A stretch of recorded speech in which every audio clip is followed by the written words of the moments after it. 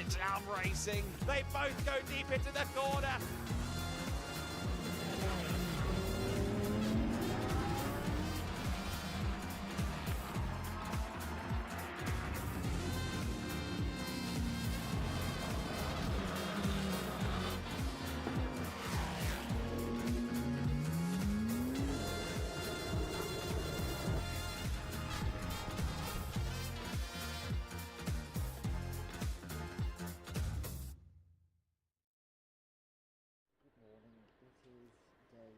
It's day 2 at the Autódromo Internacional do Algarve for the second round of the GEDLICH Racing Winter Series. And today we're going to be bringing you no fewer than 5 races. We have 2 races apiece for the GT4 and the GT Winter Series. 30-minute sprints for both of those, as well as an hour-long race for the GT4s, a 55-minute race, both with mandatory pit stops to round out our day. And of course, we have race 2 of the Prototype Win Series later this morning as well. The circuit looks markedly different, at least from the perspective of the skies, than it did last night. We were blessed with a very good day of racing and a very good day of weather here 24 hours ago. Myself, Adam Weller, in the commentary box with Andy McEwen and Izzy Browning down in the pits for us once again. This is the circuit we're looking at with some overcast skies threatening us from above. 4.6 kilometre circuit. And this is the story the radar is telling us. It's going to be, hopefully, light rain. We want to emphasize that word light across the day. We hope there is optimism down in the garages. I've even heard some drivers say the rain simply isn't happening. However, the most reliable radar of all, that being camera ops, informing us that there is some light rain going down around the circuit at the moment at a few of the camera points around the circuit. So we're going to have to keep an eye on that. At the moment, out there on the circuit, it is slick tyre conditions. But is that going to evolve? Is that going to chop and change during races today, especially in the morning where the GT4s and the GTs wouldn't normally have to partake in pit stops? That could be an interesting added element. It has been an interesting weekend so far. We saw some of the form book being retained from last time out at Estoril. We also, of course, had a newcomer in the GT Win Series ranks and the GT Racing ranks, generally speaking, in Keanu Alazari, taking his first win for SSR performance in a Porsche 992 GT3R. What did you make of Saturday, Andy, and what are we expecting on the day ahead? Well, I don't really know, if I'm honest, and that's good. I like not knowing what's coming. Yesterday was fantastically exciting, some really good racing. The GT Winter Series race was a particular highlight. I think over the entire duration of the 30 minutes, there was quite literally never a dull moment. Always a battle going on somewhere, and very much hoping for more of the same across their races later on in the day. But there's also, I think, the potential for the other 2 categories to present us with lots of entertainment as well. The Prototype Winter Series, yes, Danny Soufi had it reasonably easy yesterday, but there were other factors, I think, that made it a bit easier maybe than it will be today. We certainly saw in race 2 at Estoril last week. He had quite a bit of overtaking to do, so looking forward to seeing him doing that again today. And in GT4, well, actually, we've got a really exciting race in prospect because we don't have the same look to the front of the grid that we're used to seeing. It has been really at all times this season. The yellow and black Elite Motorsport McLaren Artura leading the field around, often from pole position, having qualified fastest by a reasonable amount the day before. Well, this morning, not the case. Rafa Racing's Charlie Hart managing to out-qualify Josh Rattigan, which is not really something I think a lot of people were expecting. So a fascinating race in prospect there. We had lots of other cars in GT4 that were on front-running pace too. So if I was going to make a prediction, it would be that we're in for a pretty exciting day. But with the GEDLICH Winter Series, that often is the case. Absolutely right. We have seen SR Motorsport on pole at Estoril, but they did not capitalise on that. Rafa Racing by Racelab will be hoping to become the first team this year to defeat Elite Motorsport in the GT4 Winter Series, and that's going to be a compelling battle at the front between the McLaren Arturas. However, one point we were discussing in the build to yesterday's race is, of course, the fact that the conditions were exceedingly wet when they were out on the circuit for their qualifying session. The lap times they set in qualifying about 10 seconds off of their dry potential. It seems that in the dry conditions, this is usually a front engine predominant circuit that suits the Mercedes, that suits the Aston Martins. And we'll have to see whether that proves to be the case today. The Porsche Cayman comes out onto the circuit with the Mercedes. That car was doing some slides yesterday to get us in the mood for some racing action. But also, of course, talking of Porsches, on the second row of the grid, we have W&S Motorsport with their number 31 car on row 2. And we saw yesterday with Maximilian Schreier at the wheel, that car was a quick qualifier, but it didn't seem to be set up quite right for the dry conditions. Also hearing maybe a little bit of imbalance, potentially a little bit of damage to the suspension somewhere on the car. But we'll see what Alan Gabay can do from row 2. Those Porsches have often looked strong, but they haven't quite got that maximum result just yet. Yeah, indeed so. They've been there or thereabouts, haven't they? Certainly in qualifying yesterday, they looked a bit more competitive, but for whatever reason, didn't quite work out that way in the race. Maximilian Schreier, though, in fairness, was well up for the fight, wasn't he? Actually, briefly had his nose ahead of Mackenzie Creswell, who went on to win the race through the first few corners, but couldn't quite make the move stick. And then, as we say, the car didn't really seem all that happy through the latter part of the race, but interesting to see what they can do. We also saw some really promising stuff from the BMWs yesterday as well. We had Benjamin Silvesterson in the FK Performance Motorsport M4 making its debut this weekend. That finished in second place and ran within podium places all race long. So again, another front engine car. They do seem to maybe be a bit more competitive this weekend than they were at Estoril last time out. And we also, of course, saw Benoit 2 in the Aston Martin up there until an unfortunate bit of contact early on saw him pointing the wrong way. So all of the ingredients are there, I think, for a really competitive race, actually. We've had good racing in the GT4 Winter Series through every round so far. It just always seems that Elite Motorsport find a way to the front. But a brief chat with Charlie Hart's dad, Chris, yesterday after qualifying. He said that he, Charlie, the team were genuinely feeling very confident that they in particular had an answer for Elite Motorsport this weekend. And well, it's almost time to find out whether that confidence was misplaced or not. I have a feeling they are very much up for the fight. Yeah, no, I reckon so, and obviously we know Charlie's racecraft is more than up to scratch as well, so it will be fun to watch him from the front trying to defend these positions. Of course, we're just pre-track curfew at the moment. We're not stalling you, we've just got to wait to fire up those racing engines for the moment. Moving on from the GT4s, then of course we also have the Prototype Win Series where Danny Sufi has locked it at the moment, and the GT Win Series where we're wondering if anyone could beat Keanu Al-Azari. But in the meantime, let's take a look back to earlier in the weekend and some insights from within the paddock of the Winter Series. Last weekend in the Prototype Winter Series, the driver alongside me, Matthias Bjerre Jakobsen, made his debut racing in an LMP3 car. Matthias, it's great to catch up with you. How was last weekend? Did you have fun? And how excited are you to be back once again? Yeah, it was really exciting last week. It was my second time in LMP3. So we started from zero and have to work step by step and not crash the car. And we gained a lot of time, and the qualifying, I only need 410, so it was a really good weekend where I learned a lot. So yeah, it was really nice. Well, speaking about learning, obviously we know that you're the reigning Nordic F4 champion.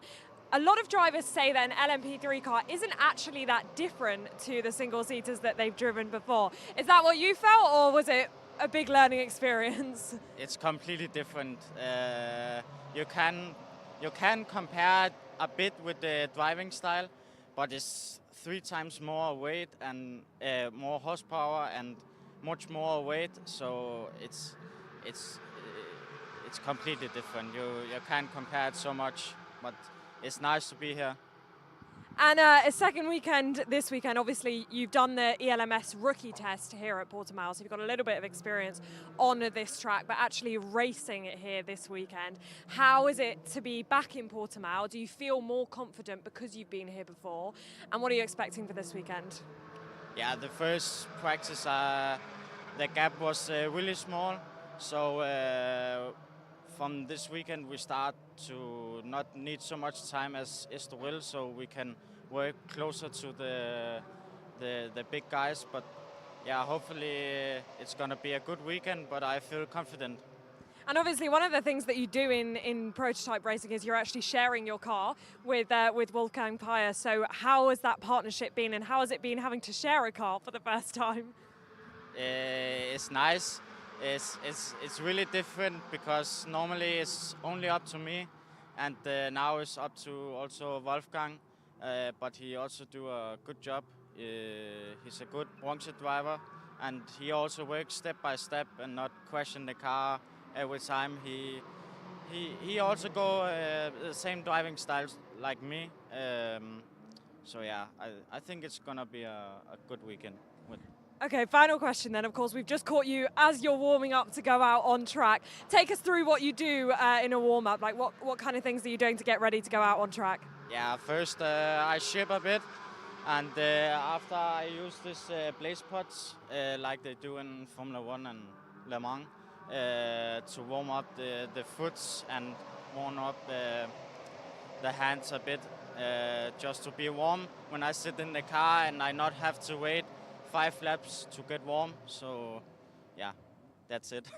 All right, well, nice and warm and ready to go out on track. Thank you very much for speaking to us. Great to hear then from Mattis Bjerre-Jacobsen on Friday, that was. And of course, yesterday, unfortunately, the racing experienced Duquesne didn't get to race in the hands of the young Dane. The car had what we now understand to have been an electrical and power steering issue. They have switched chassis for Sunday, and they will be back out there later on in the prototype Winter Series. The GT4 cars are heading towards the circuit in the next few moments, and we will see if anybody can break that stronghold of the elite motorsport McLaren. Elsewhere, you can see Joachim Bulting there getting set up. He's in the 38 car, about halfway down the pitch there. The rather distinctly liveried Cayman GT4. He was highly competitive in the AM class yesterday, running in the top 10 for most of the race and challenging some of the Pro-Am and even Pro drivers while he was at it. And of course, he, as part of the Plus Line Racing team outfit, received some guidance from Peter Terting, the ex-DTM and World Touring Car driver. Terting will be in this race as well. He was getting suited and booted earlier on. He'll be in the sister Plus Line Racing team. That's the number 69 car that we've started calling, or I've started calling, the SR71, because it is very much a stealthy black livery on that machine. Of course, he was right up there in the overall podium positions a week ago at the Circuit Estoril, and he's on the 3rd row of the grid today. You wouldn't mind betting that someone with the bevy of experience of Peter Terting, especially in close quarters racing as we often get in GT4, I think he's going to be quick here. Yes, I suspect you're right, actually, and this is one of the fascinating things, really, about the cars that do have 2 drivers in them, isn't it? Because from one race to the next, one day to the next, a car can be running at a very different pace and therefore much more competitive in one race perhaps than the other. So yeah, interesting to see how they get on. A brilliant sight the cars make as they pour out of the pit lane. We've got 18 GT4s entered this weekend, so definitely a boosted entry compared to Estoril a week ago. And as I said, that has generated much more strength in depth and therefore more really interesting battles up and down the order. We did have some really, really good scraps yesterday that maybe didn't get the airtime that we would have liked to have given them because there was stuff happening towards the front of the field, which is a nice problem to have, I suppose. One that I think flew a little bit under the radar was the one between Peter Lerbeck and Joachim Bolting. They're really different classes, but of course in similar Porsche Cayman GT4s, and they were fighting over 7th position yesterday, only half a second between them at the flag. We also had Budweiser 2, who right at the end got back ahead of Tim Horrell in his Pro-Am entered Porsche. Of course, De Two was on a real comeback drive after that early spin. That Aston Martin, the Racing Spirit of Le Mans car, now in the hands of Maximilian Hewitt for race 2. You can actually see he is one of the last drivers to leave pit lane, along with Jürgen Bolting, and at the very top of shot, Josh Rattigan in the Elite Motorsport McLaren. So often the case, I find, and I don't know whether this is just a sort of a display of confidence maybe, but the form team are often one of the last to leave the pit lane. No, we're not that excited. We're not in much of a rush to get out on the grid. You can all wait for us. We'll get there in our own time. Yeah, Paddock too. I spoke to him a little bit this morning, and yeah, he was disappointed because he felt like he had a really good car underneath him. But obviously, when we say spin, it was a big moment of contact with Enrico Ferder at turn 13, for which Ferder unfortunately received a drive-through penalty, which somewhat stifled the SR Motorsport challenge for the lead. And what De Two said after that moment, after that impact, there was damage to the car. It just didn't really quite feel the same, but he seems confident that the car is now back to A1, and of course his teammate will now take the wheel, Maximilian Hewitt, who has a history in Formula Regional as well as the Toyota GR Series, using the GT4 Winter Series to take his first steps in GT4 competition. The young American, and we'll see how they do in the endurance race as well. Of course, Padwan too will get another chance to drive this weekend, albeit in the endurance race. And we're right on board with the number 77 Elite Motorsport McLaren. Of course, Joshua Rattigan, I suppose he's had the gauntlet laid down for him in a sense, because he comes in, you know, GT4 European Series champion from last year, the kind of established McLaren Artura master down at Elite Motorsport. Then Mackenzie Cresswell comes along and does the anything you can do, I can do better thing. So for Josh Rattigan, he's got to prove that, no, I can dominate these races too, sir. And of course has a slightly tougher job in a way than Mackenzie had yesterday, because he's not starting from pole position. Charlie Hart, as we mentioned, out qualifying him yesterday by only a quarter of a second, which around, as it was in the wet, a plus 2 minute lap is not a huge margin. In fairness, actually, we had Gemma Hartling in the SR Motorsport Mercedes only a further 10.5 back. In fact, 7/10 only covered the top 4 drivers. Alan Gabay within that 7-second bracket just about as well. Sorry, 7/10 of a second bracket as well. So pretty competitive in the wet. Now in the dry-ish conditions, of course, that may be slightly different. Was trying to have a look there from on board with Josh Rattigan at what the conditions were like out there. I don't think any heavy rain appears to be falling at the moment, but the track clearly wasn't yielding a lot of grip, even at very low speed on the way out of the pit lane up through turn 4. The car snapped sideways on him. A lot of that will be, of course, because he's on ice-cold tyres, basically. I don't believe they're allowed tyre warming in GT4. Only in the GT Winter Series is that allowed. So very little grip on cold tyres. We often hear drivers mention this, don't we? But that was a real visual example of just how challenging it can be. Right, cars down on the grid, team members down on the grid, and they're not the only ones either. Izzy Browning is down there to build up the anticipation ahead of GT4 Winter Series Race 2.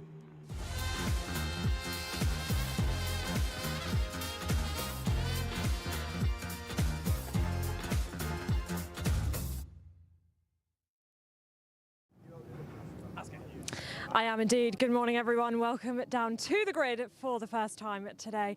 We are just waiting for our P2 to roll in. That is the Elite Motorsport McLaren of Josh Rattigan in that car today. Of course, on P2, as Adam and Andy have already alluded to, a different man on pole, and that is the 812 Rafa Racing Race Lab of Charlie Hart, who, his teammates just having a little chat, and then I'm gonna, no worries at all, gonna jump in. Charlie, a first pole position for you. I mean, took it away from Elite in qualifying. You've had a third, you've had a second. Time to get the win? Yeah, 100%. That's what we're here for. I'm confident with the pace. I'm confident with the car. So yeah, I'll give it a good go. And the boys were talking in commentary just about your racecraft. You're always up for a good scrap. So if it gets a bit tight with the Elite alongside you, then you'll be hoping that you're the one that comes out on top, I'm sure. Yeah, 100%. I'll be giving everyone a good battle. All right, best of luck. See you out there. All right, we're going to carry on along the grid. The elite McLaren has already rolled in, but we've spoken to them quite a lot, so we're going to continue down the grid to the next row.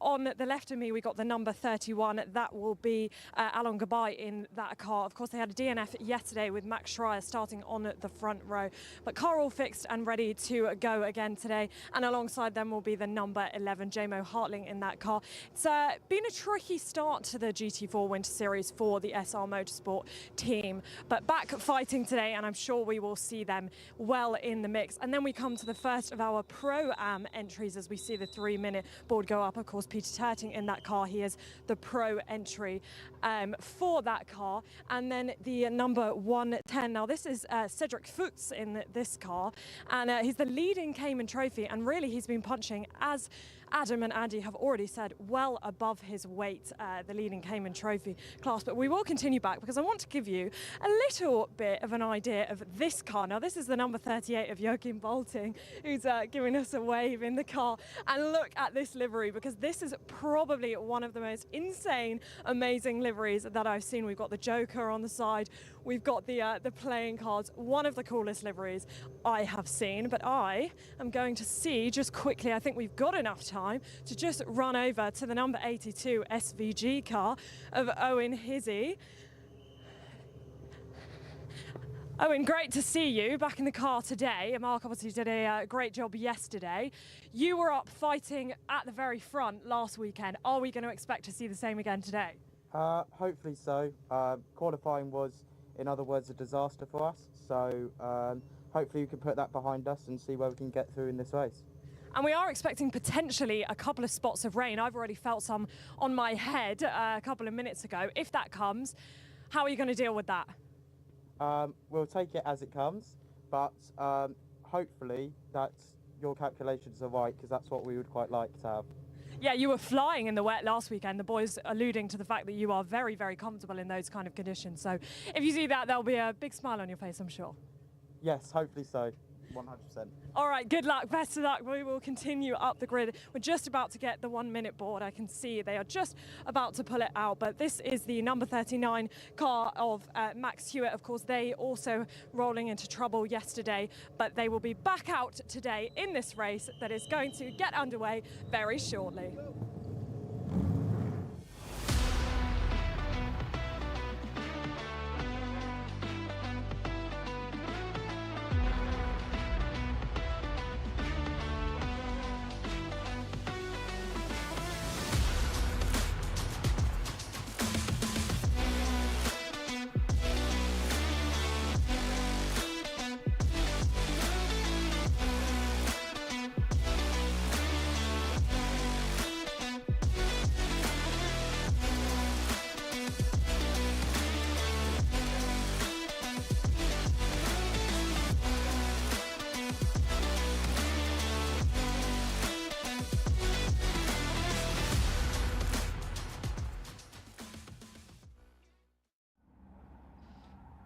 Our first race of the day is mere moments from its beginning. We are going to roll now on the first of 2 formation laps for the GT4 Winter Series.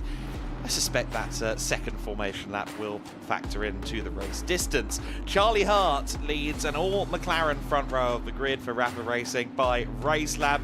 Joshua Rattican alongside him, looking to continue that 100% winning record in this year's GT4 Win Series for Elite Motorsport. Jamo Hartling in 3rd position for SR Motorsport in the car that won here last year. Alon Gabai, 4th position, looking to have a better performance than his teammate Maximilian Schreier had with what seemed to be a wounded car yesterday. Peter Terting, 5th on the grid, leading Pro-Am, overall podium finisher at Estoril last week. And of course, Cedric Fuchs in Cayman Trophy, the slightly lower capacity, slightly different suspension setup on that car versus the GT4s. Still very quick though. Joachim Bolting, the first of the AM drivers, in 7th. He is alongside the Muka Motorsport Mercedes of Tobias Bill Clausen. and that car had some damage yesterday in the race. I suspect we'll see more out of it today. Nico Grundle, 9th on the grid, another of the Pro-Am drivers we expect to do well here, and Owen Hizzy, who wasn't entirely satisfied with how the wet conditions yielded, what the wet conditions yielded for him in qualifying. He's lining up 10th. Then it's Maximilian Hewitt, the pro driver in the Racing Spirit of Le Mans, Aston Martin. Franz Linden for Speedworks Automotive lines up in P12. See how he works his way through. Luisa Kala, she's been eager to go racing this weekend at the Autódromo Internacional do Algarve. Finally, she gets the chance to take the start. She is 13th on the grid alongside Ravi Ramyid in the invitational entry, the Evo spec BMW M4 GT4. Joseph Ellerin is next for FK Performance, the 187 car. And he is alongside the Swiss Michael Bonk in the 127 machine. That is, of course, the Bonk Motorsport entry. Thilo Goss in 17th place in another BAWT Motorsport entry, that being the old school Aston Martin Vantage that we see there on the 9th row. And at the rear of the field is Jose Garcia, one, of course, of the Lion Speed GP partners behind the team that is fronted by Vincent Kolb. And we'll see Kolb along with Garcia in the Portimão 6 hour next week here at the Autódromo Internacional do Algarve, the GEDLICH Racing organisation putting on its first true endurance race for cars across the GT racing landscape, GT2s, 3s, 4s, in addition to all of the little things in between, and even a couple of touring cars as well. Lion Speed's lineup will also feature Stephen Berntsen, who will join Jose Garcia in the third race of the day later on. So clock running on this 30-minute race as we go on to formation lap number 2. It will still be a 2x2 rolling start as this race gets underway. I imagine indeed the sighting lap to go to the pre-grid and these two formation laps with the kind of question marks flowing over what the weather conditions have done to the circuit, quite how much grip there is out there on the circuit. These formation laps are going to be some critical learning experience, some critical well, rear-end data in more way than one for these drivers. Yeah, indeed so. You know, that is the reason really for the second green flag lap. If there is a slight change of conditions, it's just to give the drivers that little bit of extra time to dial into those conditions and also generate a bit more heat in the tyres too, particularly on a not cold but fairly chilly morning here at Portimão. They want to try and generate as much temperature in the tyres as possible. We saw a lot of the GT Winter Series drivers struggling with low tyre temperatures last time out at Estoril. And again, as they accelerate up over the hill in shot, you can see quite a few cars fishtailing around, sort of deliberately really. A little bit of a tail slide will generate quite a bit of warmth in the rear tyres. Different cars, of course, will want to focus more on one end of the car than other when it comes to generating that tyre temperature. The front engine cars, generally the front tyres warm up pretty well. It's the rear tyres that they really need to work, and then the mid-engine cars the opposite way around. But most of these drivers will have plenty of experience of this sort of pre-race preparation, and particularly those towards the pointy end will know exactly what they are doing. A fascinating run into turn 1 beckons here, I think, not only between the two McLarens, but keep an eye on Gemma Hartling in third position. But a frustrating start, hasn't it, for that number 11 outfit? They will really want to try and turn things around this morning. Yes, indeed. So then, 18 cars set to take the start as we get ready to go racing. 2x2 formation for the drivers. Now we'll see who gets a good getaway. I'm thinking maybe some of those Porsches from the second and third row might come up trumps here, but the McLaren Arturas are out at the front of the field. Race Lab and Elite Motorsport, both garages, I'm sure, on the edge of their seats as we get ready for this run to the first corner. Charlie Hart, of course, so new to GT4 racing, just his second meeting in cars of this specification, whereas Joshua Rattigan, of course, well tenured in GT4 machinery at this point, walking around the paddock in his McLaren gear as well. He is firmly embedded with the McLaren GT setup, and he will be tough to beat. Elite Motorsport have proven impossible to beat so far this season. But can it all change on Sunday morning? The cars roll towards the start line for half an hour of racing in the GT4 Winter Series, and it's a good getaway from the Charlie Hart 812 car. It should be the white Artura that leads, and I reckon J-Mo Hartling may well end up in second place because the SR Motorsport car got a good jump as well. Cedric Fuchs as well, getting past Peter Terting further back in the field. So the leading Cayman Trophy car getting a good launch. Owen Hizzy making up some places as well in the Ginetta G56. Back through into second place goes Joshua Rattigan. So J-Mo Hartling didn't remain in second position. Everybody else picking the bones, trying to find some track space on this first lap. Owen Hizzy exploring the limits of track and adhesion on the first lap as he tries to make up places. Joachim Bulting to the inside of Tobias Bill Clausen for the BWT Muka Motorsport team.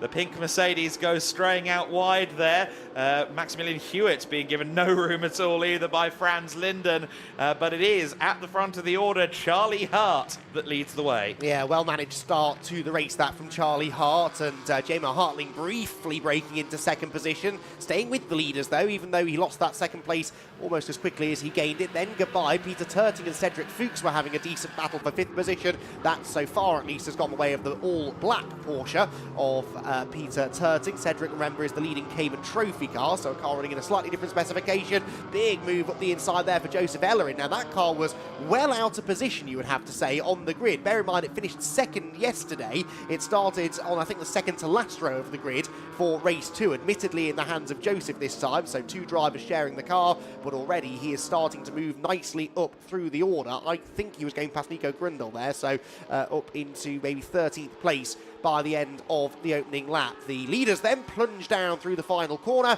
and Charlie Hart will lead them through. Rattigan second, Hartling third, and already Josh Rattigan is starting to home in on the race leader. Yes, he is. The McLaren Arturas, though, still 1-2 at the front, and the headlights flashing from Joshua Rattigan's statement of intent. J-Mo, of course, will be willing them on to start going side by side and start fighting each other for his opportunity.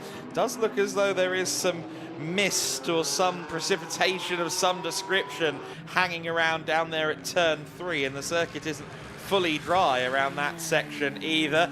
Owen Hizzy in the Ginetta G56 clearly means business this morning. Wipers on as well for Peter Terting, which is interesting. Here comes the big V8 Ginetta getting to the inside there of Cedric Fuchs. Fuchs, I don't think will have the purchase coming out of the corner to retaliate. Owen Hizzy up to 6th overall, and of course he's second in Pro-Am. Critically, the car that leads Pro-Am is the one next on the road in the form of Peter Terting. Much more like it, this from Owen Hizzy, isn't it? We saw him go well in the wet a week ago at Estoril. It's certainly not fully wet out there, but already the Ginetta looks much more competitive than yesterday. He wasn't a particularly happy man, I got the impression, after qualifying. He'll have a much bigger smile on his face now as he marches through the order. Meanwhile, Josh Rattigan under big pressure here from J-Mo Hartling, who looks racy, doesn't he, in the SR Motorsport by Schnitzelal Racing Mercedes, closing right in on the Elite Motorsport McLaren, closer to Rattigan than Rattigan can get to Charlie Hart for the time being. Can the front-engined Mercedes get a good run through the final few corners and challenge across the line? That looked like Terting, meanwhile, having a go at Alan Gabay for 4th position. More than having a go, he's gone through, I reckon. He's got the inside line for the final turn, and Peter Terting continues to move forwards as well. We sort of anticipated this from the very experienced Peter Terting. He is into 4th position and puts a car now between himself and his nearest class rival, Owen Hizzy. Yes, but I think Gabay wants to try and retaliate if he possibly can. J-Mo Hartling looking close as well. But again, we are seeing that weird shimmying down the main straight from the number 31 Porsche. We saw this yesterday. We were rather puzzled by it. Something appears to be amiss. I have to now assume it is just the way the car is set up. I mean, it can't be comfortable, but I've never seen a car do that, certainly not intentionally. So whether the team thought they'd fix the issue and they haven't, or it is just the way they've got the car set up, but it certainly is giving a unique experience for its drivers as they head at high speed towards turn 1, which is definitely where it seems to be the worst. Leading 3, meanwhile, staying pretty close together. It was a fastest lap for Charlie Hart last time around, the first full flying lap of the race, of course, 51.1, but it was only 2/10 quicker than Rattigan, who really appears to have closed in again now through the opening half of this lap, the 4th lap of the race, the 3rd flying lap. And of course, as Rattigan closes in, he brings J-Mo Hartling with him. I'll be interested though now to see the pace of Peter Turting. In clean air, he is fastest of anybody in Sector 1. Sector 2 time is very competitive as well. He is bridging that gap now to the leaders and maybe about to make it a 4-way scrap for first place. Some Porsche Caymans going at it further back as well. Franz Linden and Luis Sakala in Cayman Trophy fighting out for second in their class we just saw. But here's the top 3. Here's the battle at the front for the time being. The SR Motorsport car well up there with the McLarens. J-Mo Hartling will be aware of the pace, of course. Will have been watching that yesterday with great interest, seeing Enrico Ferderer able to match and even close in on the elite McLaren. Meanwhile, the Rafa Racing by Racelab McLaren choosing its own adventure, rather, on the exit of the final corner. We've seen some touch-and-go calls made about track limits in the past. That one, I think, was a little bit more clear-cut, wasn't it? He was inventing his own line out of the final corner. Interestingly, Rattigan and J-Mo Hartling now both share the fastest lap of the race. They both set exactly the same lap time that time around. I suspect Rattigan would get the credit for it because he set it first, maybe. I don't know if that works the same in a race. Anyway, he's used that to close right back in on Charlie Hart. It really seems, doesn't it, that Rattigan is quicker through the first half of the lap. Charlie maybe better through the second half. There's an exploratory look to the inside there for Rattigan, but he's got to be careful. If he goes for a move and it doesn't work, it could cost him second place, as close as J-Mo Hartling's Mercedes is to him. This is turning into exactly the kind of race we hoped it was. Nose to tail for the leading 3 halfway around the 5th lap of the race. Charlie Hart certainly doesn't have the pace to get away, but we know he is not an easy man to find a way past. And Charlie Hart does need to be careful. His teammate Callum Davis managed to accrue 15 seconds worth of track limit penalties by the end of the race on Saturday. Here comes J-Mo Hartling forcing the door open on Joshua Rattigan there. He saw the inside beckoning to an extent and he managed to find his way through. That was certainly a little bit physical, and I'm sure that will have really motivated, let's say, Joshua Rattigan. If he wasn't already feeling the urge to really start to push, I'm sure it's coming now. Rattigan, if he can get to the rear, he's going to be seeing some red in the green and black car ahead of him. Yes, also, if I were Charlie Hart, I'd be a little bit nervous because immediately J-Mo Hartling has started to close back in on the Rafa Racing McLaren, and if that overtake was anything to go by, I don't see him treating Charlie Hart any more gently. Across the line they go then, the lead gap just under half a second. Even with that overtake, J-Mo Hartling was about a 1/10.5 quicker than the race leader and has closed to within a few car lengths now of Charlie as they round the first few corners. But that was a very, very aggressive move by J-Mo Hartling. Got the job done. I did say, didn't I, pre-race that he would be particularly motivated to try and get a good result here. They've had some really good results that have slipped away from them so far this season, have the SR Motorsport squad. And J-Mo Hartling wants to make sure that race 2 at Portimao is not another missed opportunity. He's got the pace, he's got the leader in his sights, and he's heading towards the part of the circuit where he may think about making another move. Turn 10 a lap ago, the ambition overtook J-Mo Hartling and he overtook Joshua Rattigan. Let's see what happens this time around. He's set himself up for a nice run here over the crest down into turn 9. Let's see whether or not he's going to be close enough. I don't think he's going to be close enough for a lunge into turn 10, but then again, I didn't think he was a lap ago either. Nonetheless, it's clear J-Mo, I think, as much as anything, I think he wants to get this done quickly so that Joshua Rattigan doesn't reappear on his bumper because he will know as much as anyone. That was a little cheeky. Did you notice how Charlie, though, took a very tight line up over the top of the hill? So again, really smart driving. I've noticed this so often over the last couple of years with Charlie. He's very, very good at spotting everything that's going on around him and using that to his advantage. He saw what J-Mo Hartling did to Josh Rattigan a lap ago and said, no, you're not doing that to me. Covered the inside line, and therefore J-Mo Hartling was not able to pull off that pass that he made a lap ago.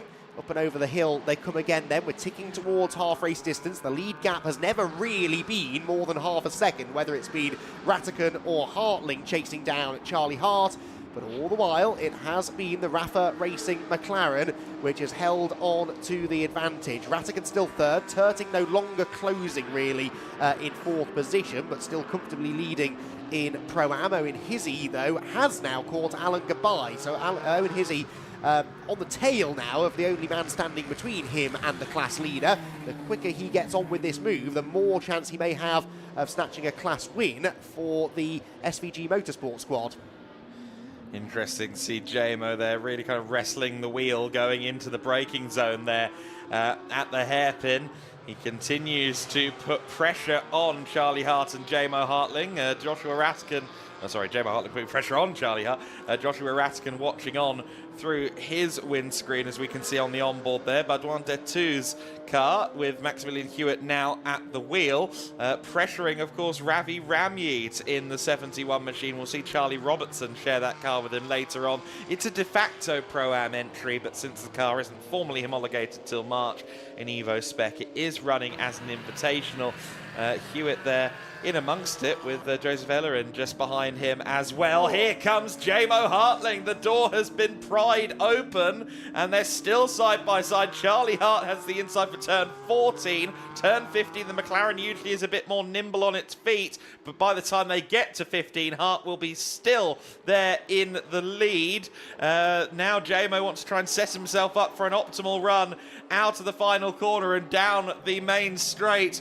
We watch on with interest as they come over the crest of the hill, and the Mercedes is looming large in those mirrors. Is there going to be an opportunity into turn one, though? You don't do a huge amount of braking here, but Charlie Hart feels the need to defend the inside line. Watch for the switchback here. That's what JMO Hartling is setting himself up for. Wide in, tight out. Is there a gap at 2? Yes, there is. The Mercedes to the inside line. The Mercedes to the lead. Brilliant racing. All three of them once again under a very small blanket, but it is JMO Hartling who finally breaches the defences of Charlie Hart, and that was a move that was coming for, well, at the very least half a lap or so from the first little attack to finally the definitive move. And of course now Ratigan wants to try and take advantage of this as well. Charlie Hart, though, having none of it. The last thing Joshua Ratkin wants to be is an ally to JMO Hartling, given what happened a couple of laps ago, and yet that's the position he finds himself in, because Charlie Hart is not going to drop down to third easily, and Ratkin might end up delaying both McLarens and allowing the Mercedes to disappear off over the crest. We'll see as this race unfolds. Turting still in a watching brief there in fourth position as well. He leads the Pro-Am category. Cedric Fuchs continues to lead in Cayman Trophy. Joachim Bulting leads among those in the AM class, but the Pro battle forms the top three as they continue to scrap. Some trios forming all across the circuit, seemingly. 3 is currently the magic number out there on the circuit, and I believe we had a quick look there at Tobias Biel-Clausen, who has gotten past Cedric Fuchs for 7th overall. Of course, they're in differing classes, but Biel-Clausen moving up the order slowly but surely. Owen Hizzy, of course, as well, seemingly dropping off the back now of Alan Gabai in the number 31 Porsche. To your earlier points that we were making regarding the WNS Motorsport Porsche, Andy, it must just be set up that way. And I mean, WNS Motorsport know their stuff. They won a dozen championships last year, most of which came in GT4 machinery. It's unconventional, certainly, but at least Alan Gabai's hands, it does seem to be working out fairly nicely. A queue of 2 sets of 3 that may soon become 6, though, on screen. Quite possibly. You have to wait and see whether Clausen can get away from Cedric Fuchs. Looks as though maybe he can. Fuchs with Joachim Bulting right behind. Then the second of the trios, led by the Century Motorsport BMW of Ravi Ramyeet, the Aston Martin in the middle of Maximilian Hewitt, and then Joseph Ellerin in the pre-Evo spec M4. Closing in and looking quicker as they head over the hill towards turn 5. This, meanwhile, is side by side for second place, and that is Josh Ratigan through ahead of Charlie Hart. So Charlie fading strangely midway through the race, and Ratigan has got the move made. Now, I reckon he's probably a second and a half or more adrift of JMO Hartling, who has the fastest lap, but we haven't yet had Ratigan in clean air, so this will be a fascinating lap or so if he can shake off Charlie Hart. At the moment, he's still having to defend from Charlie, who is all over the track as they drop downhill. If Ratigan can settle into a rhythm, though, do we think he's got the pace to chase down the leader? It's going to be hard for now, isn't it? He's got clean air, but Charlie Hart's very much there. We'll have to see if the 812 can mount a return fire, as it were. I've seen a couple of turn 1 track limits warnings flash up against the 812 car of Charlie Hart. So if he needs to fully send it into the first corner, I've no doubt that he will, to maybe make a dive for T3. But as the last sector of that lap has unfolded, he's lost a couple of car lengths to the Elite Motorsport McLaren. The gap then at 1.8 seconds between Hartling and Rattigan as they cross the line. We now go into Rattigan's first lap in clean air, and this is going to be a lap that tells us really what's to come for the next 11 minutes. Yes, I'll be monitoring the timing screen with great interest for the next minute and a half or so to see whether or not he is closing, but also worth mentioning, by the way, that contact between J-Mar Hartling and Josh Rattigan earlier on was noted, but no penalty or investigation announced. So I think we can assume that this is now a straight race between the two of them. In the first sector, though, J-Mar Hartling was the best part of half a second quicker than Josh Rattigan, so the gap is going the wrong way if you're Elite Motorsport, very much the right way if you are the SR Motorsport by Schnitzel Racing team. They are very pleased with what they're seeing right now. They'll just have everything crossed that there's no penalty to come, there's no mechanical issues, no track limits warnings lurking around the corner for J-Mo, and he can bring this home for their first victory of the season.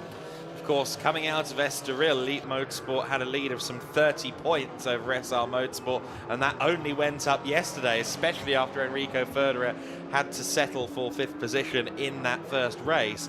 But this is the first pendulum swing potentially against Elite this season. The 100% record currently looks like it might be in jeopardy as the Mercedes AMG GT4 in the colours of SR Motorsport by Schnitzel continues to lead this race.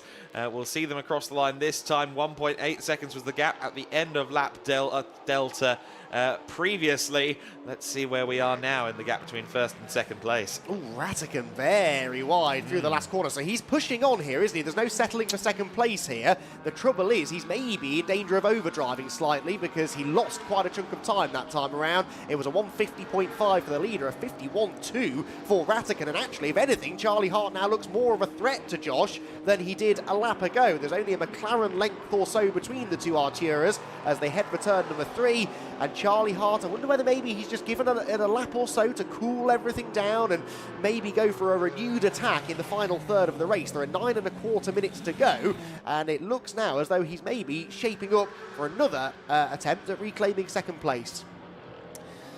Meanwhile, all of those battles that we saw earlier on still ongoing. In fact, 7th place, Tobias Bill Clausen is only 4 seconds up the road from 12th place Joseph Ellerid, so one huge pack there in the midfield. Meanwhile, we're going to take a quick look back here at the critical overtake. Yeah, let's see what happened. Oh, it was a late lunge, wasn't it, Whoa. into turn 5, and Josh Rattigan very good on the brakes down there, as we've seen earlier on in the race. Charlie tried to come back at him. There was a bit of squeezing, but a car's width left on the left-hand side of the road, and Rattigan knew that gave him the inside line then up into turn 7. So really good racecraft there, supreme confidence under braking, and yet now the pace seems to have evaporated from the elite car. Charlie Hart very much in striking range, maybe has a little peek to the inside into the right-hander at Sagres, the penultimate corner, and now to the final turn. Now this is where Rattigan looked a bit wayward a lap ago. Let's see if he keeps it neater this time. Turns in slightly later than Charlie Hart, hooks up the apex curve much more nicely, and seems absolutely fine this time around. It really is one of those corners, isn't it, where if you mistime your turn-in even fractionally, you can be way wide by the time you get to the bottom of the hill, because gravity takes over. Any downforce the car would normally be generating, it isn't really anymore, and out wide you will go. Of course, you can keep your foot in it and go out wide maybe once or twice, but if you keep going, that's going to work against you. One driver who has been exploring the limits of the track, evidently, is Maximilian Hewitt in the number 39 machine from Racing Spirit of Le Mans. That car has received 10 seconds worth of penalties as it stands. for track limits offences. He'll be saying, well, what am I supposed to do? The dirty air, Ravi Ramid's just ahead of me. Well, I guess the answer is slow down a little more at the apex. But for now, 10 seconds of penalties, that will drop him behind Joseph Ellerin, but no further. However, still frustrating to know that realistically, even if he were to make 3 or 4 clean overtakes between now and the flag, he will end up exactly where he currently is, if not worse. Bit of a snatch of the brakes there for Ravi Ramid. He had a big slide coming over the top of the hill at turn 4, immediately matched by Joseph Ellerin in the similar BMW behind. So neither of the M4s looking particularly comfortable over the top of the hill. Ravi Ramid then locking up down at the bottom of the hill as well. He's feeling the pressure here from Maximilian Hewitt, but as we've just been saying, Hewitt is not really there on corrected times, with now 10 seconds of track limits penalties to be added to his race time at the end. He's still on the attack though, hunting around behind Ramid's Century Motorsport BMW, but no way through as they head to the top of the hill. Ravi, 10th position, 3rd in class, a solid result maybe on the cards here for Century Motorsport, but been a bit up and down really for that car, hasn't it? They've had some races where it's looked really, really quick. It looked good in the early stages yesterday as Ravi made up a few positions, but over the course of a race, not quite able to break any further inside the top 10. Leaders though down at the bottom of the hill at turn 1, 6 minutes to go, Adam. And what do we think? Has Josh Rattigan found an answer to Charlie Hart, or is there one more attack still to come? I think Charlie may have had the measure, or may have been shown a clean pair of heels to an extent here by Joshua Rattigan. It looks like he has the measure of the Rafa Racing McLaren, to my eye at least. But as we've seen on a couple of occasions already this weekend, this circuit lends itself to situations where you make a minor error at one corner, and that mistake only really starts to bite you about 3 corners later. So we'll have to keep an eye on that. J-Mo Hartling leading by 2.8 seconds, 3.6 seconds back is Charlie Hart. Peter Terting is in 4th place. Now, another factor that's worth mentioning as Hewitt continues to pressure Ravi Ramid here, heading down to the hairpin. Maybe has a go to the inside, but Ravi Ramid using the runoff there a little bit to not compromise his exit too much. But another factor is that Joshua Rattigan and Charlie Hart are about to come under some traffic. Jose Garcia is just up the road from them. So if Rattigan catches him at an unfortunate moment, that could sway things back in favour of Charlie Hart. Meanwhile, Ravi Ramid just about holding on, even though the rear end on that BMW is looking a little less than compliant. And Hewitt keeps seeing the door open only fractionally for a few moments, impatiently waiting for a chance to get through. 2 more drivers have been handed 5-second penalties, by the way, they being number 38 Jürgen Bolting and 66 Franz Linden, so a pair of Caymans that have been exploring track limits a few times too often for race control's liking, 5 times to be precise. The 6th time will then add an extra 5 seconds on, which is exactly what's happened to Maximilian Hewitt in 11th place. You can see Max in the middle still of this fascinating battle going on. Further down the order, but still good racing to be had. In the classes then, J-Mo Hartling, the Pro class leader, Peter Terting still at the head of Pro-Am, Cedric Fuchs in the Cayman Trophy. Jürgen Bolting, even with that penalty time to be added, is still comfortably ahead of Michael Bonk in the Am class scrap. There, Charlie Hart, I think now, maybe not yet admitting defeat in this fight for 2nd place. He was closer than I thought he was as the camera panned to the right there. 8 tenths between them at the start of the lap. Last time around, fractionally quicker was Charlie Hart, half a tenth or so. He's not given up yet. By no means has he given up on 2nd position. J-Mo Hartling, I think, will have a wry smile underneath his helmet. 12 months ago here, at the Autódromo Internacional do Algarve, J-Mo Hartling took victory in the GT Winter Series up against Finn Wiebelhaus in an exciting battle in the first race of that weekend a year ago.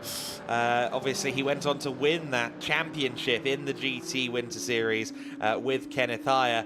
And, well, Elite Motorsport have given themselves quite a cushion in regards to the championship at this stage. But this, in theory, with the next 2.5 minutes still between us and the flag, but if things stay as they are, J-Mo Hartling is going to give SR Motorsport that confidence boost they need to continue on this upward trajectory. You were teasing us earlier about the prospect of Charlie Hart maybe finding himself in a spot of bother. He has found himself in a spot of bother. 5-second penalty for Charlie Hart for track limits offences, of course. What else would it be? Not the only one. He is, I think, now the 4th driver to have been given a penalty, and you've seen basically just a revolving sort of list of graphics at the top of screen telling us that track limits offences are being noted by various drivers, and if you keep on doing it, 5 times seems to be the limit, then penalties will be applied. So he, unfortunately, will now almost certainly not be finishing ahead of Josh Rattigan, even if he were to get past the elite car. I doubt he could then pull a 5-second margin in the remaining minute and a half or so of racing. So he is far enough there ahead of Peter Turting, so 3rd place is more than secure. We've had a visitor in the pit lane there, haven't we? It's the BWT car, I think, Adam, heading for an early retirement. Yeah, well, there might have been some bits missing to me. Oh. It looked like there might have been some more black towards the front of the car than just the grille on that BWT Motorsport Mercedes, but I only saw it from a side profile angle, I must admit.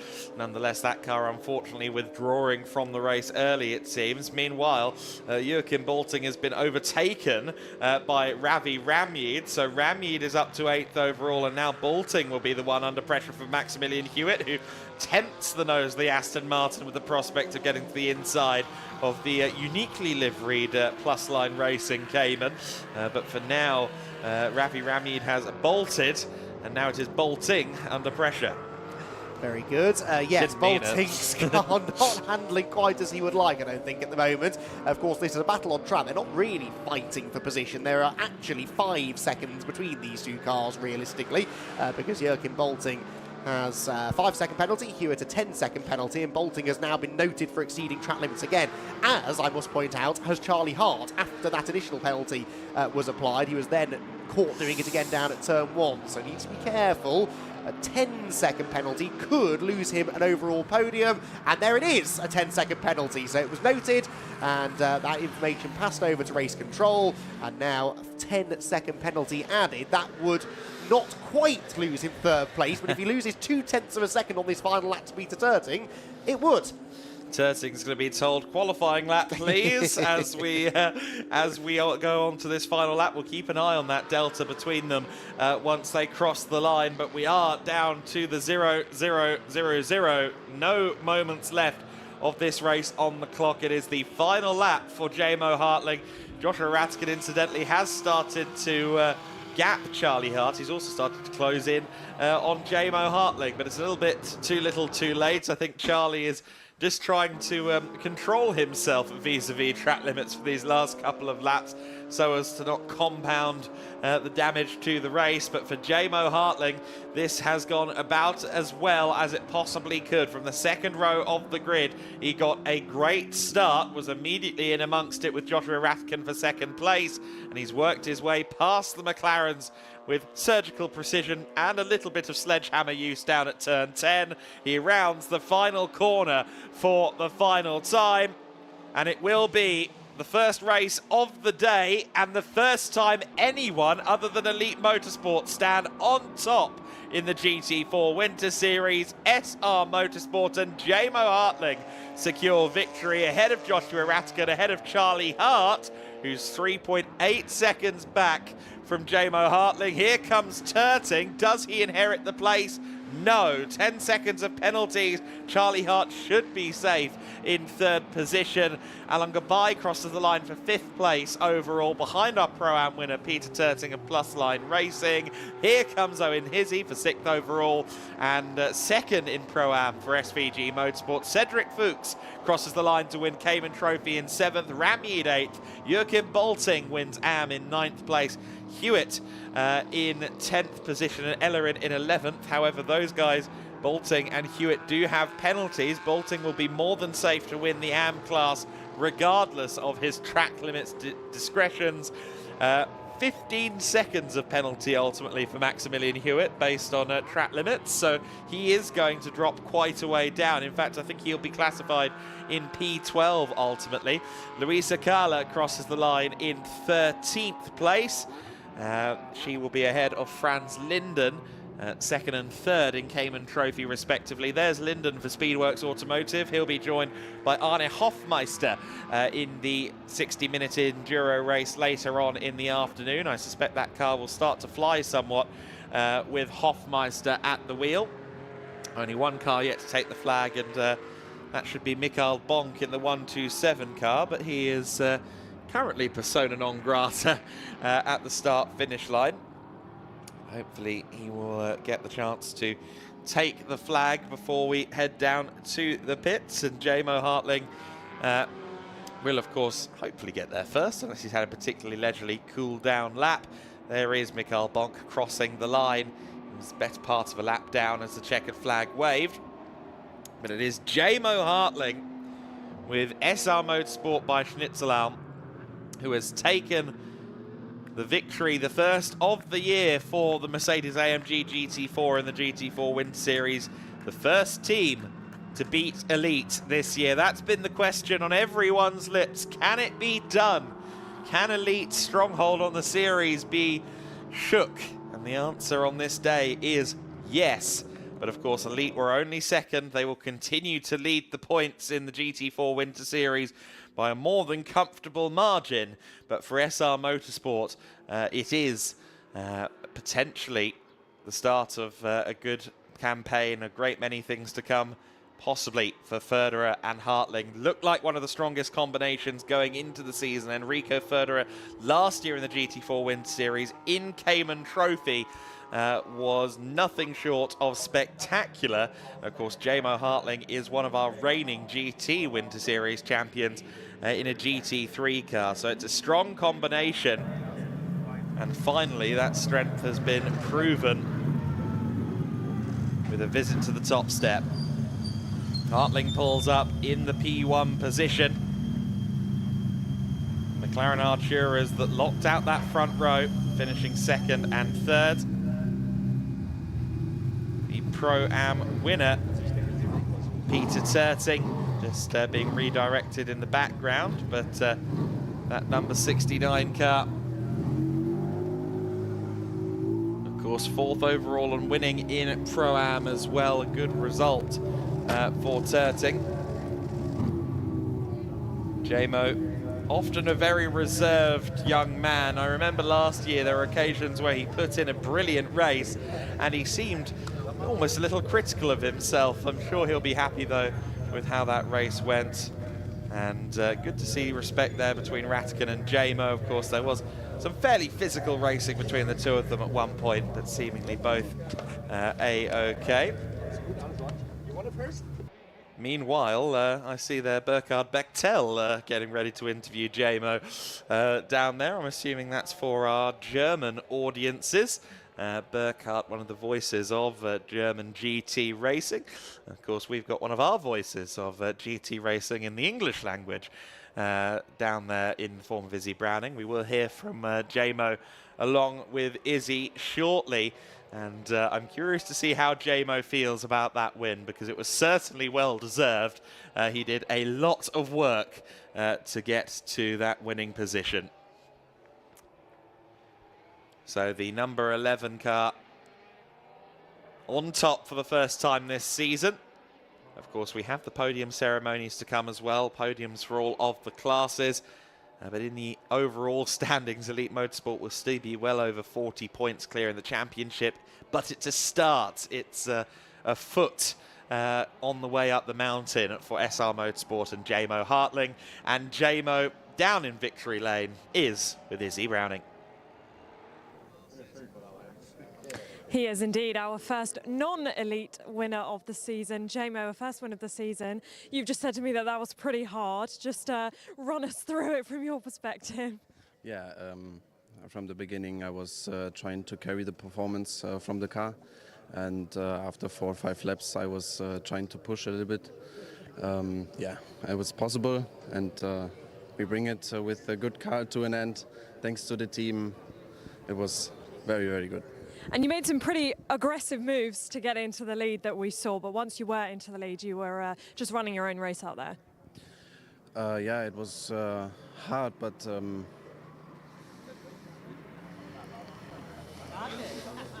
what I want to say, nothing. I think it was okay. I say sorry to him. Yeah. All right, and one more race later, so going to do the same again? Maybe we try. All right, we'll let you get up to the podium. Congratulations, our first non-elite winner of the day.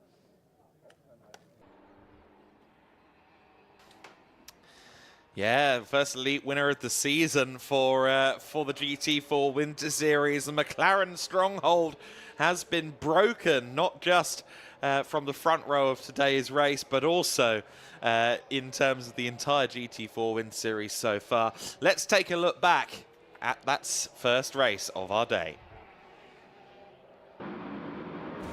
Race 2 of the weekend for the GT4 Winter Series began with Charlie Hart leading the way from pole position. It was a good start from J-Mo Hartling. He would be side by side with Joshua Rattigan through the first few bends, but Rattigan would end up retaining second place as everybody else scrapped for position and track space. Owen Hizzy in the SVG Motorsport Ginetta, he was making up places.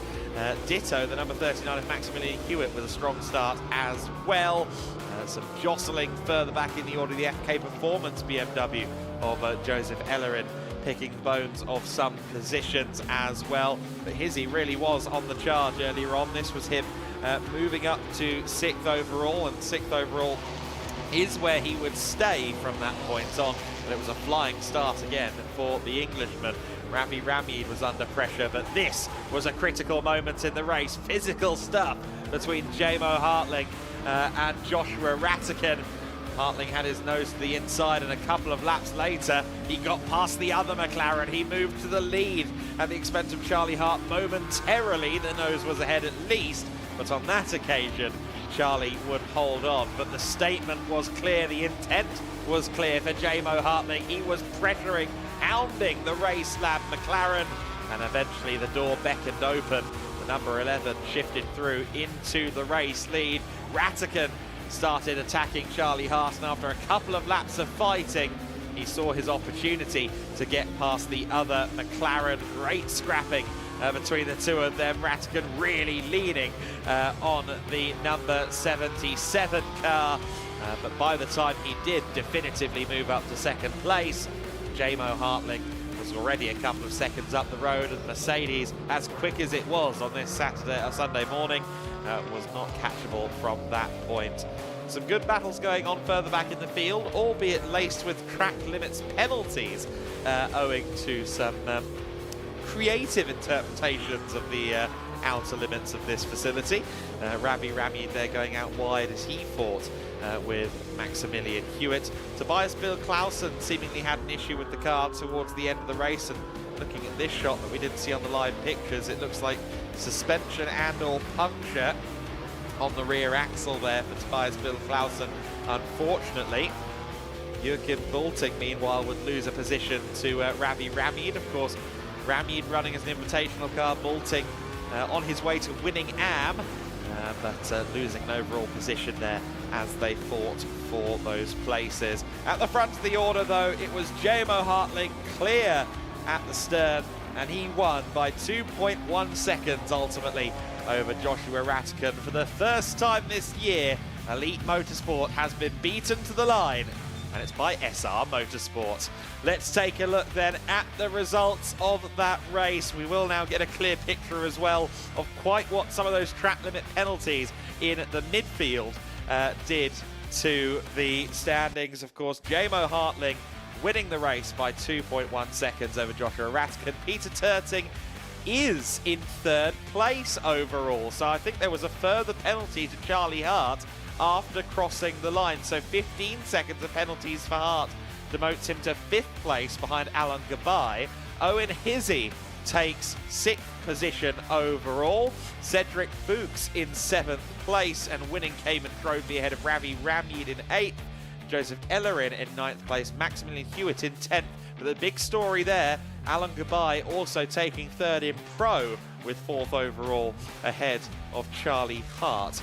Nico Grundle in 11th position, Joachim Bulting in 12th, Luisa Kala in 13th place, Franz Linden in 14th, Mikael Bonk in 15th position, Thilo Goss, P16, Jose Garcia and Tobias Biel-Clausen bringing up the rear in that race. So that is the most recent bulletin on the message board saying 5 + 5 + 5, 7 track limits violations for Charlie Hart. That's only just come through that Charlie Hart has been further demoted. Meanwhile, down on the podium, I believe Andy McEwen is ready for our presentations.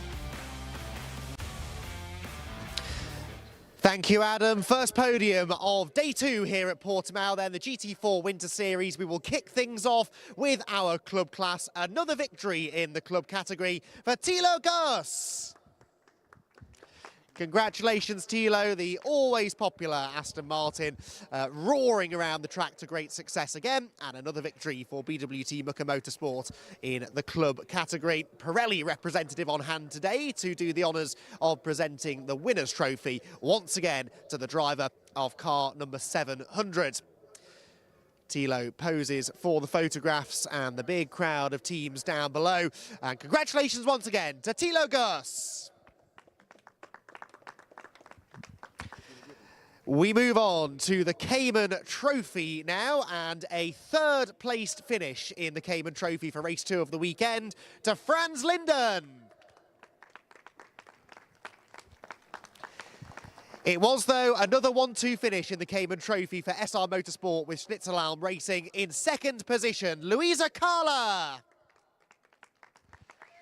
Very energetic run to the podium for Luisa Carla, soon to be joined by her teammate at SR Motorsport, the class winner in the Cayman Trophy, Cedric Fuchs.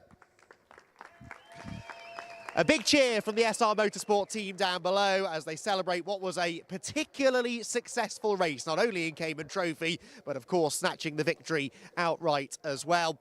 But within the Cayman class, the SR Motorsport Porsches have been the team to beat, really, so far this season. And it's another 1-2 finish for, this time, Luisa and Cedric. They all gather together on the top step of the Portimao podium. The sun just trying to break through the clouds above, so I'm still optimistic of some pleasant weather later on. But regardless of the conditions, a big celebration for our Cayman Trophy podium. So the Cayman Trophy drivers will head back inside. We move on next then to the AM category, where there were, well, a few hairy moments towards the end for our eventual class winner in regards to track limits podiums, but in the end it did not affect the order. So in third position for the AM class, running with Lion Speed GP, Jose Garcia. Congratulations, Jose. Third step of the podium for you. In second position within the AM class, Michael Bonk. Well done, Michael. In the end, though, despite several track limits penalties, it was another victory in the AM class for Joachim Bolting. Joachim, always a popular figure in the paddock, and for the second time this weekend, it will be Joachim who climbs to the top of the podium. 3 trophies, 2 GEDLICH Racing representatives and the Pirelli representative as well to hand the trophies over. And Joachim Bolting, you certainly can't accuse him of not trying in that race. He was pushing up to and perhaps beyond the limits a few times, but managed to come home still with a victory for Plusline within the AM class. So, photos taken below. Congratulations once again to our AM class top 3. They vacate the podium to make way next for our Pro-Am top 3. And we had some good racing in Pro-Am, particularly in the early stages. In third position within Pro-Am by the end of the 30 minutes was Nico Grundle. Well done, Nico. The WNS Motorsport team celebrating a third-place finish in Pro-Am. Second position, though, a much more positive a run today for Owen Hizzy. Well done, Owen. Second step of the podium for the SVG Motorsport Ginetta driver. He did give our eventual winner a run for his money in the early stages, but it was eventually another win in Pro-Am for Peter Turting. And Peter very casually strolls to the podium. The Plusline Racing Team Porsche driver made some bold moves in the early stages. Almost looked as though he would become a factor in the battle for outright victory. But a class win and an overall top 5 was his eventual reward after a tough 30 minutes of racing. The three Pro-Am runners then pose for the photographs. One more podium to complete. I can already hear cars rumbling down the pit lane below. We're not that far away from our next race, but plenty of time still to celebrate once again with our Pro-Am podium finishers. So congratulations to the Pro-Am top three. We move on now then to our overall and pro class top three, and what a fierce battle it was between these three drivers. They all had a shot at the victory, and in the end they will share the podium in the following order. Third position goes the way of Charlie Hart. Charlie had a stint in the lead at the start of the race, but in the end has to settle for third position. In second position, yes, second position, it is Elite Motorsports' Josh Rattigan. Josh still looks reasonably pleased with that. Some good points in the bag. He'd have loved another win, a fifth of the season, but it's still a solid podium result. In the end, though, there was only one man able to break Elite Motorsports' stranglehold on the series. It's a first victory of the season for J-Mo Hartling. And J-Mo looks delighted with that, rightly so. The SR Motorsport with Schnitzelarm Racing team below are equally as happy. After a hard-fought victory, he made some superb overtakes to make his way to the front of the field. And it is the Mercedes driver who finally stops Elite Motorsport in their tracks. Will that continue into the races later on in the season? We'll have to wait and see. It's a healthy lead that Elite have built up in the championship, but certainly not insurmountable. Congratulations once again to our overall top three, Charlie Hart, Josh Rattigan and J-Mo Hartling. And with that, we prepare then for our second race of the day. We already have cars heading down the pit lane. It's Prototype Winter Series up next.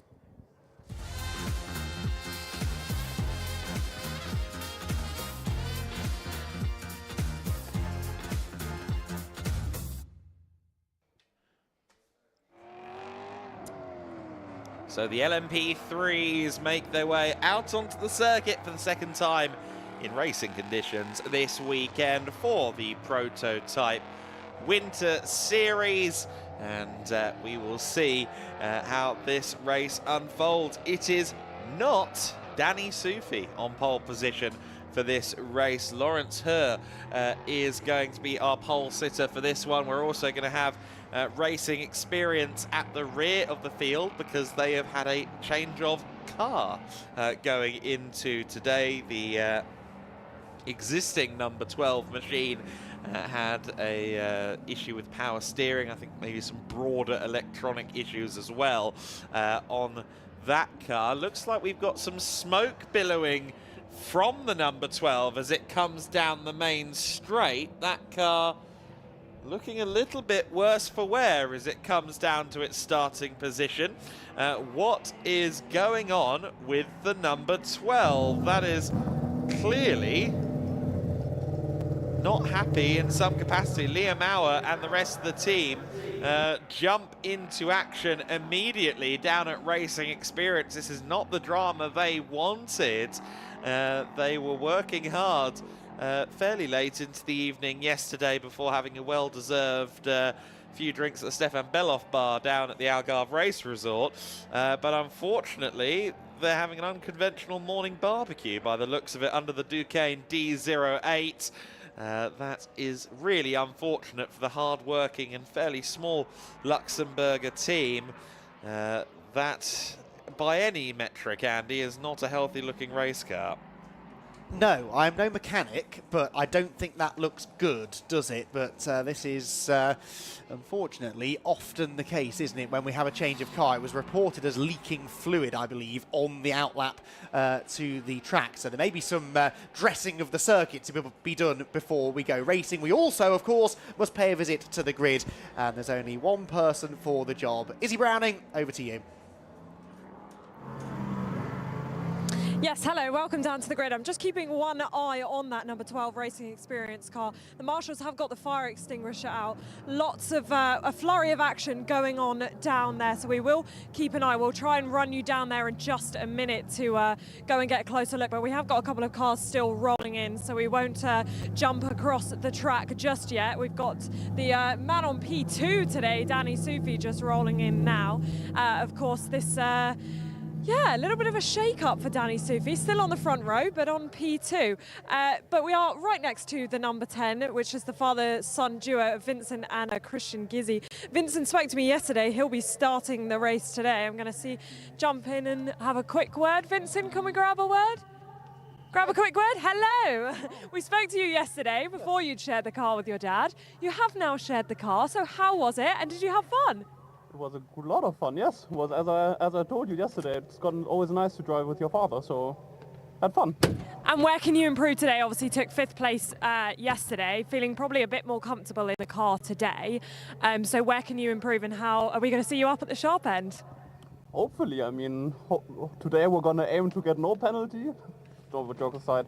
No, hopefully it's going to be a nice clean race, and then my father can make up 1 or 2 positions as well. Absolutely. Thank you for speaking to us. Good luck today. Have fun out there. Of course, the father-son duo of the Gizzis. Great to speak to him. Very happy to be here, which we always love to see. We will continue down the grid. We've got Philip Lindberg here now. Philip, we have spoken to him quite a bit, but I am going to grab a word with him quickly because he also ran into some issues yesterday.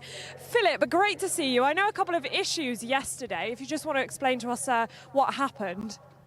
Yeah, we just did trouble, and I overpushed yesterday.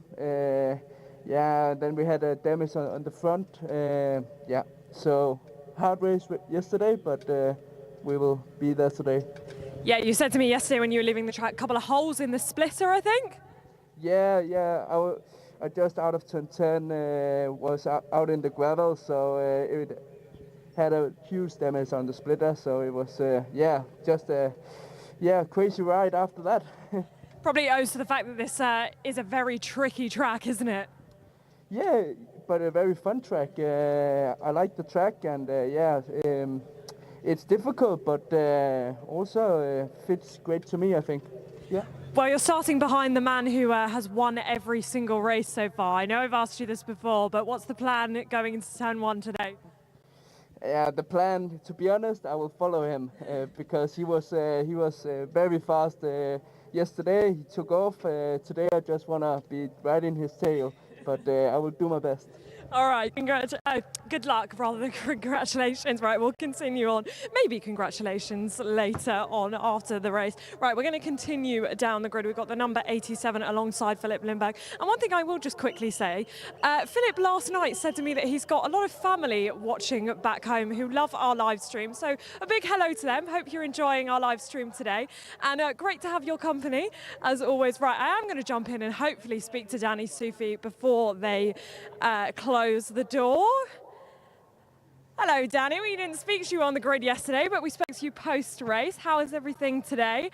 And you're starting on P2, not on pole for once. Copy. Sorry, I totally missed your question. I was on the radio. Not at all. It's fine. You're starting on P2, not on pole for once, but I'm sure you're going to make sure that you're the one leading out of turn 1. Yeah. We'd just like to have a clean first lap. We'll see where we end up. And just kind of wait for the stop and see how it goes. And you've won every race so far, but things potentially going to be a little bit more difficult today. Of course, you've got the very quick Lawrence Hurt alongside you. Just how comfortable are you feeling today, and kind of what's the mindset at the moment? As best as I can today. Just hoping for a clean race and stick with Lawrence. Maybe if I get past him on the start, we'll see. But just clean race, keep pushing, and see where we end up. All right, best of luck. We'll see you soon. All right, we just had the 1 minute board. The Racing Experience still doing some work on the grid. I'm sure, well, I don't think we will be seeing them during the race, but we'll go back up to you for this race starting now.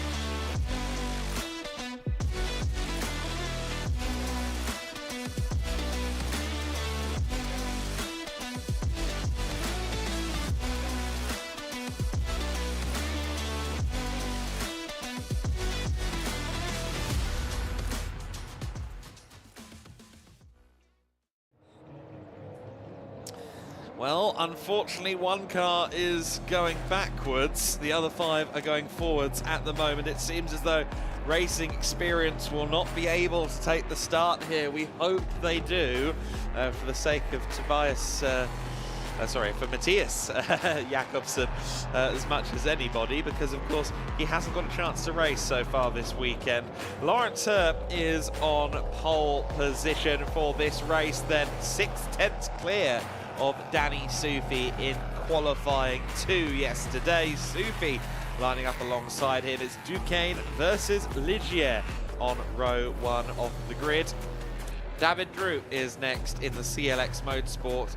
Ligier, he will line up P3, and he will certainly be one to watch from his position as well. Philip Lindbergh in 4th position.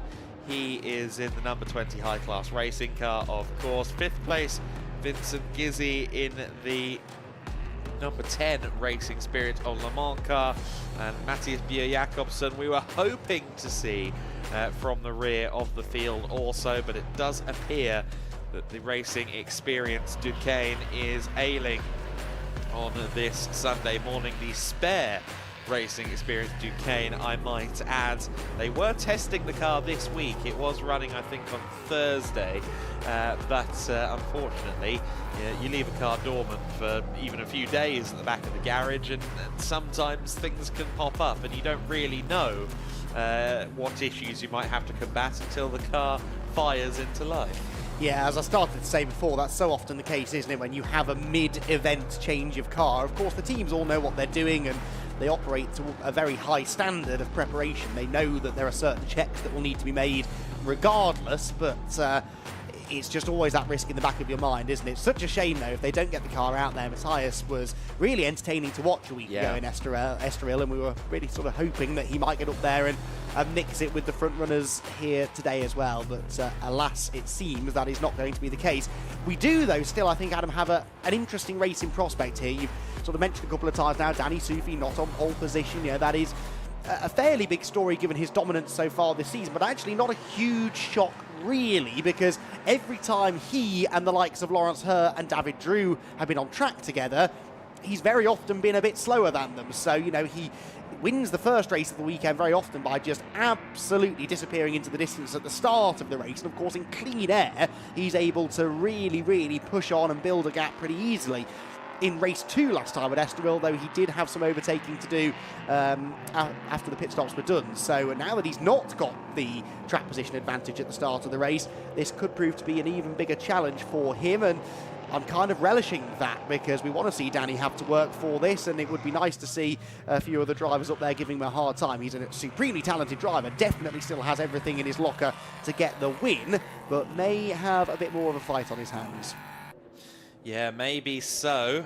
So we'll keep an eye on that battle at the front. Lawrence Herr is going to have a shorter pit stop, of course. Let's run you through the pit stop scenarios here in the Prototype Winter Series. That's always worth reminding you as we go on to the second formation lap. Incidentally, the clock hasn't started on this race, and that is because there are 2 formation laps written into the regs here. Now there was a little bit of smoke there off the back of Danny Sufi.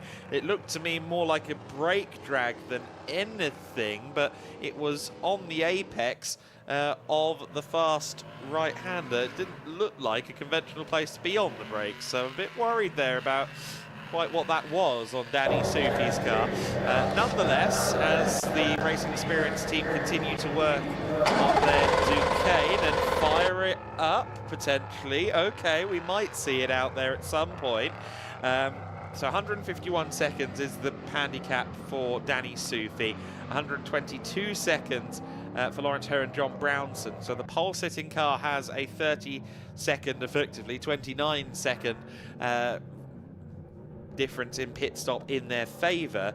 120 seconds for the Gizzi family machine, 151 as well for Philip Lindbergh, 120 for Jakobsen and Paya for Racing Experience if they get the car rolling, and 122 for Quentin Joseph and David Drew in the CLX Motorsport car. So Danny Sufi will have to do some work here as well, factoring in that pit stop window of the handicap system to balance the lineups of their various categorizations. Danny is a silver driver running solo.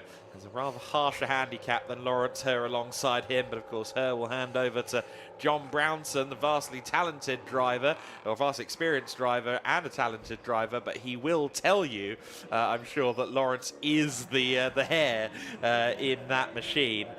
He would be the first, I'm sure, to hold his hands up and say, well, there's a reason Lawrence is gold rated. Let's see then who takes the lead into the first corner. Sufi on the outside of the front row. The green lights are on, and it does look like a good getaway for DKR Engineering's Lawrence Herr. David Drew trying to investigate his options to the inside of Danny Sufi, but Sufi retains that second place. Drew gets a little bit unsettled on the curb on the inside of turn one. Lindbergh just behind him investigating the options as well, but it is Lawrence Herr that leads the way. And you see their slippery surface flags at turn 4 as well, so they're going to have to be a little bit careful because of the fluid that has been laid down by the racing experienced Duquesne. There's a yellow flag down at turn 1, and it's because the racing experienced Duquesne went out on the circuit, but the problems have clearly persisted for Matthias Beer-Jakobsen. Now that is not a great place for the car to be, and the safety car has been put out early doors. And this is, I think, bad news for Lawrence Herr, because he now can't set about trying to build himself a cushion to Danny Sufi before handing over to John Brownson. Yeah, very good point. That actually, the sort of pro drivers, if you like, they really needed the entirety of their stint to run green to then give their AM drivers the better opportunity in the second half of the race. Now, the 12 car has got going again now, so it is leaking still something, or at least a lot of smoke emanating from the back of it. Whether it is leaking fluid, I don't know, but I think even though the car is moving again, the safety car is the sensible course of action, because there may well be more fluid now that's down on the circuit at turn 1. We saw the surface flag flashing on the gantry, but Danny Sufi coming in hot there, as I think Lawrence Herr had spotted the pace car waiting for them on the entry to the final corner a bit more quickly than the championship leader had. But yeah, so far so good for Lawrence Herr. That was a really good start. Danny Sufi really was watching his mirrors, I think, more than he was thinking about the attack on Lawrence into the first corner, because David Drew was definitely on his toes and keen to try and find a way by. But yeah, Lawrence Herr, the last thing he wanted to see in front of him, apart from maybe the number 1 Ligier, was that black Mercedes safety car, because this is not helping his chances of extending his lead. No, it is not. The safety car then controls the field as this race completes its first lap. And already there has been some drama courtesy of the racing experience machine of Matthias Beer-Jakobsen, which I don't think has come through the first sector split, has it? No. In fact, yes, it's now registered as going through sector 2, but not sector 1. So the transponder clasping at straws to figure out what's going on with racing experience. Because it's an outlap. I don't think it registers sector 1. I think this caught me out at Estoril a week ago. Okay. So the nuances of live timing. Lawrence Herr then leads the way from Sufi, from David Drew, Philip Lindbergh in 4th position, and Vincent Gizzi in 5th place. For the Gizzi family, this could actually swing in their favour, because of course they've got the shortest, they do have the shortest pit stop handicap of all at 120 seconds, and that is potentially going to help them out, because of course they're not going to lose quite as much time to the sharp end of the field in the early phase of the race. And I swivel my head puzzled as the car that caused the safety car, Matthias Beer-Jakobsen, comes past the commentary box at pretty much full tilt and sans any smoke billowing from the car. Was it just an extreme oil overfill or something? It's possible, I suppose. The symptoms match, don't they? But odd, really, that that has suddenly resolved itself. And why did he stop if that was the issue, unless he just saw smoke and assumed the worst? But anyway, the team have obviously told him to carry on, and if that car is now running smoke-free, which there we have the visual evidence to suggest is the case, then that means he's very much still in the race, and I don't believe has got a lap down. either. No, he's still on the lead lap, so very much a part of the race. If the car is running at full song, he'll catch the back of the safety car queue. The race, I would imagine, can restart now at the end of this lap, and we may well still have a chance to see Matthias Jakobsen even doing what he does best. Double yellow flag at turn 6, which is where Jakobsen just was. This is a very strange situation that's developed. No safety car in this lap bulletin as of yet. Okay, they're treating the circuit and also trying to figure out exactly what substance. This is full CSI spec stuff, this is. Don't taste it. Yeah, wouldn't recommend that. That, I think, was actually on the run to turn 1, though, possibly. So could have been. Could be that the yellow flag... yellow flags at turns 3, turn 4, and turn 6. Well, Matthias Jakobsen may not have had the best of luck this weekend, but I don't think he's stopped at all 3 corners at the same time. So I do suspect the yellows are more for track inspection than they are for a stricken car. And indeed, there he is. He's at the back of the queue. And ironically, whatever it was, oil or otherwise, that was coming from the back of the racing experienced Duquesne now seems to have resolved itself. So 6 cars back in a line. Once the track is race ready again, we will get the race back underway, and well, what can Laurens Herr do in now what is going to be a fairly significantly reduced stint? Remember, the pit window opens 20 minutes into the race. Well, that is about 14 minutes time, and it closes 30 minutes into the race. It's only a 10-minute window. You would imagine Laurens Herr will go right to the end of that window before handing the car over to John Brownson, because you want to maximise the time that your gold-rated driver is in the car, ideally, even if it means that your bronze driver doesn't get quite as much seat time.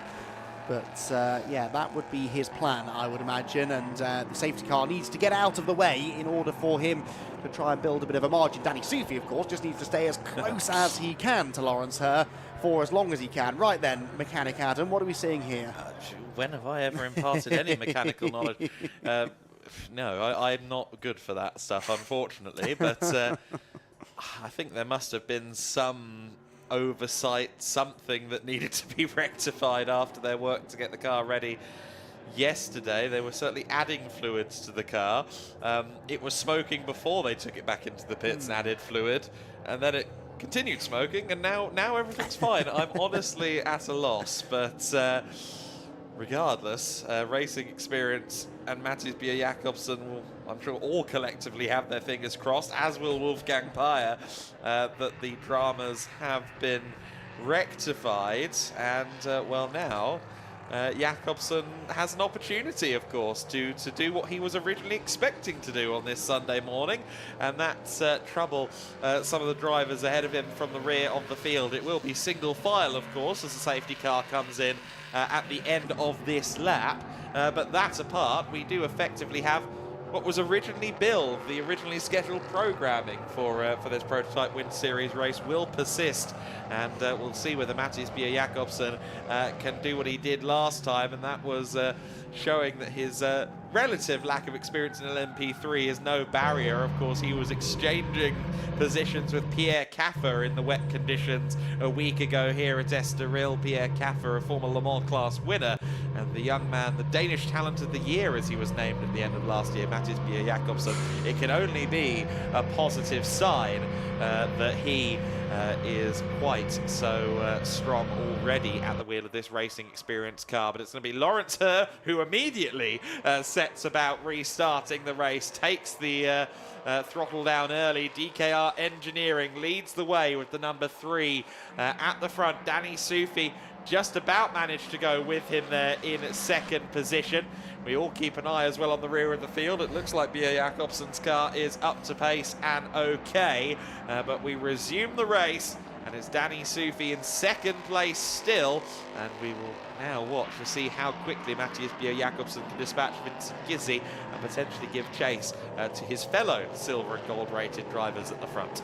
Yep, he's certainly trying to do that already, isn't he? Hunting to the outside of the Racing Spirit of Le Mans car through turn 3, over the crest at 4, and I suspect the move may be incoming now on the run downhill into the hairpin at turn 5. Look in the background, there is Jakobsen to the inside line.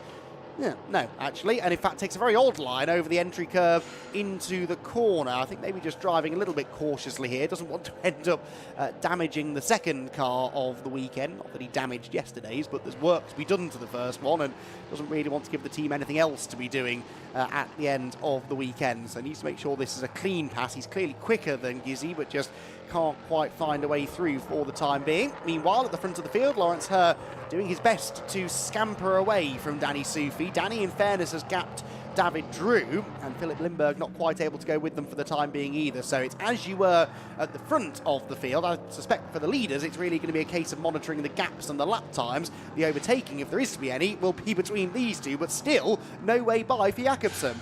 Yeah, Jakobsen is really struggling to find a way past at the moment. Gizzy putting the car in all the right places, and of course, yes, bronze-rated driver versus silver-rated driver, but the bronzers know how to get their elbows out, as Jakobsen is proving. Lawrence Herr sets the fastest lap of the race, unsurprisingly on the first flyer, and Jakobsen certainly facing adversity here from Gizzy Jr. It's the son Vincent at the wheel at the moment. This surely is the definitive move for Racing Experience's young man, and sure enough, the Dane is through into 5th place. I'm not convinced that car is fully up to steam for Matthias Bjerre-Jakobsen, and of course after the last 15 minutes and all the dramas that it's yielded, understandably Jakobsen might be approaching it with trepidation. Lawrence Herr enters the screen from stage right, and he clearly went away off the circuit. Having just set a purple first sector, so he's clearly pushing on. Didn't quite lose the lead to Danny Soufi, but that will be exactly what Danny wants to see. We're hearing reports that it was a big lockup going down the hill into turn 5. Well, that's not ideal, is it? Because, of course, he lost some time, nearly lost the lead, but also there is a danger now of a flat-spotted tyre. We've seen drivers struggle with that. Philip Lindbergh springs to mind already this season. Let's see, onto the brakes now into the left hand. It seems okay for now, but at the big test will be on the run into 5 next time around. But Lawrence Herr, it's not lost on him, is it, the importance of trying to build a lead, but that isn't really the way to do it. No, exactly. That is going to be a problem for Lawrence Herr, because we understand, as you said, big lockup, and we've seen flat spots affect LMP3 cars majorly. It was that man, Philip Lindbergh, at Estoril. Hopefully Herr can get back into the groove. Danny Soufi will like the burgeoning opportunity maybe that he just saw ahead of him. It's like, okay, Lawrence is feeling the pressure, and of course that is the thing, isn't it, really? If you give up that poker face, you make an error, the driver behind you now knows that you are on that edge of what you can do from a mental capacity standpoint. And Soufi will be taking note and going, interesting. Absolutely. Down towards the scene of the crime we go. It's quite a bumpy braking zone, steeply downhill as well, so easy to get it wrong. This time, thankfully, Lawrence Herr negotiates turn 5 without inventing his own line to the outside of the track. Let's take a look back, shall we, then, at exactly what happened the first time. Oh, it was a big lockup, but it didn't look like one of those really deep lockups where he's sort of really grinding the tyre. I think he, again, as a gold-rated driver, you'd expect him to know this. He lifted the pressure off. The tyre was sort of dragging loosely across the track. I think it's more the fact that he'd lifted off the brake. That's why he went straight on, but didn't, hopefully, do any lasting damage to the tyre. Yeah, just under rotation as opposed to completely stopping and creating a squared off side of the tyre. Very good effort from Lawrence Herr to salvage that situation once it started to go awry. Soufi keeping a watching brief then on Herr as they continue around this lap. The gap that was 0.7 of a second, I think, will have nudged up a couple of tenths on this lap. Might even be just a fraction over a full second as they cross the line. Interesting to see the onboards here with our race leader. 5th gear in use there for a long period of time through the final corner, and then up onto the straight. Surprised they're already into 5th by that corner, but they are, and obviously pushing the throttle through for most of that final corner with the high downforce of the LMP3. 6-speed gearbox in at these machines, of course, feeding the power to the driver with that 460 horsepower V8 that is in the cars for now. But of course, we are going to wave goodbye to this V8 era of LMP3 before too long. Salvage the rumble while you can, folks. The gap between the two of them as they cross the line was 1.1 seconds, so her is seemingly the one with the slight pace advantage. But as we saw yesterday, Sufi can build a 30-second gap over John Brownson quite comfortably within a 20-minute or so segment of the race. So for now, Brownson is going to be feeling the pressure to really find something in the second phase of the race, as they more than likely take advantage of the shorter pit stop. Yeah, I have to say, though, pretty impressed with Sufi here, because he's more or less matching Lawrence Hurt. And remember, he is sitting right in the dirty air of the Duquesne in front. You would expect him, maybe if he did have a pace disadvantage to Lawrence Hurt, to be slipping further back. But no, he's sticking with him a second or so. That's nothing really, is it, in the grand scheme of things? We know that this number 1 car will come out significantly further behind the number 3 after the pit stops. But as Adam was quite rightly just saying, that gap we expect to then come down fairly rapidly once the driver change has been done in car number 3. Very wide line in the background coming out of the Sagres turn by Philip Lindbergh. Kept it just within track limits, but fades ever further away now, really, from this leading trio, who themselves are only 4 seconds apart, so it's pretty tight at the top, as we now do tick towards the pit stop window, 4.5 minutes or so away from the pit lane opening. And I wonder whether Danny might try and come in early. I mean, he can pit when he likes, really. He's got no second driver waiting, whereas Lawrence Hurt, I suspect, as I said earlier, will go as long as he can. But Danny, if he does feel he's getting held up in dirty air, may elect to come in early, try and come out in some clean air, and start about regaining that lost time straight away. Yeah, that is a possibility. 4 minutes now until the window opens. Minute 20 to minute 30 of the race is the window. Of course, we can assume that Lawrence Hurt is going to extend it to 29.59 in the race if the opportunity arises in that manner. But you have to be in the pits before the conclusion of the window. So 20 minutes to go is the very last moment in the race that you can serve that pit stop. Lawrence Hurt, the German driver who's been really married to DKR in his career for a number of years now. Team and driver partnership is a successful and long-standing one, not just in P3s but also in P2 racing as well, where both team and driver have secured championships. Lawrence, a 3-time LMP3 champion across various disciplines of racing. 139.034 last time by for Lawrence Hurt, and that is a rapid rate of knots. 39.2 though for Sufi.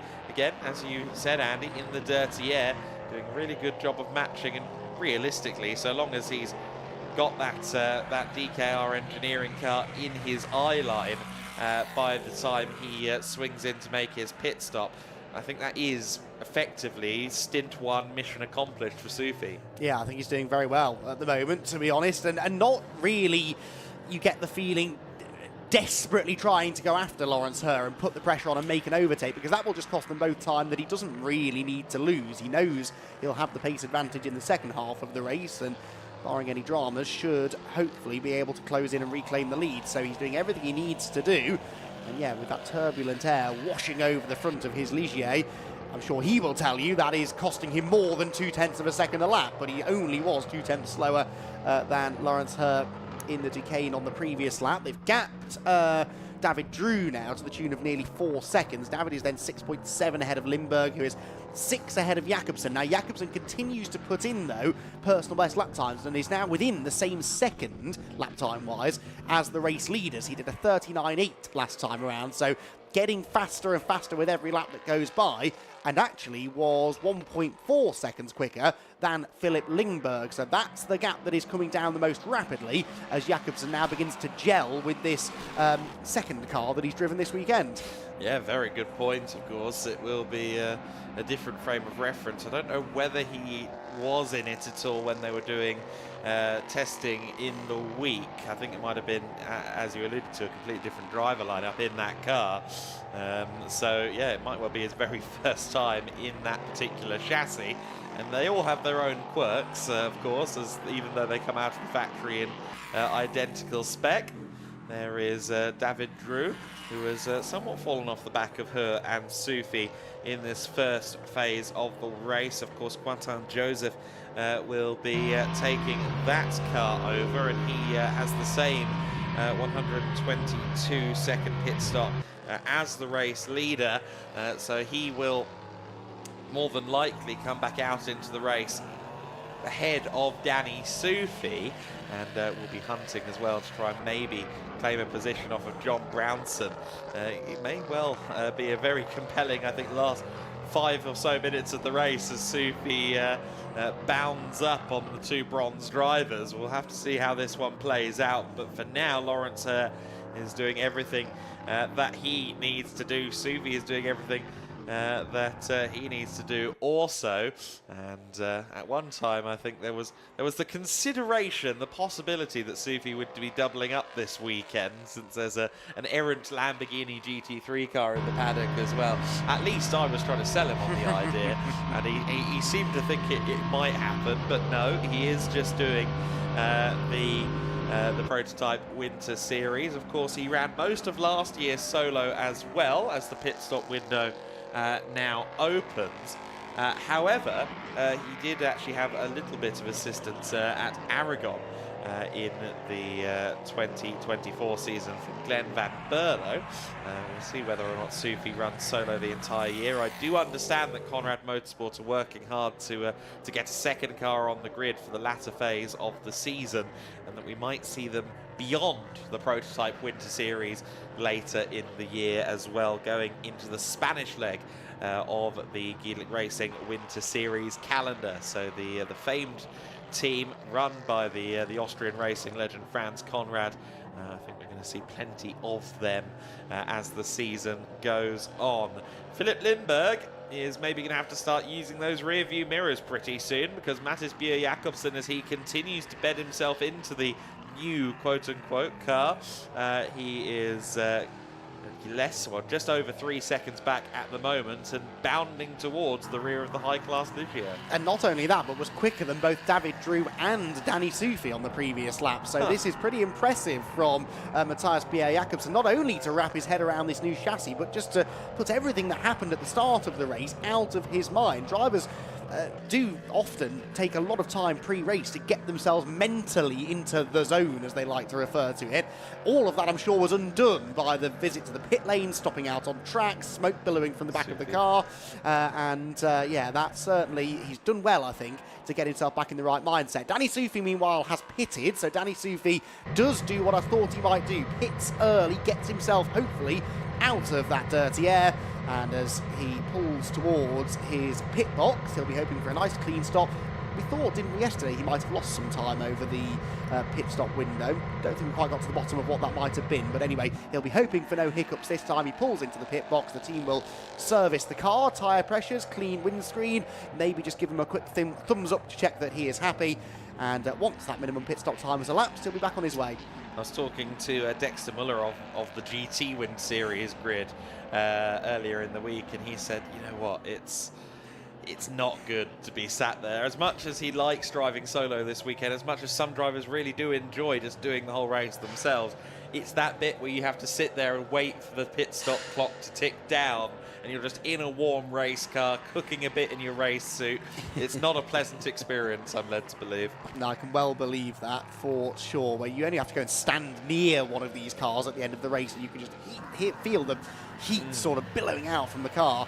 Imagine being sat in there with your race suit, helmet, fireproofs, gloves, and more to the point, just not really doing anything. That's not really the best way to spend a couple of minutes of your day, but he'll very soon be back to full racing speed. Right, Jacobsen has now caught Philip Lindberg. His lap times are reflecting that, because he was fractionally slower on the previous lap than he has been previously. That was the first lap in a long time, maybe all race, that hasn't been a personal best for Matthias Bjerre-Jacobsen. But the sooner he can get past Philip Lindberg, the sooner he can start to get back up to full speed. He's closing in nicely as they head through the final corner, and you have to suspect, with a good slipstream over the hill and a slightly wider line there for Lindberg, the move may well be on into turn one. You can see the closing rate between Jakobsen and Lindberg as they came over the hill. He is to the inside line, and it looks as though the slightly winking Ligier will fall back behind the Duquesne as they round turn 1. Good move made there by Jakobsen, minimal time lost really, and he can get his head down once more. Okay, so Jakobsen making the move, and I imagine he'll push the window to its limits before handing over to Wolfgang Peyer.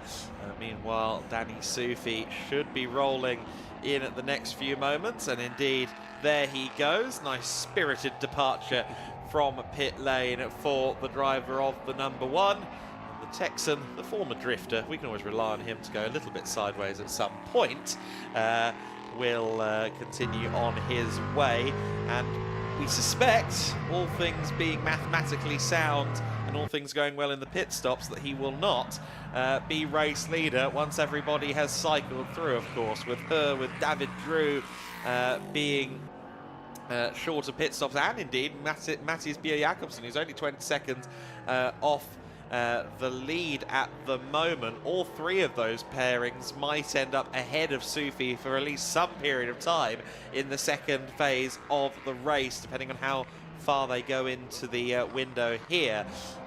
David Drew is one of a few drivers who've had track limit violations placed against them, and of course we've seen once you get into that danger zone of 5 offences, the penalties start to rain down, and this is a longer race, of course, at 50 minutes as well, so they have to stay more disciplined for more time, and it doesn't reset when a new driver gets in the car, so you don't want to set your co-driver up with 4 track limits pre-existing because realistically that's a stitch-up. Yes, it's fairly likely a penalty will find its way to that second driver, and they didn't really do an awful lot wrong. So, yep, it is teamwork after all. If you're sharing a car, you've got to work well together in more ways than one, and that includes looking after your co-driver and making sure you're not handing over to them only to put them straight into a position where they may pick up a penalty. Lawrence Herr then the leader, 8 seconds up the road now from David Drew. And we await the pit stop from the pair of them. I suspect those stops will not come for another 3 minutes or so as they continue to pound around and set the fastest lap times that they can. Of course, Danny Sufi has just begun his first full flying lap out of the pit. It'll be interesting. We'll have a couple of laps of overlap, I reckon, where he is out there before Lawrence Herr and David Drew pit. It'll be interesting to compare lap times and see whether or not he is now going quicker in clean air. Certainly in the first sector on this lap, he's 2/10 slower than Lawrence Herr, so Lawrence at the moment still extending the margin ever so slightly, and any fraction of a second or maybe a second or 2 that he can gain now will really come in handy for John Brownson in about 5 minutes' time.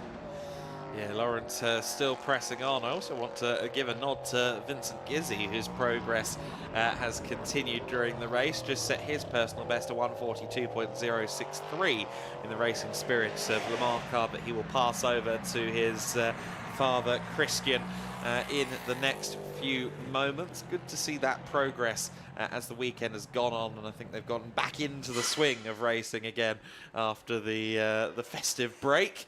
Philip Lindberg is into the pit lane as the number 10 car comes through. I've been noted as a fan of the bare carbon fibre vibes we sometimes get in Prototype Winter Series, but I must say that is a ruggedly handsome livery on the number 10. It is, isn't it? It's pleasing on the eye, that is for sure, and well-prepared car as well. I had a look at that one briefly in the paddock yesterday, and it really is immaculate. So, yeah, good-looking car indeed. That is Philip Lindberg in the pit lane, hidden behind SR Motorsport Porsche. There we go, that's Philip Lindberg.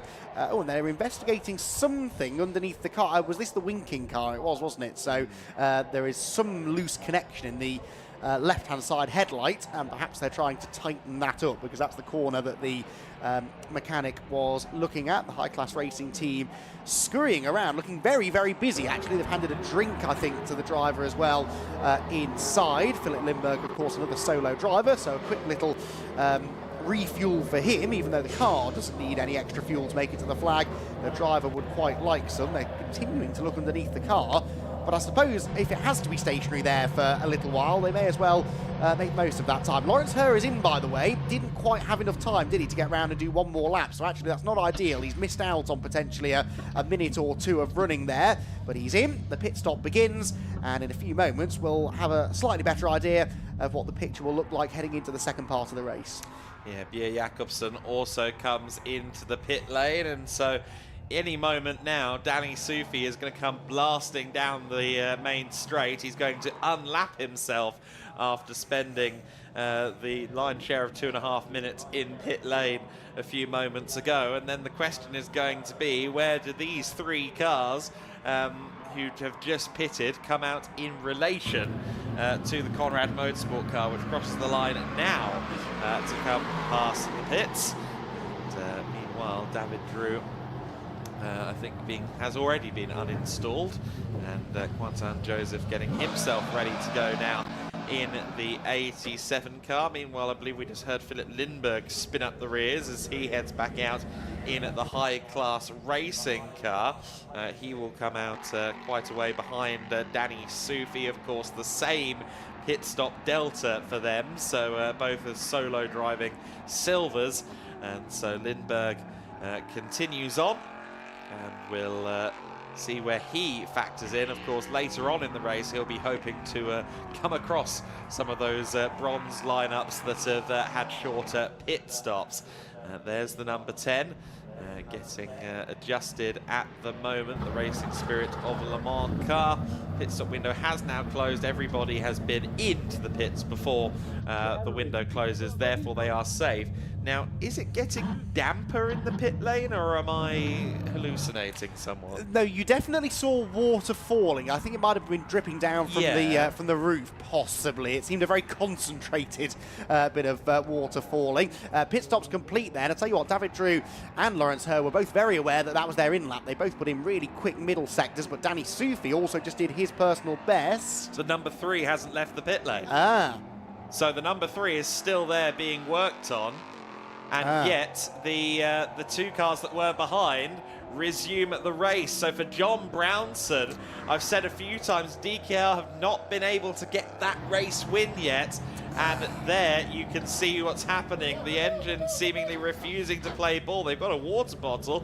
The car might be thirsty, but unfortunately, John Brownson's pursuit of a Prototype Win Series race win is seemingly going to continue for agonisingly more time. So Danny Sufi will only, I think, have one car to overtake. No, maybe two actually. Wolfgang Peyer is ahead, isn't he, as well? So Danny Sufi then in third place. There is Wolfgang Peyer. I don't think Sufi is far behind him, though. I think I heard Danny rumbling through pretty much as Peyer left the pit lane. And of course, Danny is fully up to speed. In fact, he's just set the fastest lap of the race. So he's peaking at just the right moment. There he was in the background. And Danny Sufi, perhaps by the end of this lap even, in fact I think definitely by the end of this lap, will be into second place, and we'll then wait and see exactly what the gap is to Quentin Joseph out in front. But this has once again seemingly fallen into the hands of Danny Sufi, who did everything right in the first half of the race, and it would seem was keeping a little bit in reserve for just this moment.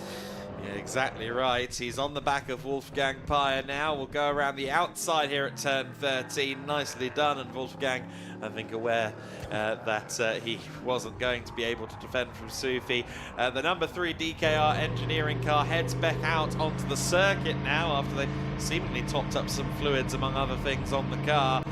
But John Brownson will re-enter the race a lap down on Quentin Joseph, who crosses the line as the leader. Now it's the entirety of the main straight, so just on a kilometre between Sufi and Joseph.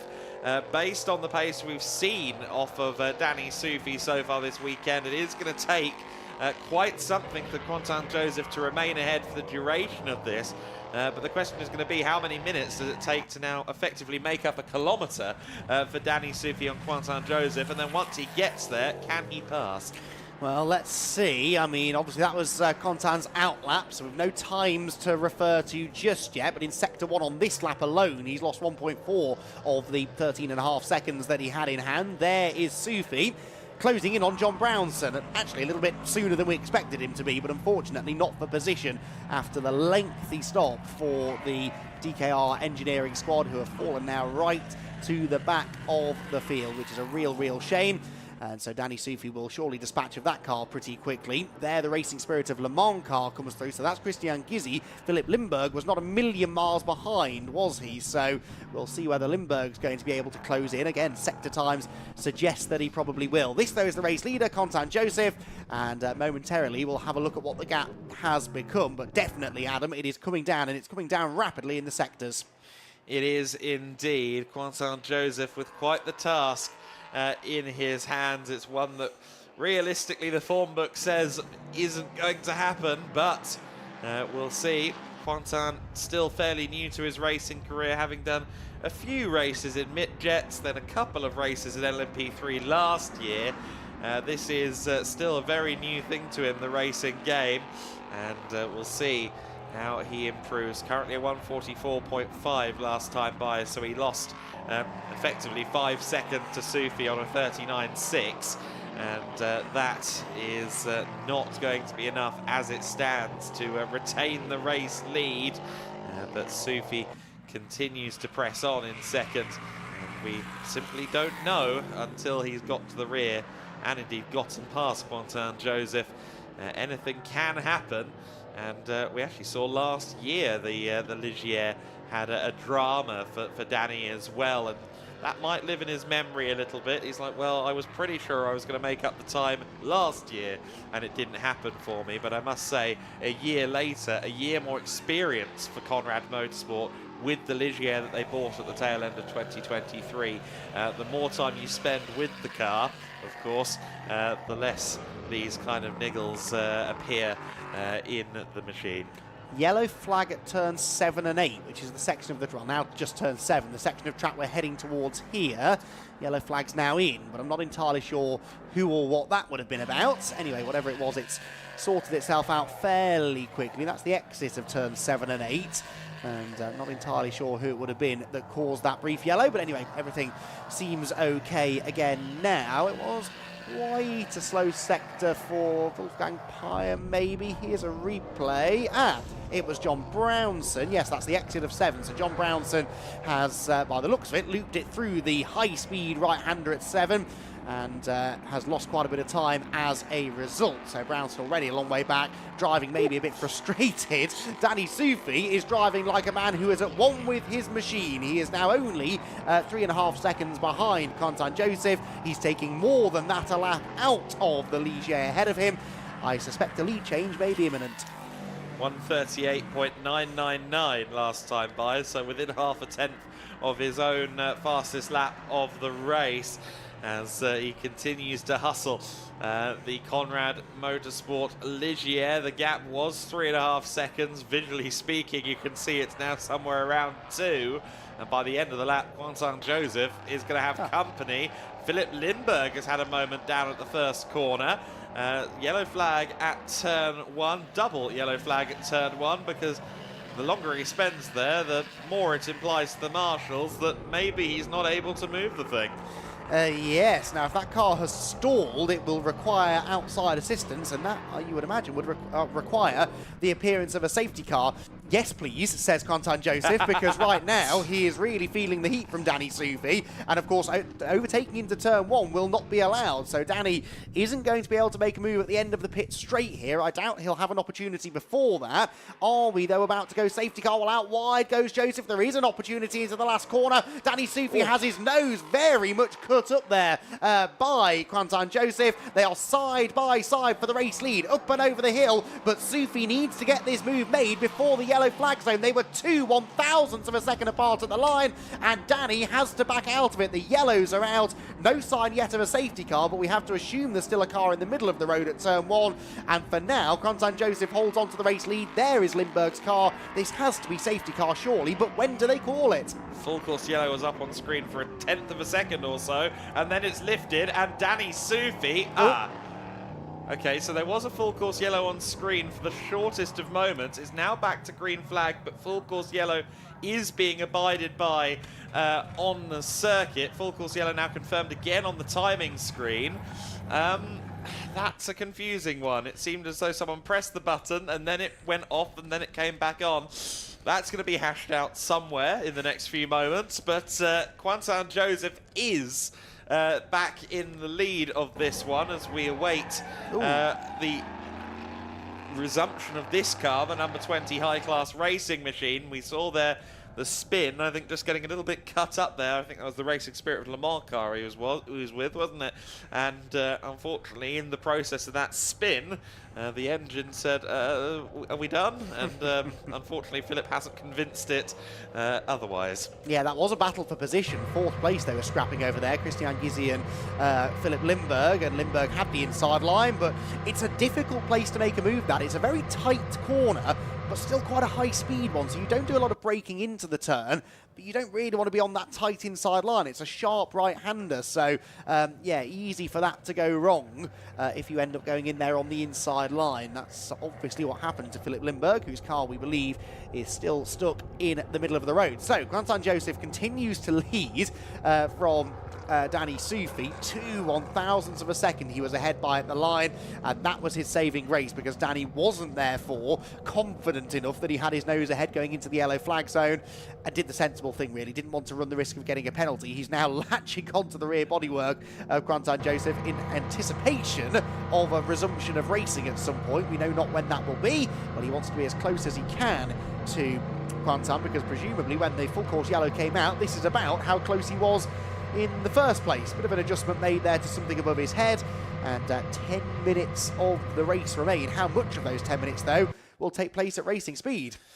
Of course, for Quentin Joseph, I'm not sure how many times, if ever, he's had to very quickly lift the FCY limiter from his car to resume racing. So Soufi's going to be hoping here that he has the fortune to make his way past Quentin Joseph. I will say, though, I don't know if you want to be that close to the rear of Quentin upon the green flag flying again. Be prepared for green soon is the message.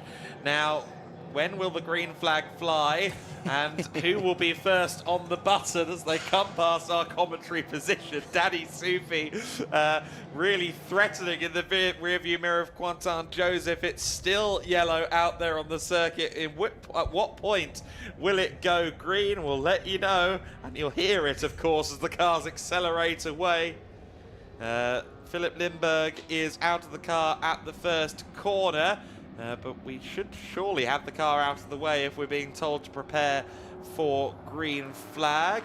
We are now green, and it was actually pretty good timing there for Quentin Joseph as he got through the apex in the nick of time, but now he leaves the inside beckoning there for Danny Soufi. Soufi wasn't close enough. I don't think the tyres were quite up to temperature enough for him to go braking late into that corner, but around the outside, clean with confidence goes Danny Soufi. I thought he was at least going to have to wait until this braking zone, but Soufi sweeping around the outside at turn 4.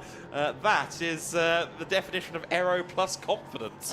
Yes, I mean, it looked like he was setting himself up for a switchback maybe out of 4 with the wide line in, but he just committed to it, went right round the outside, and there really wasn't anything Quentin Joseph could do about that. So it is Soufi to the front, and Quentin Joseph then settles into second place. He is, though, a long way ahead of third place man Wolfgang Payer, who doesn't have quite such a healthy margin over the racing spirit of Le Mans Ligier of Christian Gysi. So that could be an interesting battle to watch in the closing stages. We're in the closing stages really now. 7 minutes and 40 seconds plus 1 lap to go. And Soufi now gets his head down and immediately begins to build a margin. Yes, he does. And to your point, yes, that podium position under threat from the racing experience, or from the number 10 Racing Spirit of Le Mans car, the number 12 Racing Experience machine of Wolfgang Payer. Third for now, but I suspect time is of the essence in that battle for the final podium spot. The right to be welcomed onto the podium by one Andy McEwen in a matter of minutes. We will hopefully see that. It was 6 seconds, the gap between 3rd and 4th place earlier on, and I suspect it is a far smaller gap now as they come through the final corner. Across the line comes John Brownson a lap down. Meanwhile, here is the battle for 3rd place. Paya and Gizzi, 3rd and 4th position. That gap was 5 seconds. It's now down under 1 second. Christian Gizzi on the back of Wolfgang Paya. I suspect the number 10 car is about to move through into P3. Yeah, Paya just sort of covered the middle ground there, though, into turn 3. He's not going to make this easy for Christian if he can, but Gizzi looks definitely the quicker of the two. Last time around, yeah, took a good 5 seconds out of him. He's got a run, I think, over the top of the hill. He's got the inside line into turn number 5. And yes, Christian Gizzi takes the Racing Spirit of Le Mans car through and into a podium place with relative ease in the end. He's 20 seconds behind Quentin Joseph, although actually on that previous lap, significantly faster, although I think that was more really the timing of the green flags flying, the full course yellow ending, so we haven't really got a full read on what that gap is. I doubt he will have the pace to catch the leading two, but at least is on the podium. Yeah, absolutely. Christian Gizzi then pressing on. The elder statesman of that particular lineup, the father of Vincent, who was in the car earlier on, has been in the LMP3 and GT4 paddocks around Europe at various points. Of course, Wolfgang Paya himself has had a good amount of experience in LMP3, was the runner-up in the trophy classification of the Prototype Cup Germany back in 2023. That was also with Racing Experience. The partnership between team and driver has been ongoing for quite some time now, and I'm sure he would have been watching on with interest at the very start of the year as some of his pals from the world of Dakar Rally Raid racing took to the deserts of the UAE once again.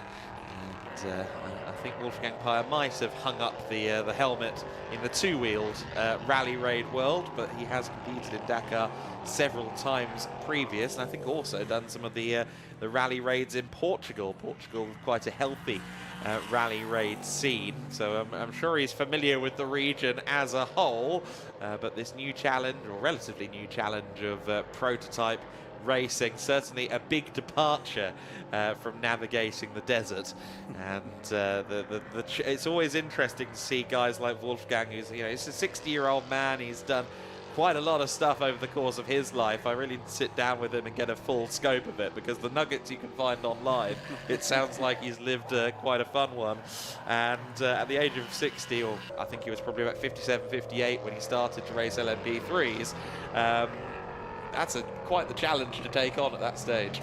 Certainly so. He is an interesting character, isn't he? The paddock full of those, in fairness. Yes. I'm coming to learn with every one of these Winter Series events that I do. Danny Soufi is one of them. He's also one of the quickest drivers in the paddock. He's just become the fastest driver in this race by setting a new fastest lap, a 1:38.729. Oh, he's something like 3 seconds a lap quicker than anyone else. I think maybe more than that now, actually. Something like 6 seconds quicker than anybody else went on that previous lap. There is Danny Soufi dropping down through turn number 5. And, well, in the end, we were building up that he would have a bit more of a challenge in this race than we've seen previously. But he really, really has managed to find his way to the front again. A little bit fortunate, maybe, that there was the issue for DKR Engineering, who you really have to feel for. That's another missed opportunity for them in the Prototype Winter Series, but Danny Soufi was more than happy to take advantage of that and got the job done upon the restart from the full course yellow as well. He is now only a couple of laps away from claiming win number 4 from 4 races this season, and by another healthy margin. 16 seconds his lead over Quentin Joseph on the previous lap. Joseph isn't really being caught by Christian Gizzi quickly enough. And so, yeah, things looking fairly stable now, heading into the final few moments. Yeah, 2.5 minutes plus 1 lap. So once the clock hits 0, that's confirmation that we're on the penultimate lap of the race. And for Danny Soufi, it's always a different scenario on Sunday when he's got to pick his way through the bronzes. But the last few minutes have been the status quo so far this year for Soufi, and another fastest lap for good measure, a 1:09.629.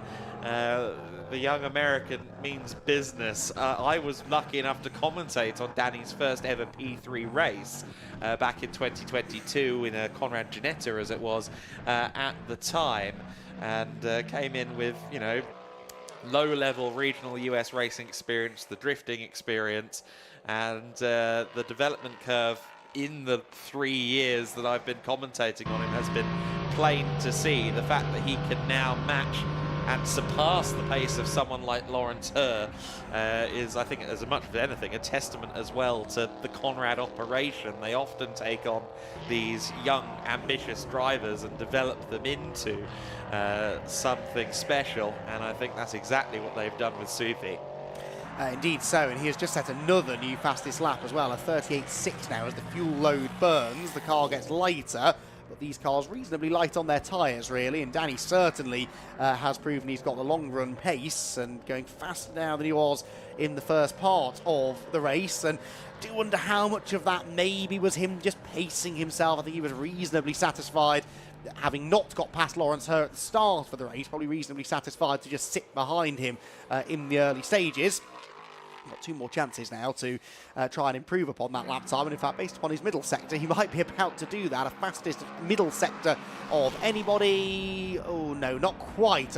38.697 compared to a 38.629, half a tenth away from breaking the fastest lap pace, but really consistent pace here at the end of the race, as Danny now is fully unleashed in clean air, light fuel, low fuel I should say, light car, and only now 2 more laps to go in the race. Yeah, it's quite jarring, actually, isn't it, to switch between some of the bronze drivers who are, you know, fighting the car, and then you go back to Danny with the full commitment around the final corner, right on the limit of adhesion. Sufi is just setting qualifying lap after qualifying lap at the moment. I think, again, it's about proving a point, isn't it? If you're a team boss, if you're a driver scout in the world of Formula Junior single-seater racing, even if someone's running around testing on their own, the private hire for the day at the track, if you see someone doing this pace that is just objectively very, very strong for this car in this track in these conditions, and lap on lap matching that pace, matching that pace, matching that pace, that tells you a lot. Yes, Danny knows he's going to win this race, but there's always a merit to putting your best foot first in any track scenario. No, absolutely, and you know, there are eyes, more eyes than ever probably on this series this year as the GEDLICH Racing Winter Series grows in status, grows in popularity year after year, and anytime you're out on track is a chance to advertise yourself. That's how it works in the world of racing drivers, and that will not be lost on Danny one little bit. A 38.610, despite actually none of the sectors on that lap being even personal bests, but just a wonderfully consistent lap, very close to his previous best in each sector. A 38.610 is now over a second, 1.1 seconds quicker than anything we've seen from the other drivers 4 tenths, I should say, quicker than Lawrence Herr. I'm forgetting about Lawrence Herr's lap time of a 39.0 earlier on, but then the best part of 2 seconds quicker than anything we saw from David Drew in the first part of the race. This is phenomenal stuff from Danny Sufi, who is confidently marching now towards win number 4 of the season. Yeah, really impressive stuff to be 3 laps in a row on a 38.6. That is reminds me of Jorge Lorenzo, actually, on the 2-wheeled side of the spectrum. It is the final lap of the race for Sufi, then sweeping through turn 9 at the moment. 1,000 laps on the sim, he quoted Izzy in preparation for this event.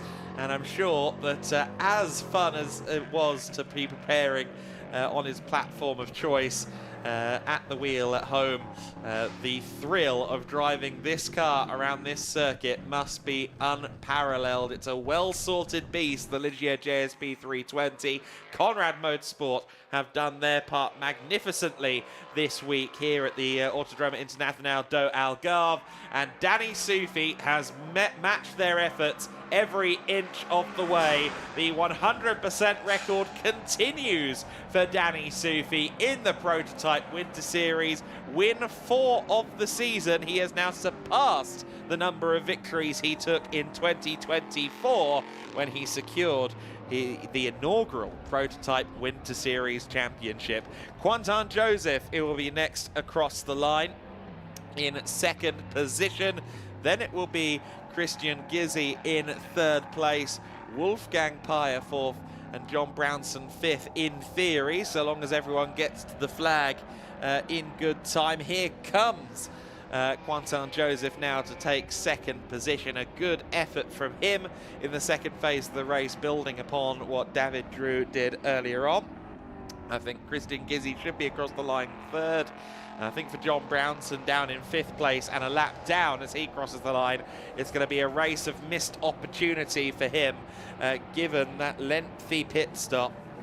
Christian Gizzi has crossed the line for third place, and Wolfgang Peyer will round out the finishing, or will round out the crossing the line phase of the last lap in fourth position.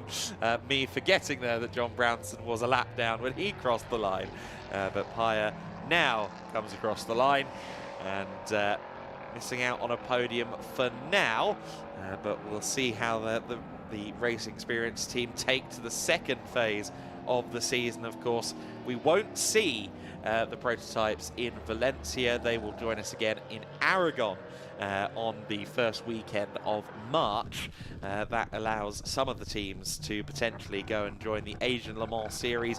I think we'll also see an influx of teams doing a partial schedule at the Spanish circuits at Aragon and Barcelona towards the end. And I will say, I've heard from a couple of drivers who've told me that they're lining up to do at least one of those two events, and they're drivers that would challenge Mr. Soufi, potentially. But for now, Danny is second to none in the Prototype Winter Series. It is going to take quite something for Soufi to be beaten in terms of the championship standings at this point. He already had a comfortable lead. It will have now more than doubled, and Danny Soufi can be very happy with his season so far. Conrad Motorsport will be delighted. I'm sure Franz will be among the first to greet his young American protege down there in the pits. Here comes David Drew's car, of course, now in the hands of Quentin Joseph. Joseph taking second place. And then see Christian Gizzi join the two cars there for third position. And father and son will get to stand on the podium together, and I'm sure that will be magnificent. Franz Conrad's greeting Danny Soufi. Those two have shared a car before and taken victories in the German P9 Challenge series, and I suspect at some point we might see those two sharing again. Franz is always teasing the idea of hopping behind the wheel once again. But for now, it's Danny Soufi who has brought more silverware to Conrad Motorsport yet again. They're going to have to make room in the truck for some more trophies, I reckon, before the end of the year, as they intend to compete in the Prototype Winter Series and possibly as well a few rounds of the GT Winter Series later in the season with their Lamborghini. And of course, we will hear from him very shortly with Izzy Browning. And in fact, we can go there now. So let's not waste any time. Let's go down and hear from our race winner. You know who it is. We can indeed. It is Danny Soufi once again alongside me. Danny, I think this is like the 10th interview we've done this season already, and we're only 2 rounds in. A little bit more work to do at some points during the race, but just managed to pick your way to the front once again. Yeah, the first stint was a bit tough. You know, trying to keep up with Lawrence was tough, but I think I managed the gap as best as I could. The car was great. I was pushing as much as I could. And after the stop, it was just, you know, full gas. And talk to me about the full course yellow, because when that came out, you obviously sensibly backed out of the move that you were about to do. But when that was ending, you're quite keen to get back underway, weren't you? Right up the back of the car in front? Yeah, I lost a lot on the full course yellow, just because the call was weird. It showed double yellow turn 1, then green, then full course yellow. So I lost a bit of time, but you know, if you cut the distance, you can make up a lot. And I was quite anxious to get past. Yeah, a little bit of confusion on that, but ultimately you have taken the win. You've now won every single race so far this season. We have about a month break until we see you back in Aragon. So you can come into that with a lot of confidence, I imagine. Yeah, I'll be back on the sim, so you know where to find me. I'll just keep pushing on, you know, all my prep work and you know, studying up from last year, and make sure we're as prepared for those 2 weekends as well. All right, well, congratulations once again. We'll let you go to the podium. I'm sure you're getting used to that by now, and we'll go back to you for highlights of that race. Thank you very much, Izzy. He cuts a relaxed figure, doesn't he, does Danny Sufi? But as he says, a lot of prep work goes into those performances. And congratulations to him and to Conrad Motorsport on another race win. Let's take a look back then. It was a dramatic start to the race for Racing Experience. Their car having issues. Meanwhile, Lawrence Herr led from pole position as the race began, but the race would very quickly be neutralized. Matthias Bjerre-Jacobsen made it out onto the circuit, but the smoke that was billowing on the formation lap continued into the race. Jacobsen thought, maybe I should pull over. The net result of that was a safety car. However, the number 12 would soon be running again. He would rejoin the rear of the field, and Matthias Bjerre-Jacobsen would soon be free of any smoke and setting fast lap times in the race. Eventually we went green, then single file restart in the race. Lawrence Herr set about trying to build a gap over Sufi. Meanwhile, Bjerre-Jacobsen, after a bit of a fight, managed to find his way past Vincent Gizzi for 5th place. Lawrence Herr had built maybe a second of gap over Sufi before a lockup into the hairpin down at turn 6. And so his gap was ebbed away, having to start from ground zero once again. Some dramas further back as drivers wrestle with these rather manual LMP3 cars. They are pretty lo-fi beasts, perhaps, compared to the GT3 machines. Matthias Bjerre-Jacobsen continued his charge, getting past Philip Lindbergh here for 4th position. Pit stops and some investigation from high-class racing on their Ligier. DKR Engineering, meanwhile, had to push start the Duquesne, and unfortunately they lost a lap in the process. That meant that Danny Sufi had one of his competitors out of the proceedings, or at least well behind him. And unfortunately, both Brownson and Philip Lindbergh would get caught out with spins. Lindbergh would then stall the car, and that meant that we would go to full course yellow. Sufi would have to back out here as double yellow flags were waving at the first corner.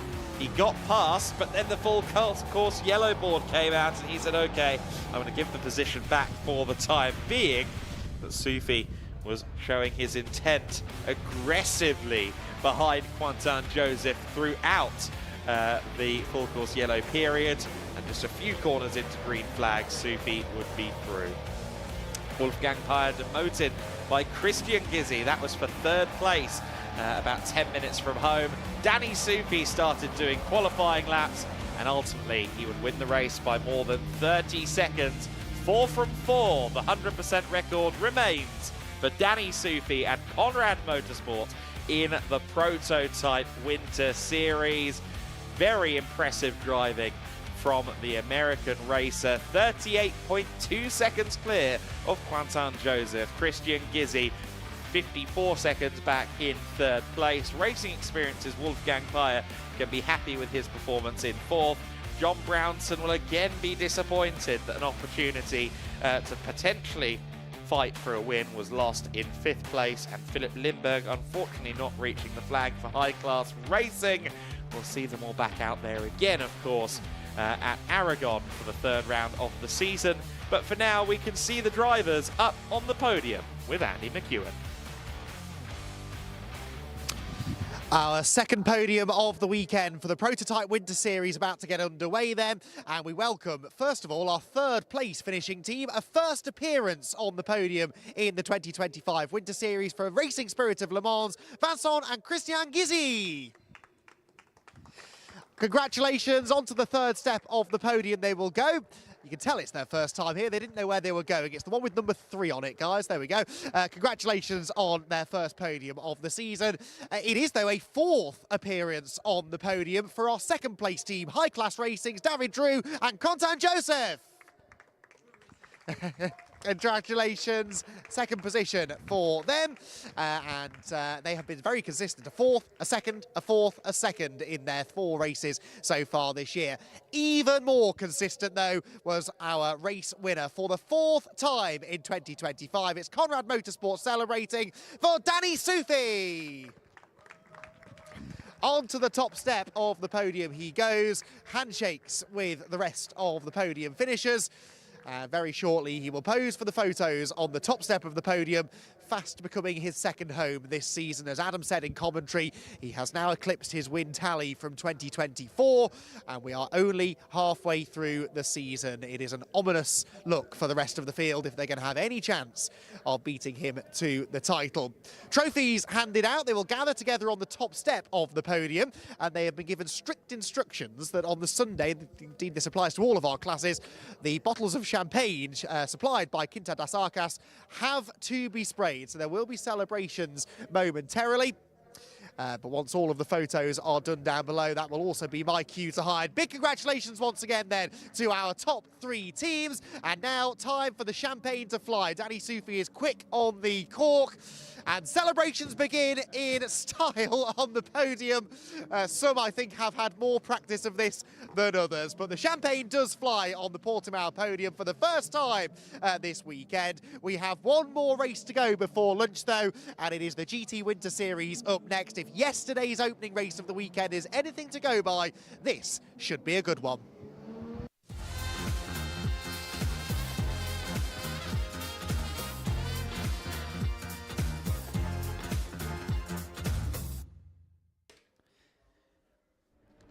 Race 2 of the thrilling and varied GT Winter Series is coming up in just a few moments, and Keanu Alazari will be looking to match his GT3 debut this time out.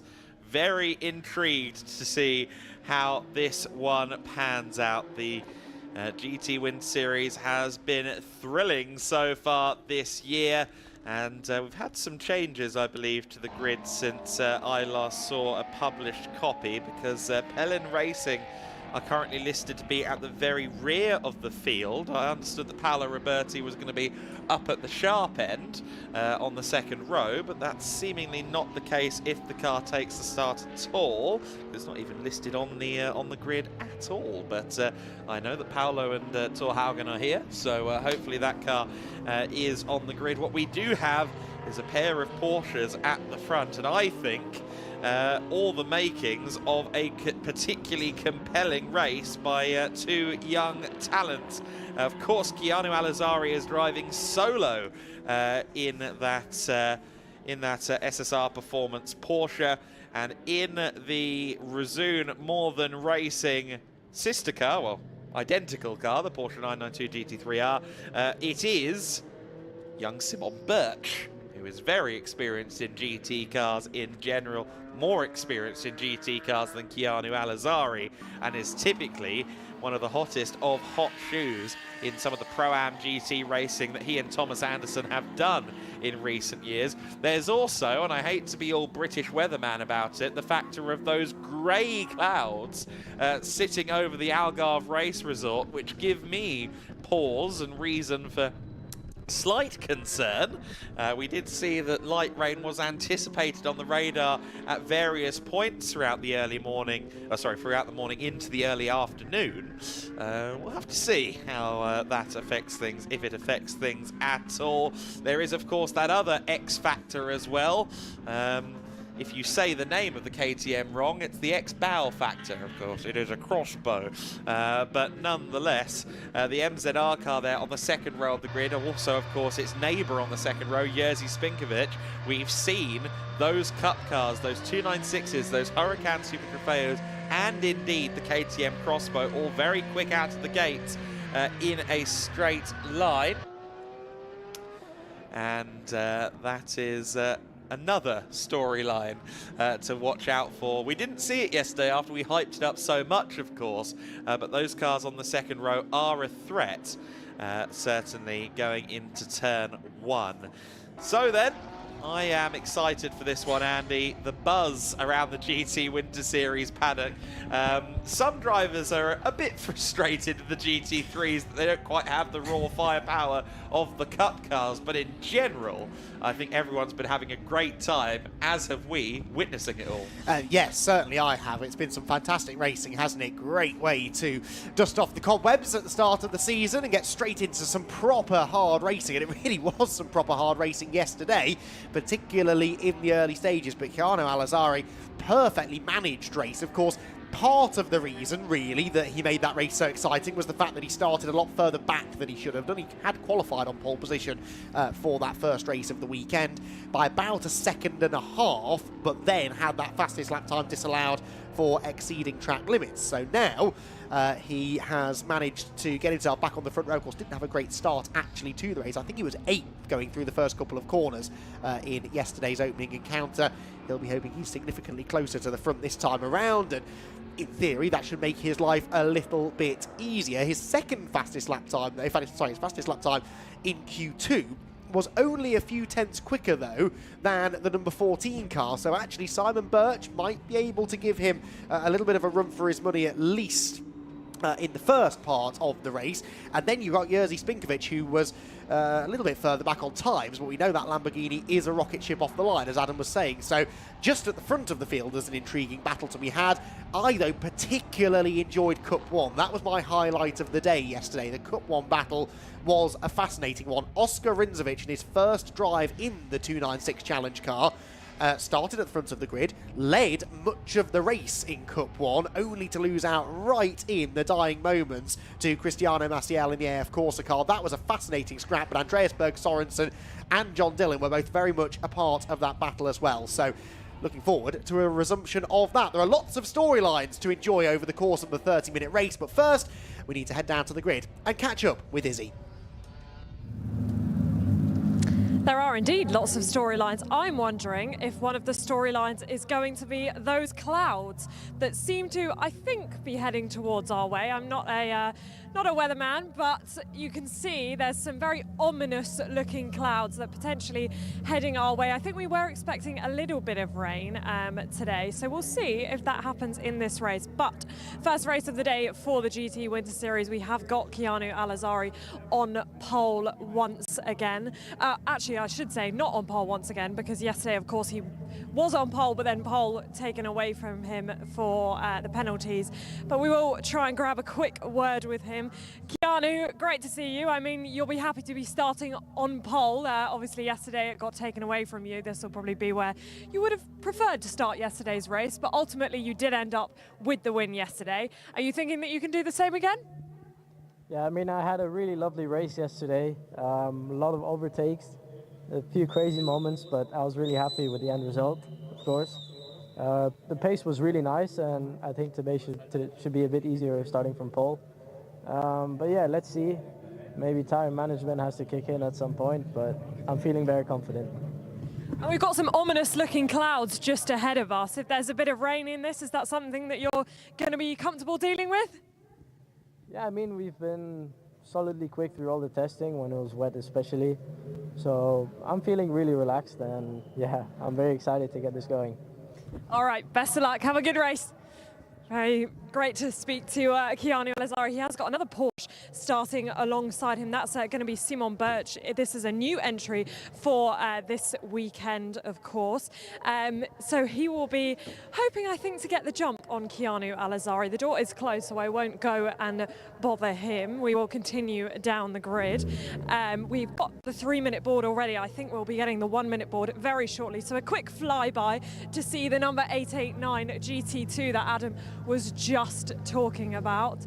Had a great battle yesterday, and we'll be hoping for more of the same, certainly as well from this, the number 80 car of Oscar Rinzovic, who also held up Keanu Alazari for a little bit yesterday. He's back leading the class today, so we'll see what he can do in only his second race in the 296. The second race, which is coming up right now, as I see the marshal about to lift up the 1-minute board, so we will be getting to this race very shortly.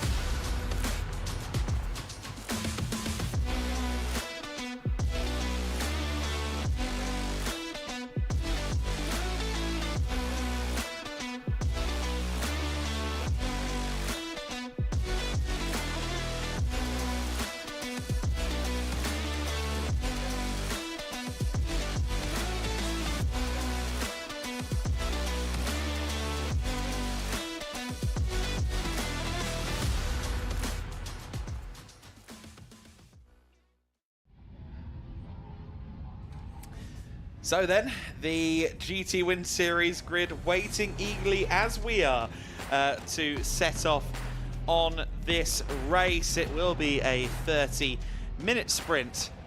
Of course, the second of the weekend for these cars. Keanu Alazari is our pole sitter. Simon Birch was just on 3/10 away from him in qualifying. I'm anticipating that those Porsches are going to have quite the battle at the sharp end. Jerzy Spinkovic will be looking for another one of those sprint getaways in the Lamborghini, the Cup 4 leading car. Simon Vilna, of course, in the KTM, lining up fourth. He will be one to watch off the line as well. Kenneth Heyer would love to try and get in amongst it with the leading GT3s in this race. Oscar Rinzovic, the Cup 1 leader, he is buzzing about being in the 296, and I think surprising even himself based on talking to him yesterday in the Myrtle Motorsport Garage. Severin Mazur in the number 79 GT3 Poland car. He is alongside Andreas Berg Sorensen in the number 76, one of many AF Corsa Ferraris. It's an all AF Corsa, row number 5, the 151, and the number 50, John Dillon and Cristiano Maciel in P9 and P10. 11th place, Alessio Raffini in another one of those Huracan Super Trofeos in the Cup 4 class. Rafael Duran lining alongside him in 12th. Duran, of course, in his first weekend of racing. Leandro Martins in the Cup 2 class. He's the first of the Cup 2 Porsches. He is alongside Man Stalin, the Swede, in the number 44. Przemysław Bienkowski for PTT Racing is 15th. He is alongside Alfredo Hernandez in the BDR competition Mercedes. In 17th place, it is Antoine Beveridge-Martini, the son of Uli Beveridge-Martini. He is alongside Alberto Duran on the 9th row of the grid. Ryan James in 19th place in the McLaren Artura Trophy car. 20th place, Darren Howell in the DMJ Drainage Ferrari 488. Dexter Muller is next in the number 54 Carbahn Mercedes.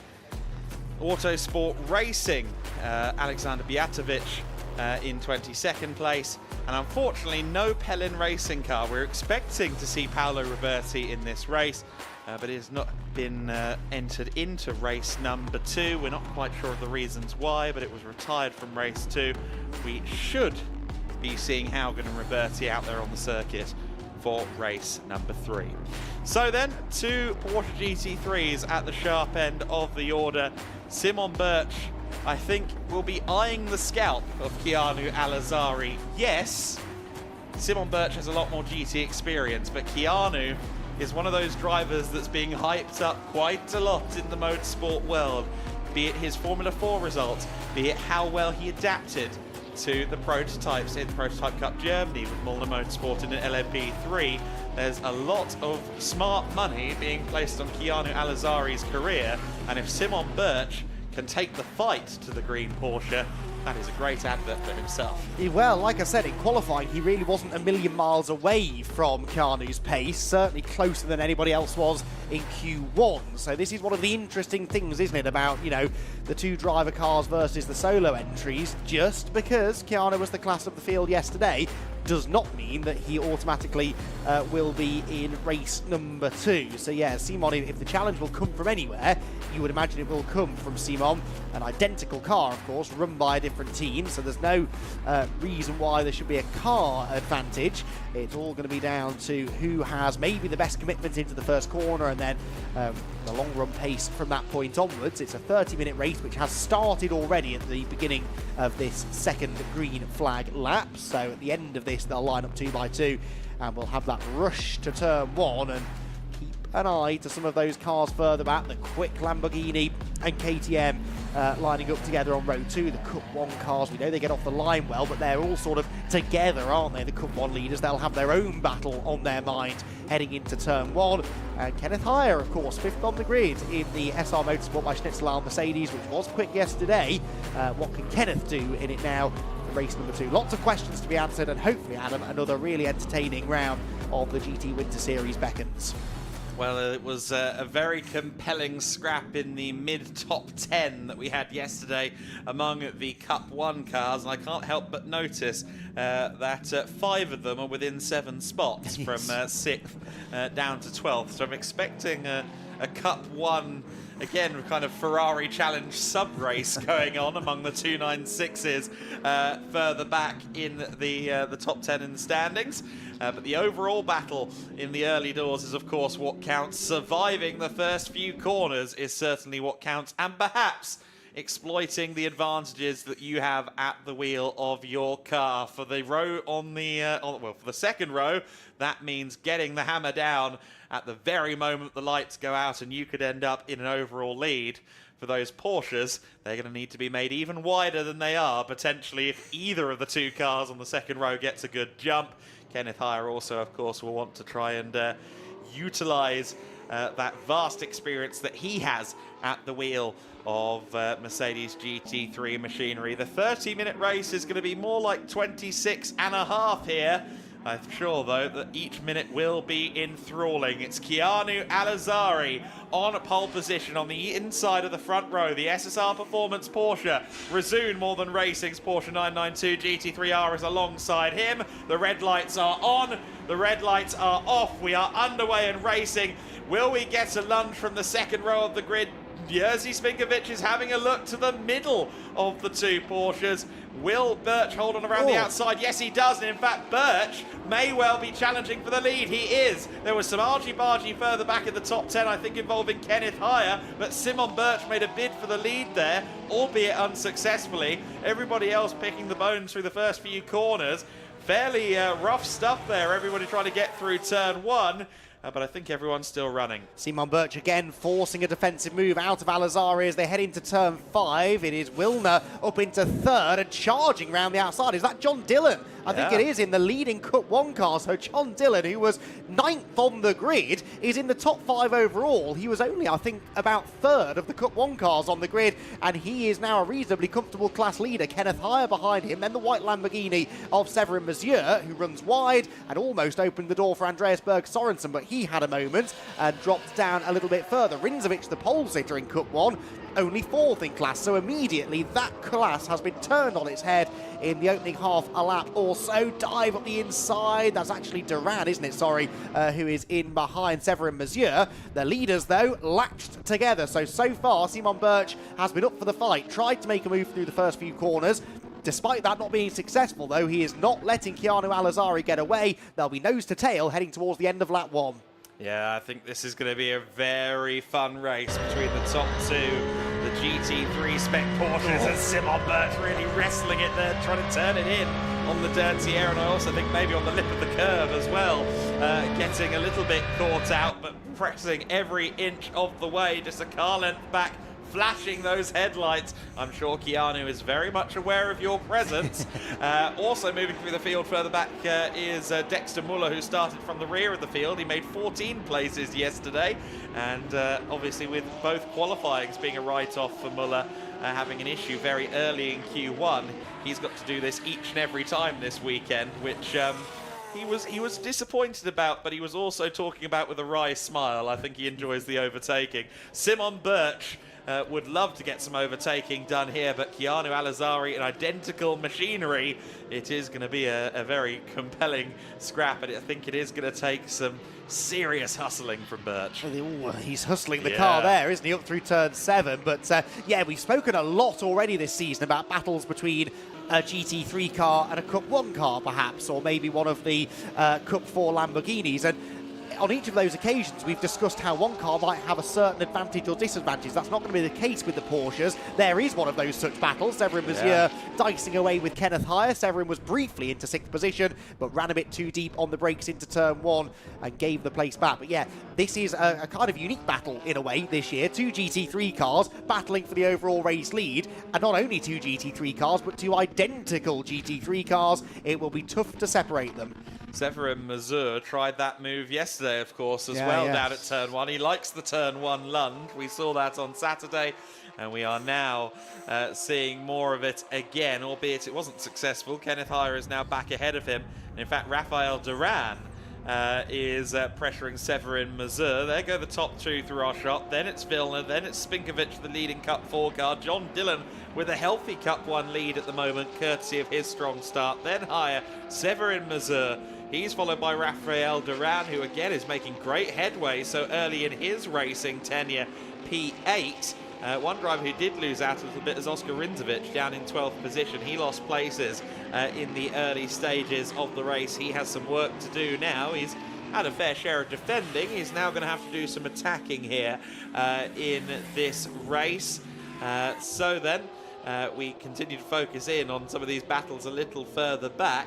And of course, for Duran, he's got Andreas Berg Sorensen for company, and Sorensen is one of the more experienced drivers in Cup 1, having got a full season of the Ferrari Challenge Europe under his belt. Cristiano Maciel's name was plunging down the timing tower on the left-hand side of screen there. We appear to have lost Cristiano somewhere, unless it's a transponder glitch. He's dropped right to the back of the field, unfortunately, so we'll see if we can figure out what's happened to him. That promotes then Dexter Muller into the top 10. Very impressive stuff this from Dexter, who we expected to have his elbows out. This, in fact, is the car that he's chasing down. Cristiano Maciel actually now reinstated into 10th, so it's a dodgy transponder rather than a drama for Cristiano. So actually, the car we were on board with was the car just ahead of Maciel. Andreas Berg Sorensen, 2nd and 3rd, those two run. Sorry, 3rd and 4th, those two run in Cup 1. Rafael Duran just ahead. It's John Dillon, of course, in the all-black Ferrari, 5th overall, who leads that category pretty healthily. Leaders across the line, and a fastest lap there, Adam, for Simon Birch. That gap had grown, hadn't it, a lap ago? It's back down to 0.6 of a second. Again, further emphasising this point that they are very evenly matched. Very much so, and here comes Jerzy Spinkovic to the inside at the first corner. We saw the Lamborghini was strong on the brakes at Estoril going into turn 1, time after time. And the KTM gets dispatched there by the Lamborghini. Of course, you can have the Lamborghini Super Trofeo in GT2 spec as well. The KTM is a GT2 car running sans ballast, sans BOP ballast for this weekend. Hence, it is entered into Cup X. But 2 cars that should be on something of an even keel. A very compelling battle, albeit across 2 classes. Spinkovic has the upper hand for now, but I think Simon Villeneuve is going to fire back. Yeah, behind them, Kenneth Heyer trying to find a way past John Dillon as well, so they're sort of pairing off, aren't they, really? 2 for the lead. You've got this 2-way fight going on for 3rd. These 2 fighting over 5th position. Again, most of them running in different classes to one another, but still entertaining battles to be had. John Dillon's got Kenneth Heyer and actually Severin Mazur not far behind. And then a side-by-side battle. Is that a change? Andreas Berg Sorensen ahead of Rafael Duran, 8th place overall, but far more importantly, 2nd place in Cut 1. And Adam, you made a good point yesterday. You made many good points yesterday, but the one that I heard at the end of the day was how in Cut 1, not only is it a very competitive class, we have 7 cars entered this weekend in Cut 1. The new for 2025 GT Winter Series point system rewards you more for doing well in a class with lots of cars than it does for doing well in a class with 1 or 2 cars. So there are lots of points up for grabs for those Cup 1 drivers. So we will be looking to the likes of Andreas Berg Sorensen, I think, and Cristiano Maciel as potential championship contenders when we get to the end of the season.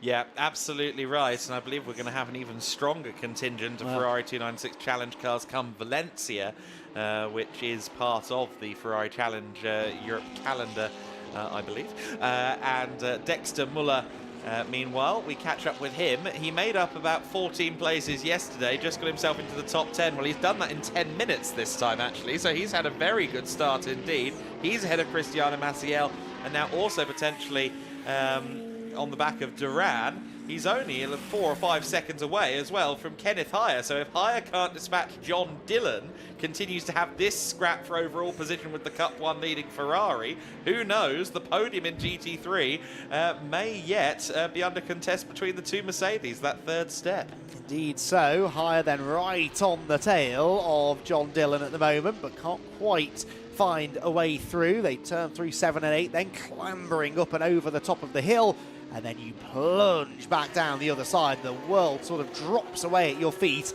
and then through the, I'd imagine, flat out left-hander they go at turn 9. And climbing back uphill again the other side. Good battle this between 3 cars, as we've said, running in different classes. Behind, Dexter Muller and Rafael Duran appear to be debating 8th place. There they are, debating 8th place. And Dexter Muller was around the outside of the Ferrari. That would have been the inside for the left-hander at the bottom of the hill. So I suspect the next time we see them, it will be Mercedes AMG ahead of Ferrari Challenge car. Yes, it is. So the Mercedes then up another position as another Mercedes tries to do exactly the same. Yeah, and the error on that GT3 Merc should get it through the final corner quicker, but John Dillon just about manages to get ahead before the final apex of the lap. If they'd gone side by side through that corner, I dare suggest the Mercedes would have made a position. Instead, it loses a position because Severin Mazur blasts by, and Kenneth Hire will be saying a German variation upon the word blast as another one of these super fast in a straight line Cup cars gets ahead of him. More obstacles. Never mind though, he's got a nice set of Mercedes brakes on him, tries to get to the inside at turn 3, but can't get it done there. Yes, and this now does mean that he's going to be a bit vulnerable to the charging Dexter Muller, doesn't it, as you were alluding to earlier. There is Muller, who is absolutely charging after these 3.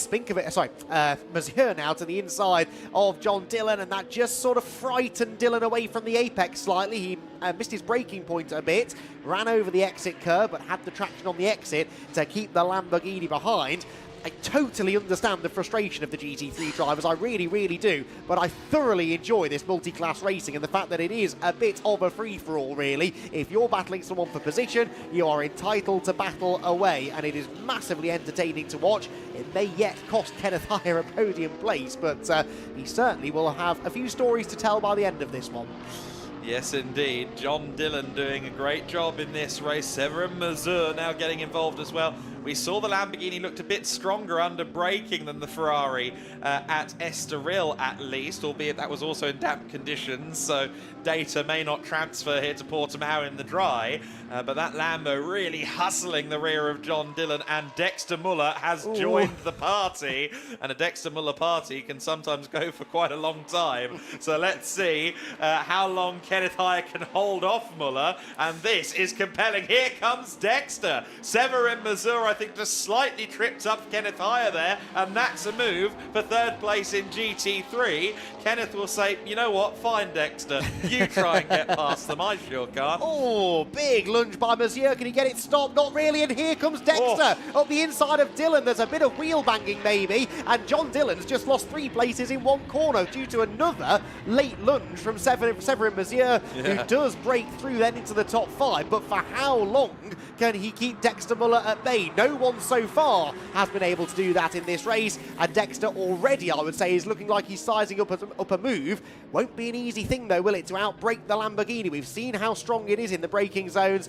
That is not probably where the move will be made. What a fascinating exchange that was, though. Kenneth High will be spitting feathers inside that car, but Dexter Muller will be rubbing his hands with glee because that worked out absolutely perfectly. Yes, it did, but there is the ever-present danger of the exact same thing happening to him, of getting tripped up at the apex by the cars that are slower around the corner, and then the other GT3 blasting by. There's a yellow flag down at turn 6 for whom we are unsure. Meanwhile, I think I also want to note, I think if anyone's spitting feathers, it's John Dillon, having lost 3 positions.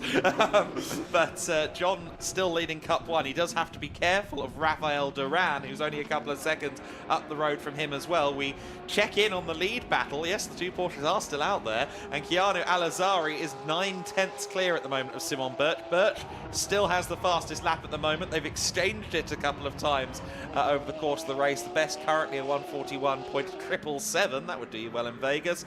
Oscar Rinzovic has got a rather bad hand. His car has come to a halt at turn 6, and that is why the yellow flag is out.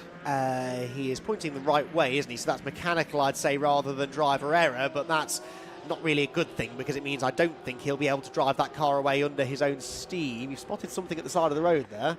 Is there a little bit of debris there, just below the curb there at the exit of turn 6? Yellow flag's also at turn 4 and 5. The timing screen tells us, so that's further up the road, and that's why Dexter Muller and Severin Mazur have found each other. Now, is that at 4 and 5, or is that further around the circuit? Regardless, there has clearly been a collision between the two of them. Dexter is going no further.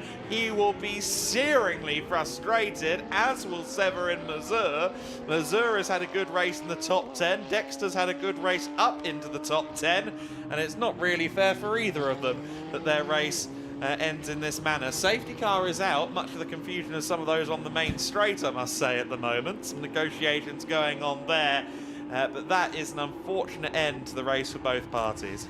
Yeah, I can't figure out where that is. It might even be turn 3, maybe, before they climb up over 4. Well, it would make sense, because that's where a lot of the congestion's been happening in that group, hasn't it? And Dexter Muller will have been keen, I'm sure, to find a way through. Maybe that's ended in contact. Yes, it is the exit of turn 3, isn't it? So we've seen a lot of close encounters between that group of cars through that sequence of corners, and I believe we do have a replay that may go some way towards explaining exactly how those two ended up there.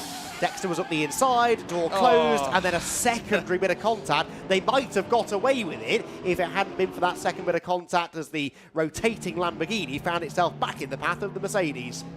Yeah, that was a clumsy couple of moments there, unfortunately. And yeah, still a shame that they're both there in the gravel trap, but as you said, it was that second one that was the clincher. Dexter might have been able to get away with simply driving around the car, and Severin may have gotten away with just a spin had it not been for that second contact. And there is indeed debris down near the site of Oscar Rinzovic's abandoned car. I do wonder whether or not there's more to the story of Rinzovic's halting than simply a issue with the car. Yes, so we're awaiting confirmation, possibly from our camera op down at turn 5, as to what exactly happened to Oscar Rinzovic. That's a shame, though, from the highs of yesterday's fabulous effort, running to second place in class, led most of the race in Cup 1, to now, unfortunately, a race that really went wrong from the very first corner. He just lost so much ground at the start, and that can put you back in battles that you shouldn't really be involved in, and easy enough to trip over people, isn't it? So, shame that his race has come to an end. In fact, we've lost 3 heavy hitters there in pretty quick succession, but it gives everyone a bit of a mid-race pause, catch your breath, and we'll go and do it again, probably for only a 5 or 6 minute sprint, you would imagine, at the end. This could get very interesting indeed. It's bunched the 2 Porsches back together. Keanu had sort of built a bit of a margin, only a 1 second or so gap, but that was the biggest lead he'd had all race over Simon Birch. That, of course, is now eradicated, and, Adam, it will bring together all of those Cup 1 cars, because John Dillon did have a bit of a margin over Rafael Duran and Cristiano Maciel and Andreas Berg Sorensen. That, of course, now disappears as well. That could be the battle to really watch. I will take the opportunity as well to mention the man who has just come into the top 10, Antoine Berberich-Martini.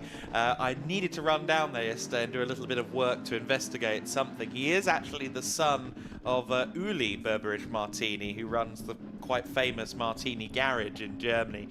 Lots of very nice supercars and race cars emanating out of there. He is co-driving this weekend with Luca Ludwig. His father used to co-drive with Klaus Ludwig. They've known each other all their life, Luca and Antoine. And Antoine is making his race debut with his lifelong friend, which I think is really cool.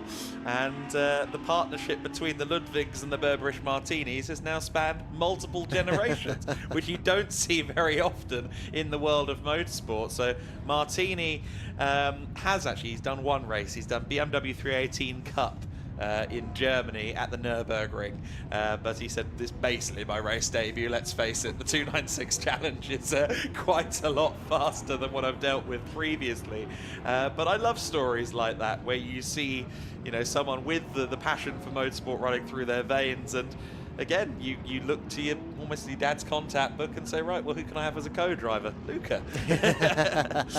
Yes, it is not what you know, as they say, isn't it? But yeah, fascinating story. Well worth the wander down to that end of the pit lane. Thank you for that, Adam. I was chuckling away there at a message that popped up briefly on the timing screen saying that Oscar Rinzovic has exceeded track limits at turn 5 and it had been noted. Well, yes, he did. I'm not convinced he gained an advantage from it, but there you go.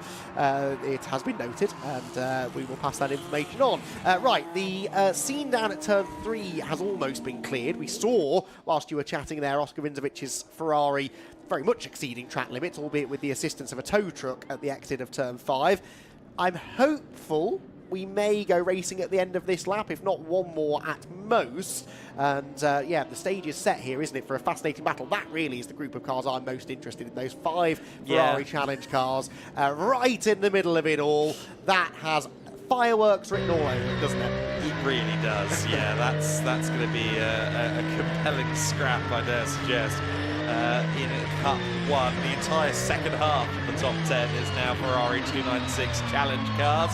Of course, I think there's also going to be a point of interest here for Simon Birch, or perhaps a danger for Simon Birch, and that's going to be, again, the big Lamborghini and even the KTM behind him as they roll, especially if Keanu Al-Azari pulls the pin early. And you'd think Keanu has probably thought this through and said, well, if I leather it out of turn 14, flat out through turn 15, Simon's going to be in some trouble.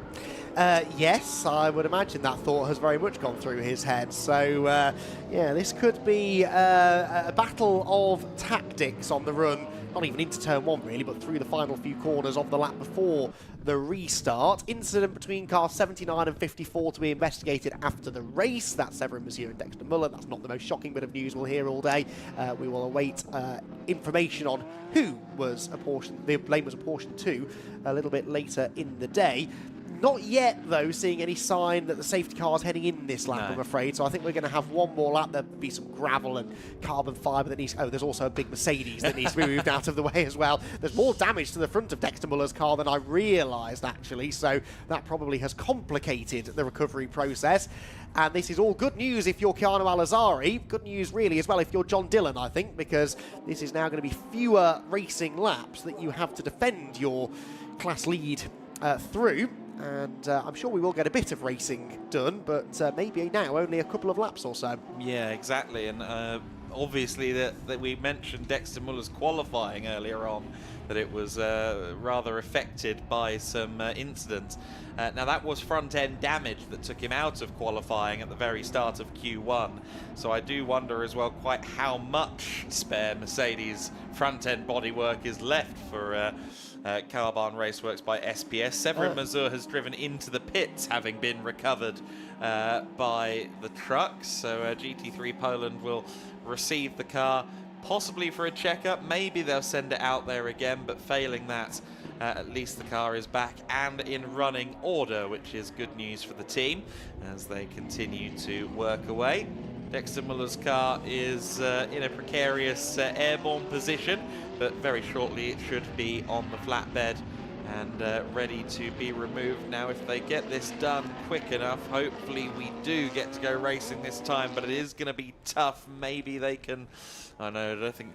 Typically, it's not advised to run backwards on the circuit. Otherwise, I would suggest they go and use the motorcycle chicane at turn 1 to hide away so we can get the race started. But got to follow all of our protocols, of course, and we have our fingers crossed that we get a couple of laps out of this. We will, I think, get at least one lap of racing, but of course, commentators, we're a greedy breed. We want quality and quantity.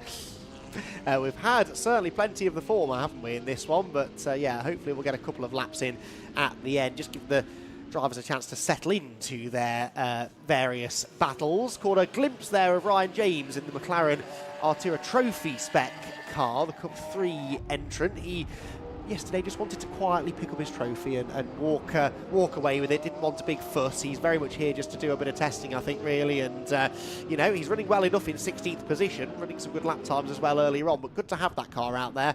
Not a car, really, that I've come across all that much before. Interesting to sort of spot the differences, isn't it, between the Artura Trophy spec car and the GT4 machines that we saw out earlier in the day. I fear, Adam, we have one more lap behind the safety car before us, don't we? Yeah, it very much looks like that. It'd be too late to put the in this lap bulletin on there now, for sure. So it's going to be a one-lap dash, I reckon. So, yeah, 3 minute 13 laps under the safety car. So, best case scenario is going to be a one-lap dash at this point. Keanu Alizari will be keen to get one more flyer in this second sprint of the day, and Simon Birch will be keen for the race to get underway so he can try and spoil the Keanu party. If you're watching the stream yesterday, at the end you might remember his interview with Izzy Browning, in which he said, oh yeah, I'm very confident that I can get more wins. Yeah. And if you're Simon Birch watching that in the paddock, I'm sure that's a, okay, mister, let's see. It is going to be hard from here. Incidentally, I like numbers, I can't help myself. 0.911 between the two Porsches at the front of the order that time across the start-finish line means absolutely nothing, but still very fun to see. Now the flatbed has recovered Dexter Buller. In fact, it's already practically back in the paddock. Good work from the crews. Safety car is confirmed to be in this lap, so we are going to get a one-lap dash. Now, if Keanu really wanted to spoil our party, he could simply not push the throttle down and coast to a win, because no one can overtake him before the start-finish line. But I know Keanu well enough to know I don't think that's on his agenda. It is now, again, this strategic game. It's making sure Simon Birch doesn't get too good of a launch versus him, and of course for Simon Birch, it's making sure that those faster in a straight line Cup cars behind him and the GT2 of Simon Vilner as well doesn't get involved. And, of course, to your point, Andy, there is the scrum of Cup 1 from P6 through 10. John Dillon, having already been dispatched and lost multiple positions at one point in this race. That was fine. That was for overall position. If he starts to lose points because of class competitors going past him, he will not be pleased. No, not at all. And, of course, he's got Kenneth Hire ahead in the GT3 car, which he should have a bit of a straight line speed advantage over. That might not be a good thing, really. I don't think he wants to go into turn 1 side by side with Kenneth Hire, but that may be what transpires. Right then, place your bets, everybody. We've got one lap to settle this. You're on board with Simon Birch in second position. We are as close as we can be to Keanu Alizari's car in front. In fact, we're overlapping it slightly as we head through the penultimate corner. When and where does Keanu decide to hit the loud pedal and make his dash? Not yet. Now he has, as they turn into the last corner, but Birch has very much gone with him. There's a gap back to Jerzy Spinkovic, a big gap back to Jerzy Spinkovic in third, so no pressure there for Simon. Does he have a go into turn 1? He's flashing the lights. He's in the slipstream. He's got a bit of a run, but is he close enough to attack into the first corner? The answer, I think, is no. He tries to distract Keanu Alizari. No mistake comes yet. Way wide over the curb goes Birch. Does he jink to the inside into 3? No. The middle ground is covered by by Alizari, and he holds on to the lead for now. Yes, but I think he might have set himself up for a nice run through 4, but then again, Alizari salvaged a good run as well. They are still very close together. Spinkovic is 3rd, 4th place is Vilna, Hayes in 5th place. Rafael Duran losing the rear there. That could give 2nd in Cup 1 to Cristiano Mathiel. And Mathiel, all 3 wide as the 50 car. Cristiano Mathiel gets involved. The 76 of Berg Sorensen getting mugged rather as well. Berg Sorensen goes from 3rd in class to, I make that the 5th or potentially even 6th in class there, losing a lot of positions in one fell swoop.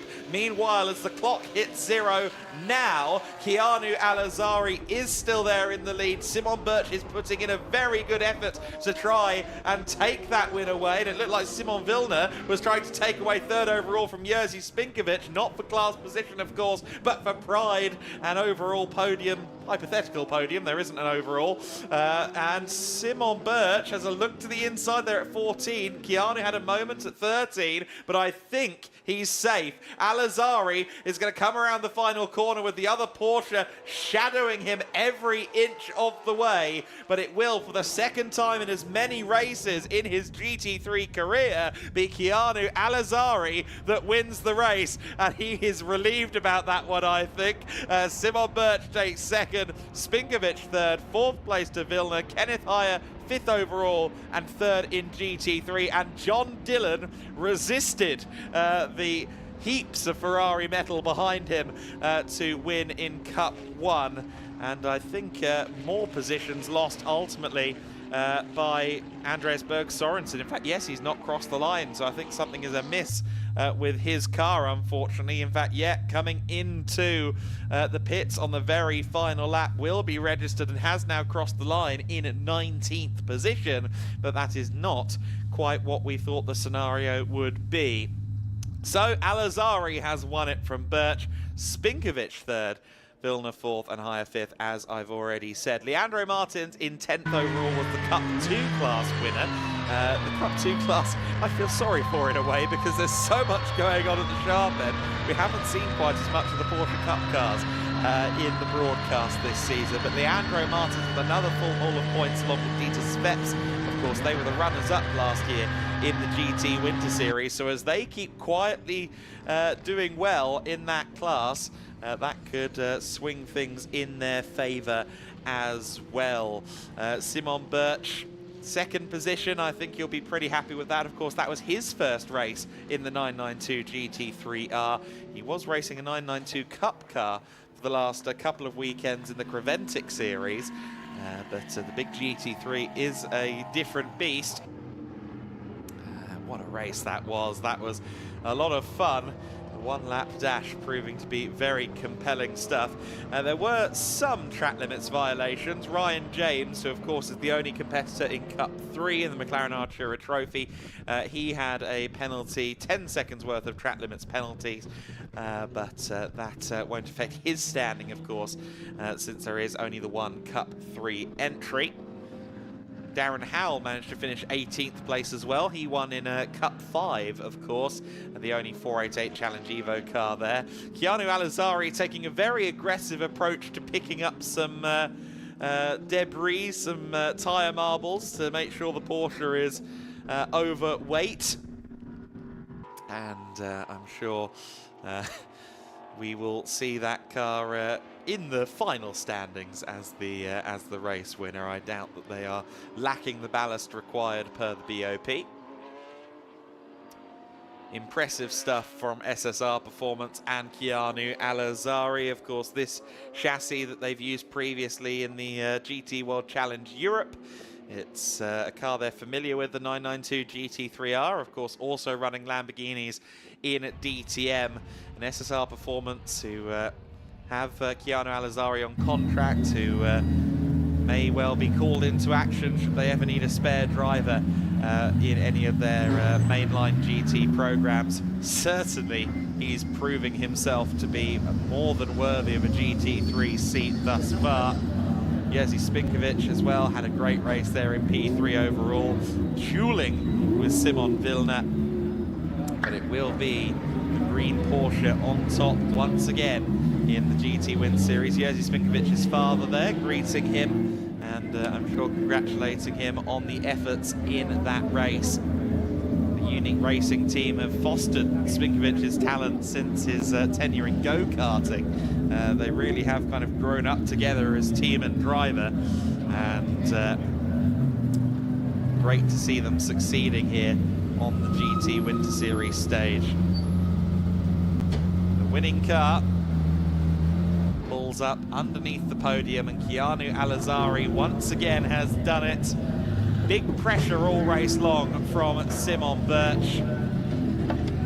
The safety car throwing a spanner in the works, but he did everything right with that restart procedure. And a deserved win once again for the German flagged driver, at least on his race suit and car here. Of course, he is Emirati by birth. An SSR performance. Congratulating Keanu, who has been searingly impressive in the Winter Series. Paddock, of course, a Formula Winter Series winner last year, also won a shootout with Molnar Motorsport ahead of the Prototype Winter Series finale in 2024 to gain his seat in Prototype Cup Germany, and now twice he has added GT Winter Series race winner to his record. He'll be looking to make it 3 from 3, of course, later on in the 55-minute pit stop race. And he'll be driving solo in that, so the pace should be consistent from the number 92 Porsche. Simon Birch, I think, will be congratulating Keanu as well. I think they had a healthy duel there. Birch didn't do anything silly to try and make his way through on a low percentage move.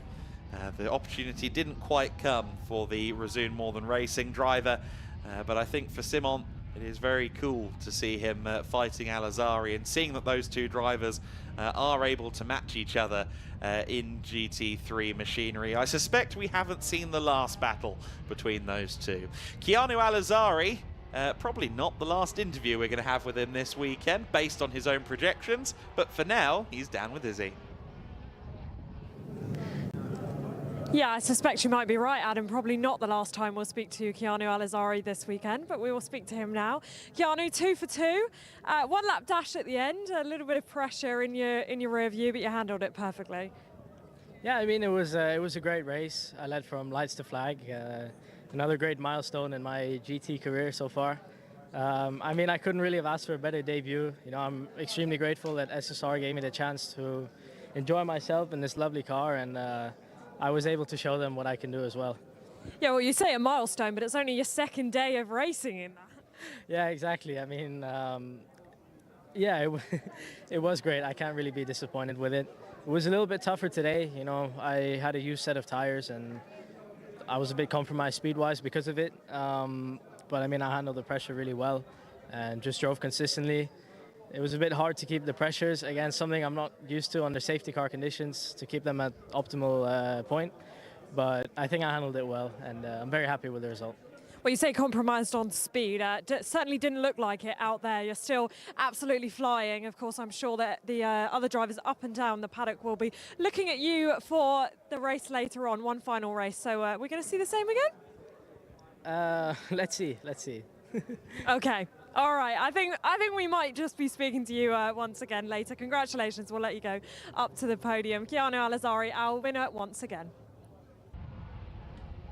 He was certainly confident after Saturday, wasn't he? But we'll see what the 55-minute endurance race yields. Of course, traffic management will be a key factor there that maybe he's not experienced so often previously.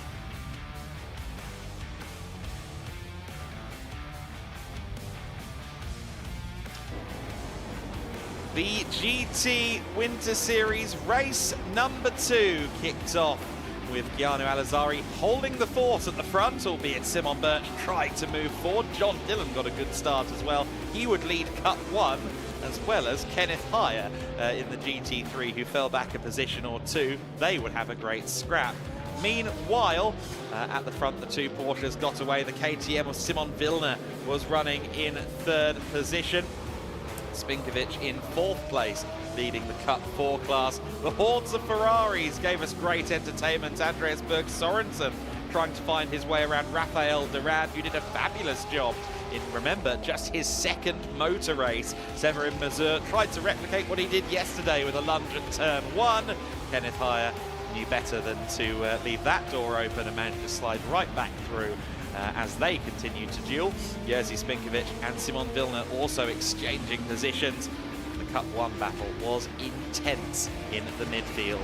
Kalle Bergman, Alfredo Hernandez all going at it as well and making a bit of a mistake. In fact, sorry, that was Mans Stalin, of course, at the wheel of the 44 car. Kalle Bergman, his teammate.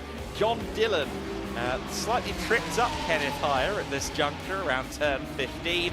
Heyer losing a position as a result to Severin Mazur. Przemysław Biankowski making a move on Mans Fallen further back. That was for second position in the Cup 2 class. The PTT racing driver would hold on to that. And then came the charging Dexter Muller. Started 22nd, was well into the top 10, and went past Kenneth Heyer for third in the GT3 class. Severin Mazur got past John Dillon, and Kenneth Heyer snuck by as well. Dexter Muller and Kenneth Heyer getting past John Dillon. Unfortunately, Oscar Rinzovic's race ended early. His car came to a halt, and then there was this collision. Twice impact between Severin Mazur and Dexter Muller. Unfortunately, both cars ending up beached in the gravel, and the safety car would be out. Severin Mazur would get recovered, and the car would make its way back to pit lane under its own steam. We should see that GT3 Poland car back out later on, and I suspect that SPS will do everything they can to put Dexter back out onto the circuit as well. The recovery crews worked hard to get the Mercedes out of the way, and with 1 lap left, the race resumed. Simon Birch tried to find a way past Keanu Alizari, but it wasn't happening. Meanwhile, Mathiel and Duran had some great exchanges here, and Andreas Berg Sorensen got a couple of knocks going through turn 5. Unfortunately, that would seemingly have an impact on Sorensen's car. Nothing could impact Keanu Alizari, though. He is our overall winner. 2 from 2 this weekend in the GT Winter Series for the talented Keanu Alizari, winning by just 0.4 of a second over Simon Birch, who matched him every step of the way in that race. Jerzy Spinkovic in third position, winning Cup 4 ahead of Simon Vilner. Kenneth Heyer rounding up the GT3 podium in 5th overall.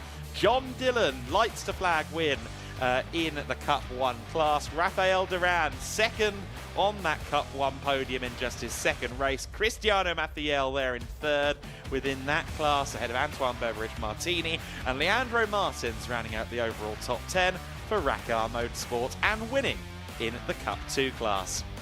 In 11th place, Alessio Ruffini ahead of Alfredo Hernandez. Przemysław Biankowski finishing just ahead of Mans Fallen. Ryan James, 15th. He'll have the assist from Ollie Webb later on in the day in the 55-minute pit stop race. Alberto Duran, 16th. Beatovic next. Darren Howell in the Seoul Cup 5488 in 18th overall. Berg Sorensen, 19th. Severin Mazur, of course, not reaching the flag, but classified in 20th place. Now, unfortunately, we lost both Dexter Muller and Oscar Rinzovic before the end of the race. We didn't see Pelin Racing take the start. Hopefully they'll be back out there later on. So that concludes the second race of the GT Winter Series. Of course, the drivers will now be heading up to the podium, and we'll have Andy down there very soon to begin the presentation to the numerous classes. Then we'll go into our lunch break, where Izzy Browning and potentially some cameos from myself as well. We'll get some insights from down in the paddock, and then we'll get into the afternoon's racing, beginning, of course, with the hour-long GT4 Winter Series race, and then the 55-minute running for the GT Winter Series. But before they can consider race 3, they have to pick up the trophies for race 2, and that job will be done in part with Andy McEwen.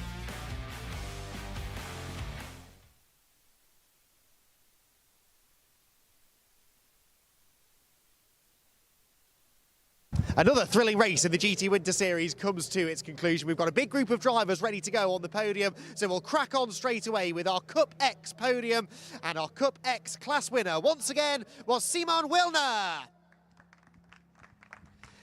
Congratulations, Simon, who was right in the thick of the battles for an overall podium in that race as well. The KTM Crossbow, a welcome addition to the GT Winter Series grid. And he may be the only driver within his class, but that does not mean he's had no one to fight with out on track. It's one of the great things about GT Winter Series, this mixing of the classes, and the KTM Crossbow finding a home here for this weekend. Congratulations, Simon, well done on the Cup X victory. We move on now to Cup 5, where once again there is just the one driver to welcome onto the podium, representing AF Corse, and the winner in Cup 5, Darren Howell. Well done, Darren. Top step of the podium once again for you, the driver of car number 5, the only 488 Challenge car on the grid, but managing to come home in one piece to claim another class victory. Pirelli representative on hand to hand over the first placed trophy to Darren, who had a big smile on his face as he came out onto the podium. So, well done, Darren. Congratulations on the Cup 5 victory. Now on to Cup 4, where we saw some good battling again between the Lamborghini Super Trofeo cars and some of the cars in other classes. 3 drivers this time to welcome onto the podium. Third place in Cup 4, Alexander Beatovic. Alexander, representing Autosport Racing, gets a big cheer down below, and I suspect his teammate will do in a moment as well, because it was second place for Alessio Ruffini. The Italian driver onto the second step of the podium, second and third place for Autosport Racing, but it was Unique Racing in the end who came out on top. It's another class winning Cup 4 for Jerzy Spinkovic. Well done, Jerzy, onto the top step. Again, a battler within the top 5 overall, as he has been on multiple occasions already this season. And he looks happier, I think, than I've seen him before on the podium. He's getting used to this now. And another class win. He'll be positioning himself well in the championship. We've got a handful of those Cup 4 cars entered this weekend. So good opportunity for some points to be scored. They pose for photos on the top step of the podium. And congratulations once again then. Another round of applause, everyone, then, for our Cup 4 podium. Well done, everyone. Off the podium they will go. We move on now to Cup 2 for the Porsche 992 GT3 Cup cars. Third position in Cup 2, Mans Thalin. Congratulations, Mans. Third step of the podium. In second position in Cup 2, Przemysław Bienkowski. Big cheer from the PTT Racing team down below, but it is another victory in Cup 2 for one of the most distinctively liveried cars on the grid. A class win for Leandro Martins. Big cheers of Leandro from downstairs as he celebrates, as I said, another victory in Cup 2. Had a bit of a hiccup at Estoril in the rain, but things so far this weekend have been going well for the Racar Racing driver. And the driver of car 911 is victorious again in Cup 2. Photographs taken, no champagne yet, but they'll be saving that for race 3, I'm sure, later on in the afternoon. Congratulations again then to our Cup 2 podium finishers, Mans Thalin, Przemysław Bienkowski and Leandro Martins. Down off the podium they will climb. We've got 2 more classes to get through, and next up is Cup 1. Now, what a final lap we had in Cup 1 with 5 drivers going for the top 3 positions. There is only room for 3 of them on the podium, and the first of those 3 drivers coming home in third position was Cristiano Maciel. Another starring performance for Cristiano, making up part of an all-AF Corsa podium in Cup 1. He will be joined, first of all, by his teammate finishing in second position, Rafael Duran. Rafael was in second place in class for most of the race, but it was never an easy ride. And even up on the restart, he thought he might have a chance for a class win. In the end, though, it was a great start to the race that sealed the deal for our class winner, John Dillon. Well done, John, up onto the top step of the podium. What a race that was in Cup 1. Massively entertaining, as has been the case, in fairness, for most of the Cup 1 races this year. Not necessarily fighting for overall victories this weekend, but they have been putting on one heck of a show. And we are thoroughly looking forward to more Cup 1 action in the longer race later on this afternoon. So, photographs taken of our Cup 1 podium finishes. Big round of applause again for our top 3. So off the podium they go, 3 more drivers to welcome up here, and they are, of course, our GT3 podium finishers. 3rd position in GT3 at the end of a hard-fought race is Kenneth Heyer. The SR Motorsport with Schlitzalarm Racing team celebrating below. 2nd position, so close to a race victory, but a really impressive effort on his debut this year for Simon Birch. He certainly gave our race winner a really tough time, but ultimately couldn't find a way through, and that means it is a 2nd victory from 2 races this weekend for Keanu Al-Azari. The SSR Motorsport driver once again heads for step number 1 of the podium, but that time around, a very different kind of race for him. Yesterday was all about attacking, moving through the order from 8th on lap 1 to win the race. In race 2, he had to defend as if his life depended on it, and defend he did. Held on to the victory and comes home victorious at the end of race 2 of the weekend. Well, that concludes our podium presentation for the GT Winter Series. There was one driver who we thought we would see on that podium within the Cup 1 ranks, but didn't quite make it to the end. Earlier in the weekend, though, we did manage to catch up with Oscar Rinzovic. Each year in the Winter Series paddock, we have drivers who are making their racing debuts. And last weekend in Estoril, the man alongside me now, Oscar Rinzovic, made his debut in a Ferrari 488. Oscar, great to see you. 2nd weekend racing. You obviously were in the 488 last weekend. You're in the 296 this weekend. We'll take it back to Estoril to start off with. How was your first weekend? Did you have fun? And what did you learn? I mean, it was great fun. I mean, 2nd day of racing was very wet, a lot of rain, which was brilliant. Had a lot of fun in that. First day, I mean, the car wasn't overly competitive, but it was great for the first race because you just got to really get a feel for the track.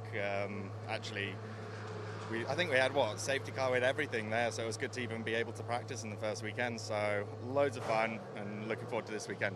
Yeah, absolutely. Exactly like you just said, you had kind of everything thrown at you. A bit of a baptism of fire, as I said to you yesterday, but you said to me, you know, these are conditions that you're used to driving around in Scotland. So if we're going to have more of the same this weekend, which we're expecting, you'll be ready for it, won't you? Yeah, I mean, I would like to think so. I mean, I say this now and then I don't want to be going off, but yeah, it's like home, to be fair, when it gets rainy. So I think what they say, there's only like 10 days of sun in Scotland, so should be good fun. Yeah. And you switched from the 488 to the 296 this weekend. Just tell me a little bit about that decision and why you wanted to do that here at this track and coming into this weekend. So, because we're going to be doing the Ferrari Challenge Series later on in the year, so we thought, I think there's a couple of other drivers who are also doing that, and they got the 296, so it'd be good, one, to get used to the car, because that's what we'll be using in the actual Challenge Series, and 2, have something a little bit more competitive, see really, before the season starts, actually, where we might stand and what sort of chances we have. I mean, there's a lot of great drivers around, so we have great experience, and some newer drivers as well, so it'll be just a good test bed before the season gets underway. Yeah, absolutely, you're right. Of course, you were running in your own last weekend in your own class, but now you're in the Cup 1 with the others, so you can kind of get a feel for where you stack up. So Portimão so far, how have you found it? Because this is a driver favourite, this track. Everybody loves this track. It's got a lot of undulation. It's very tricky. So from what you've done so far, how are you getting to grips with it? I mean, yesterday was the first day in the 296. We were in the 488 before, so I mean, the track is absolutely amazing. I think we've had a bit wet, then into dry. Still trying to find the pace when we get straight onto the new tyres, but we keep the pace we get to even when the tyres get older, so I just need to push it a little bit more at the beginning. But really love the track, absolutely amazing, really good fun, and it'll be good to hopefully be a little bit more in the mix this weekend. Okay, final question then. What is the goal for this weekend? If you had to set yourself a goal for this second weekend of racing, what are we hoping for? That's quite a hard one because this will be the first time we got a competitive car. I mean, to at least be in the mix amongst the 296s, like not be at the back. All right, well, we're looking forward to watching you race in the 296s, and good luck this weekend. Each year in the Winter Series paddock, we have drivers who are making their race.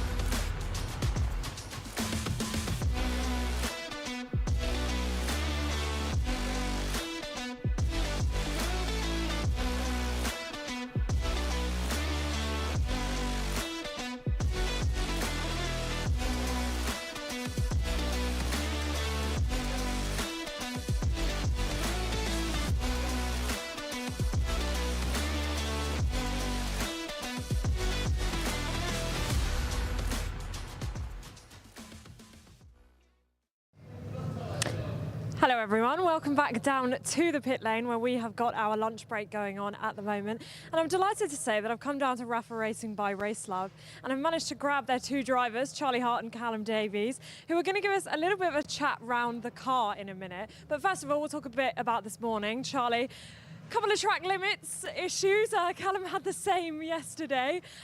So hopefully that's not going to be the case again in later on's race. Yeah, we've had a look. Yeah, definitely something to improve on. Can't afford to do any more track limits because it cost me a podium place. Obviously dropped me from third on the road to fifth, and I'm sure Callum was gutted to lose second yesterday. So the pace was good in the race overall, so we're confident into going into the endurance.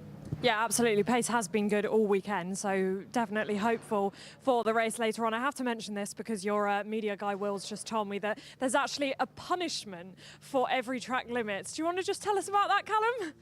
Well, basically, every track limit we get at the minute is a 5 burpee penalty. So I think me and Charlie in both races, we got 8 each. So we're racking them up slowly, but you know, this endurance race later on, we're not going to get any, so we'll be fine.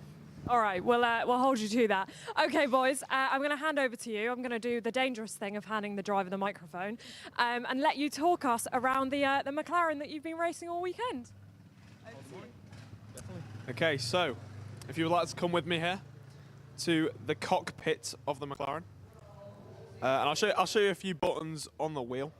It'd be good if it was on. I'll try and get the car into to illuminate some of the buttons on the wheel. As you can see here, so this one here, obviously, well, start off, you've got your TC and your ABS, so that's traction control, which helps the car get around the corners a bit easier, less slide on the rear end. And then we've got the ABS, which helps on the brakes, less locking up, actually no locking up at all, hopefully. We've got the full course yellow button, so say if there's a red flag or it does go to full course yellow, this limits the speed to 80 kilometers an hour. Team radio, obviously, this has to be, obviously, I get told stuff that helps me out majorly. I can tell the team stuff, feedback from the car, etc. We've got the page thing, which is on there, change the pages, don't really use that too much during the race. Drink if you need it, we don't have one plugged in. And then, yeah, indicators to often use in practice to let a car know you're pulling off to let them through. Wipers when it's wet. It was very wet last week in Estoril, so those were used a lot. Hazard, and then pit limiter.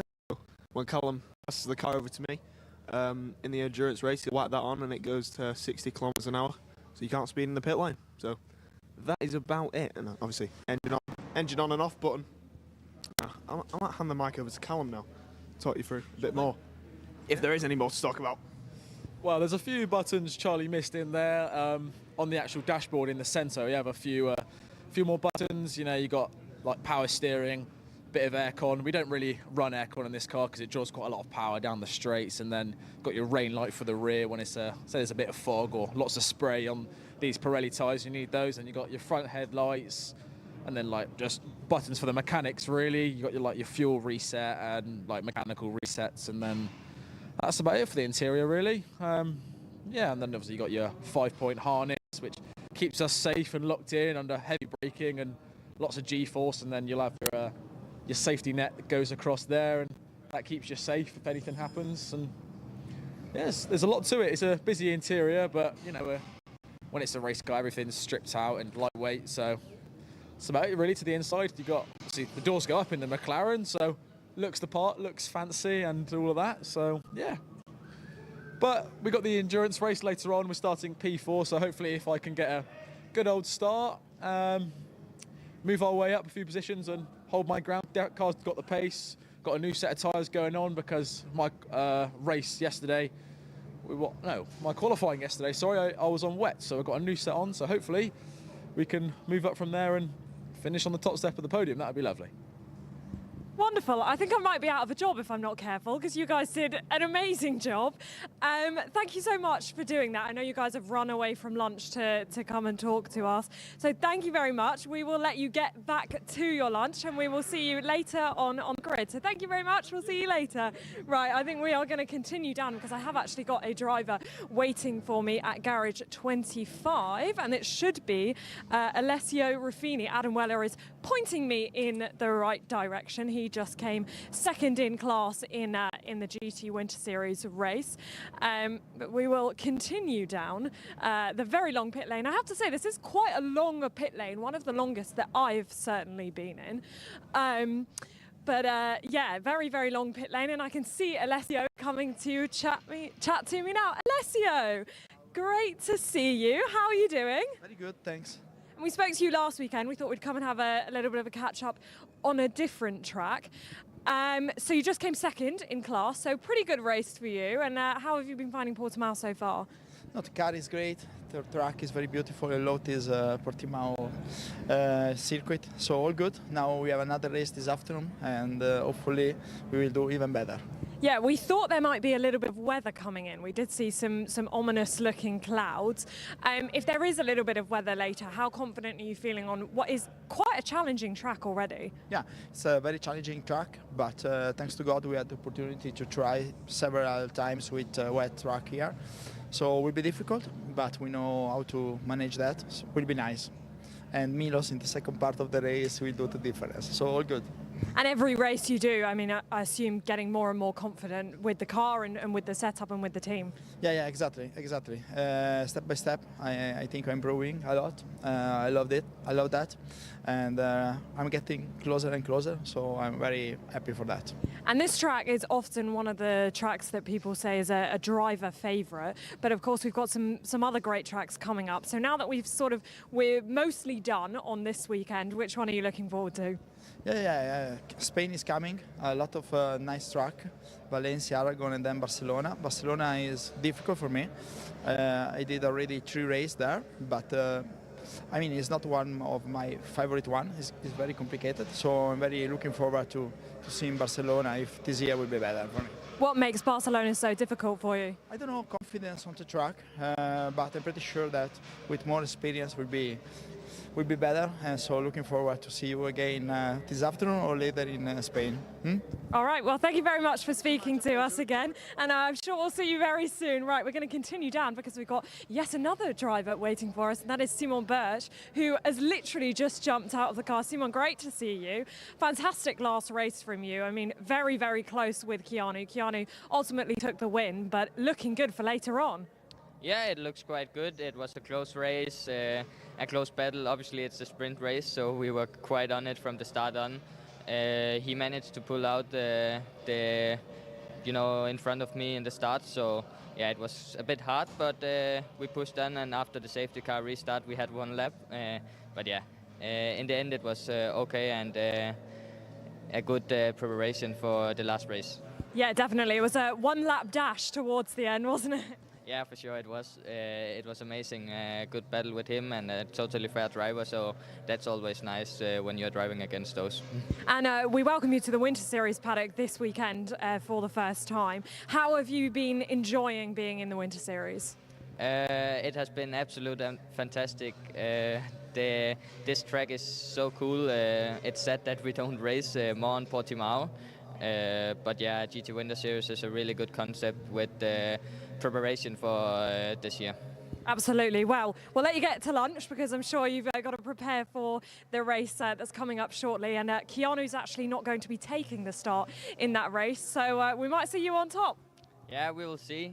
My co-driver Thomas takes the start, and then I will jump in the end. So yeah, let's see how it goes, and we get the best out of it for sure. All right, wish you best of luck. Thank you so much for speaking to us. Right, earlier in the weekend, Adam Weller caught up with Bodewanda 2 from Racing Spirit of Le Mans, and we're going to hear that now. We're down at Racing Spirit of Le Mans, and we are with Bodewanda 2 at the moment from the number 39 Aston Martin. Obviously, myself and you, we've spoken off camera, but for people who don't know your backstory, obviously you've been racing GT4s recently, but tell us about your career in racing prior to that. Yeah, hello everyone. I have not the same career as everyone because I'm starting motorbike at 4 years old when I was so young. I did it for 15 years and I have to stop because of a big injury. So my specialty was endurance in motorbike, like some race like Le Touquet, a big race in France on the beach. And so after my injury, we say, what can we do now? And we always did some track day, some rally with my father. And I also did a lot of rental karting, no racing in karting, but rental karting. And we say, okay, yes, now we go maybe just for track day and have fun with my father. And we had some tests with my other team when I start GT4. And yeah, step by step we go in racing. And first year was in GT4 France, then last year in GT4 Europe. And here we are in GT4 Winter Series to start to prepare GT4 Europe. And of course, I mean, this is a very exciting team to be involved with at the moment. They're entering the World Endurance Championship as the official representation for Aston Martin in GT3. I imagine for someone like you, you've raced at very high levels in motorbikes. You're looking at those high levels and maybe doing it with this team as well. Yeah, for sure. To become a part of this team was really nice because you can go really long in racing, not even in GT because they're also competing LMP3 in ELMS. So yeah, for sure it's to go at high level in WEC. Also doing 24 hours of Le Mans, it's the biggest goal. So yeah, we already start to run with the GT3. I did also the LMS rookie test in 2024. So yeah, now we have some GT4 tests this season, and I'm also a reserve driver in WEC. So if there is something, I need to jump in the car. So yeah, it's gonna be an interesting year of a lot of progression, even in GT4 and GT3. So yeah, I'm excited. How many of the circuits on our calendar are new to you for this year? Lot of circuits, lot of new circuits also, because here Aragon I never go, Valence I never go, Barcelona always race there, but yeah, some track in GT4 Europe like Zandvoort and Nürburgring never go there, so yeah, it's going to be really interesting. And also to be reserve driver in WEC, I'm gonna be in every round of the WEC, so just discover all the track with all the team, and yeah. Now I have to imagine, given the undulation on this circuit, the elevation change, it must be one of the closest things you can do to being back on the dirt bike in an Aston Martin. Yeah, that's some track that I really like because there is a lot of elevation and some turn that you don't see the turn and the turning point. So it's a part of track that I'm really quite good on it because yeah, it's something that I can have before in motorbike. So I really like that sort of track, especially in Portimão. Well, we're excited to see how you do this season after a positive start in Estoril. Thanks for chatting to us, and we'll see you on track. Thank you. See you on track. Yes, great to hear some insights from the paddock throughout the weekend. I'm now back down in the pit lane with two more of our drivers. Two drivers who have been challenging for wins and indeed getting wins in the Cup 2 class of the GT Winter Series. Kelly Bergman, Manstallen alongside me. Guys, you've been challenging Leandro Martins all weekend, indeed, for the wins in Cup 2. He, of course, came second overall in the GT Winter Series last year. So things have been going pretty well so far, haven't they? Yeah, for the time, for the little amount of time we have in the car, I would say it's the perfect start. Mons it was the first time he drove the car this in Estoril, and I have driven it sometimes before, but I will say it's a really great start. It has been indeed a great start. I mean, you joined us last year in Barcelona for the final round of the GT Winter Series. How was it to be back in the paddock? Yeah, when we're watching the times I drove last year, we can say that I have improved a lot. Of course, I have driven this car a bit more, and also driven a lot of other series. So I will say it's fun to have improved this much in a year. Yeah, definitely. Callie, great to have you back. Mons, you're also joining us this year. Of course, Callie just said that, you know, last time out in Estoril was the first time that you'd driven in the car. So how have you been adapting compared to what you've driven before? Well, it's a lot different from what I'm used to. We drive the SCs in Sweden, where it's street tires, so not much grip. This car has a lot more downforce and overall grip in that sense. So I feel like I've gotten into the car very well in the limits of my experience. So yeah. And you're only 17, of course, birthday not that long ago. Happy birthday, by the way. But you're one of the younger drivers in our paddock, but you've been taking it to the guys who are much more experienced than yourself, so that's got to feel pretty nice as well. Yeah, I try to use the little experience I have as much as I can. You can see, especially in the fights we have with other cars here on track, that their experience show a little bit more than mine, but I still try to fight as hard as I can. I succeed pretty well with that, I think. Yeah, well, the important thing is that you're improving every race, and of course you guys have got one more race coming up later, the endurance race. You've obviously done a 24-hour race before, but how are you feeling for the endurance race later on? I think we are starting first. So we just have to make the start great, and then just keep a consistent speed throughout the whole race, and I think we will be on the top of the podium. All right, well, fighting talk, we wish you best of luck, and we'll see you out on the grid. And we are going to go back and see a little bit more the insights that we got earlier from the weekend in the paddock. Luisa Cala, we were very excited to see both yourself and Cedric in Cayman Trophy this year. Both of you young talents in SR Motorsport. Talk to me about your first weekend at Estoril, because as far as weather conditions go, I can imagine Sunday was quite challenging. Well, it was my second time in the wet, but it was totally different, like a new car, like a GT4, never raced in a GT4 car, so it was a bit hard to know how it feels, how to drive through the corners and to find the limits, but Cedric did a really good job, and I'm really happy to learn from him, so it's really amazing. And as you said, it's a very amazing team. They've got a lot of experience and they do a lot of different racing. How excited are you to be working with them? Well, I'm really excited. They all do it with their heart, and that's just amazing. Everyone is here with a smile and works really hard, and we're all like a family. That's just amazing. And we noticed that you were doing the job of cleaning the car before practice. It seems like everybody works together to just make it all work and make it possible. Yeah, that's just a special thing here in the team. All drivers just help the team, so it's like a family, as I said, and everyone helps where you can. Now, you've driven on the Nürburgring Nordschleife, so I can't imagine this is the craziest circuit you've ever driven, but it must be up there. Portimão is a cool track. Well, the Nürburgring is just a special track, as you said, but it's also special to be here in Portugal and race in a GT4 car. I never believed it. Well, I mean, it could be the first of many seasons in this type of car.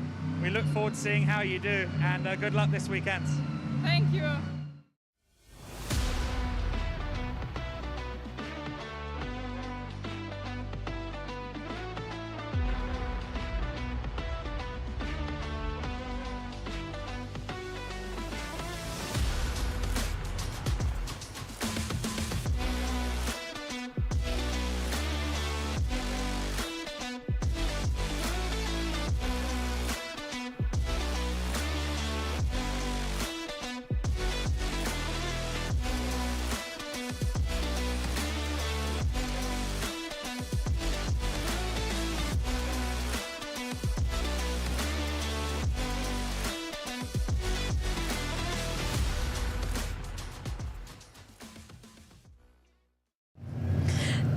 delighted to say that a lot of the drivers have cut their lunch break short and have decided to speak to me. I'm joined by two more drivers, a driver and driver coach pairing of Darren Howell and Sean Doyle. Darren, you raced in the Ferrari Challenge UK last year. You're now out in the Winter Series. How has the Winter Series been treating you so far? Love it. Loads of race time. Get away from the cold in England. No, it's a real good event. You've got loads of driving time, which I like. So, yeah. No. Yeah, absolutely. One of the things that is great about the Winter Series, having so much driving time. You've obviously been out on track this morning. So how have you been enjoying Portimão and getting to grips with this track? Yeah, it's very interesting circuit. It's like you just don't get a break at all. But no, I'm loving it. Getting better every session, which is all I want to do at the end of the day. So yeah, no, loving it. Yeah, absolutely. The important thing to get better every session. And I'm sure the way that you will have done that is with your driver coach, Sean. Driver coach, indeed, take us inside the partnership between you and what's important to have a good partnership between the driver and the driver coach. So this year, Darren and I are going to work together across UK Ferrari Challenge, and we thought this would be a really good test race for Darren to learn a little bit more. So by the time we do UK Challenge first round in Navarra, he will have done basically a whole seasons of racing. So we kind of aim the weekend over at Darren. He'll do all the sprint races, all the qualifyings, and we try and make sure he gets as much practice as possible during the Thursday, Friday test day also. And during that, we have a live stream system, so I'm on the radio. It's not like I'm in the car, but I try and pick out points as we're going along. And Darren's made huge ground over the weekend. We've probably gained, I think, 10 seconds in lap time, and each lap he's just getting better and better and more consistent. So it's a real testimony to what the championship really is. So without giving away too many of your secrets then, when Darren comes off track, what's the kind of first thing that you're talking about, first thing that you're looking for? It's probably to let you go and have a Red Bull, to be honest. Yeah. Have a relax, have a little chill, because sometimes if you go straight into it too quickly, it doesn't really work for a customer. That's my opinion. So yeah, we take it quite chilled, pick out a few points, go through some data, very, very brief amounts, and go from there normally. Perfect. What's the most useful tip he's given you so far? I don't know, just learn from one day and then take it into the next day, and then, you go from there. So it's just about making big steps and then, go from there. So yeah. And another race coming up later. So how are you feeling for that final one in Portimão? Yeah, me and Sean together for this one. So yeah, I've got to do my bit so when the pro gets in, he's got as much work to do. So yeah, no, looking forward to it. All right, well, have fun. Thank you so much for speaking to us, and we'll see you out on the track later. Now, in the GT4 Winter Series, one driver who I mentioned earlier who has been doing particularly well in the Cayman Trophy class is Cedric Fuchs, and Adam spoke to him earlier in the weekend. So last time out at Estoril, I think one of the most impressive things we saw was Cedric Fuchs in the Cayman Trophy class, fighting with even the pro class drivers sometimes in the GT4 Winter Series. Talk me through your first weekend, because from my point of view in the commentary box, it certainly looked like things were going well.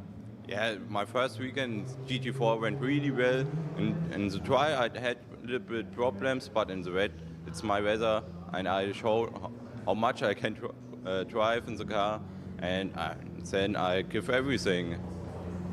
And in that second race that you did on Sunday, the endurance race, taking over from Willy, did you know that you were chasing Luisa? Because in the broadcast we were saying we're not sure if he's going to get there, but you managed to catch her. I hoped always and give everything that I could catch her, and then I saw her, and then yeah, my motivation got on the maximum, and then push, and then overtook.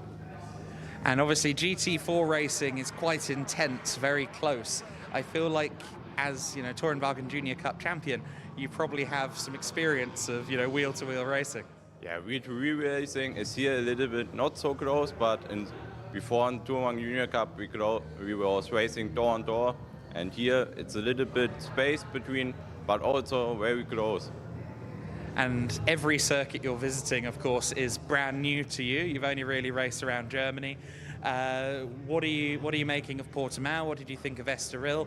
And what are you excited to try before the end of the year? Try? I don't know. I hope every track I like, because in the simulator it was nice. Estoril and Portimão is really nice. I enjoyed it at the moment, and yeah, I hope it really will be better. And obviously the SR Motorsport team they always seem to have young talents around, you know. Tell me about the team, how you've worked with them so far. It seems like these are the guys to be with if you're trying to develop a GT racing career. Yeah, the team is amazing. We all are one family. From first point on, I was in this family, and yeah, we make a lot of simulator training here, data, and now I can hope my learning curve get better and better, so I can make good steps in GT4 and maybe also in GT3. You got long-term goals in mind then, that's exciting. And I'm guessing this partnership with SR Motorsport will extend into the summer as well. We don't know at the moment, we hope so. Well, we'll keep our fingers crossed for you. Congratulations on your first weekend in the GT4 Win Series, and good luck for the rest of the season. Thank you.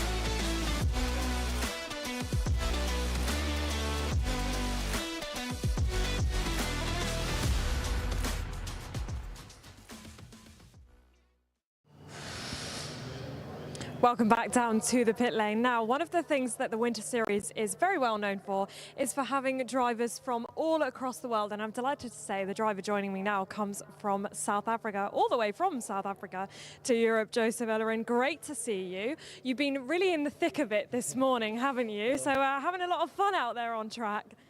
Yeah, for sure. It's good to be here. It's a great experience. Love the track.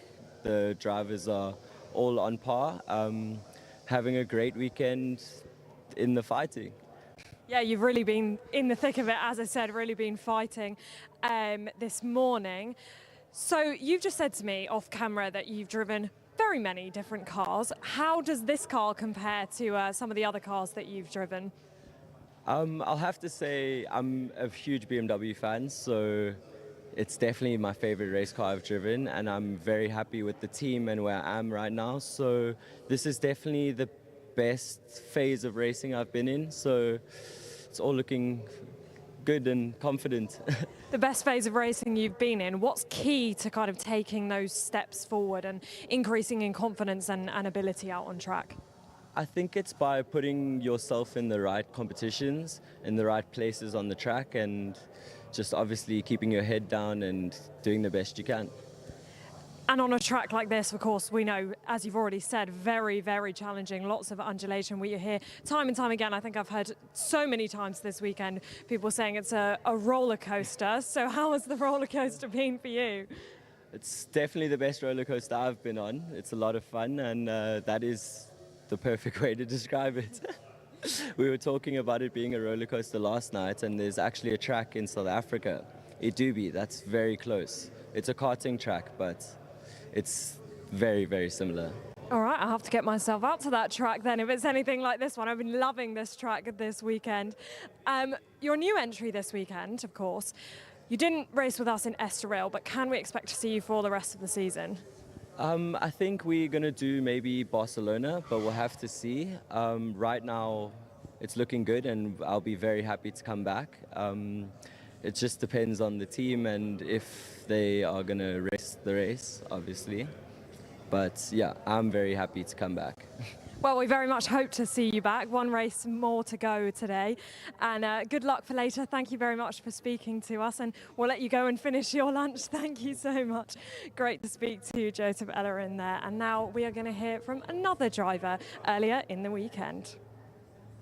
One of the highlights of the first round of the GT Winter Series was seeing this man, Cristiano Maciel, in his second ever motor race, mastering the wet conditions, taking an overall victory. Take us back to Estoril, Cristiano. How was that feeling to win your second ever motor race? It was amazing, unexpected, but a big surprise indeed. So second race on first day, despite the bad start, I was able to recover. So the expectation for the second day was not that high, but with the rain, everything changed, and I did an amazing performance. So quite happy about that. For your second race, you looked like you really knew what you were doing. So, I mean, tell us, how much track time have you had before last weekend? Was there a lot of track days, some practice before racing? So I did the 2 practice days, plus the official in Saturday, and it was it. Despite I've been training with F Corsa before that, I did the 2 tests, so it wasn't 100% new, but it was kind of a recent experience. And obviously, I mean, to have your first weekend of racing alongside Rui and also in Portugal, that must be pretty special. Indeed, yes, amazing. And run at home, be able to get the first of Cup 1, and overall it was indeed a perfect weekend. And did you surprise yourself with how fast you were in the wet conditions? Because, I mean, the wet isn't easy for anybody, and it seemed like when it started raining, suddenly you found so much more. Yes, so it was a surprise for me as well. So I start on 6 or 7 on the grid. I started to go 1 car by 1 car, but at the end I did well. It was a surprise, as I mentioned before, but I think I'm better in rain than in dry conditions, but let's see how it goes for the remainder of the season. And you've got a very cool car. I like the cherry blossoms, I believe they are on there. Tell us about that. What's the meaning of having the cherry blossoms? So this is connected to our company, the Portugal Investments. So we are known by doing things out of the box. And we like always to get the elegance and some meaning to our projects. And because it's also a project of the company, we decide to bring some of that elegance and know-how to the car. I see. And long term, you come into this with any goals? Is there a target in mind for your racing career? It's going to endurance. That's why I am with Rui. We are starting now the practice so we can evolve. But the main goal is to go to the endurance races for sure in GT3. Excellent. Well, I look forward to seeing your progress. Incredibly impressed with your first weekend. And thank you for talking to us. Thank you. Have a nice day.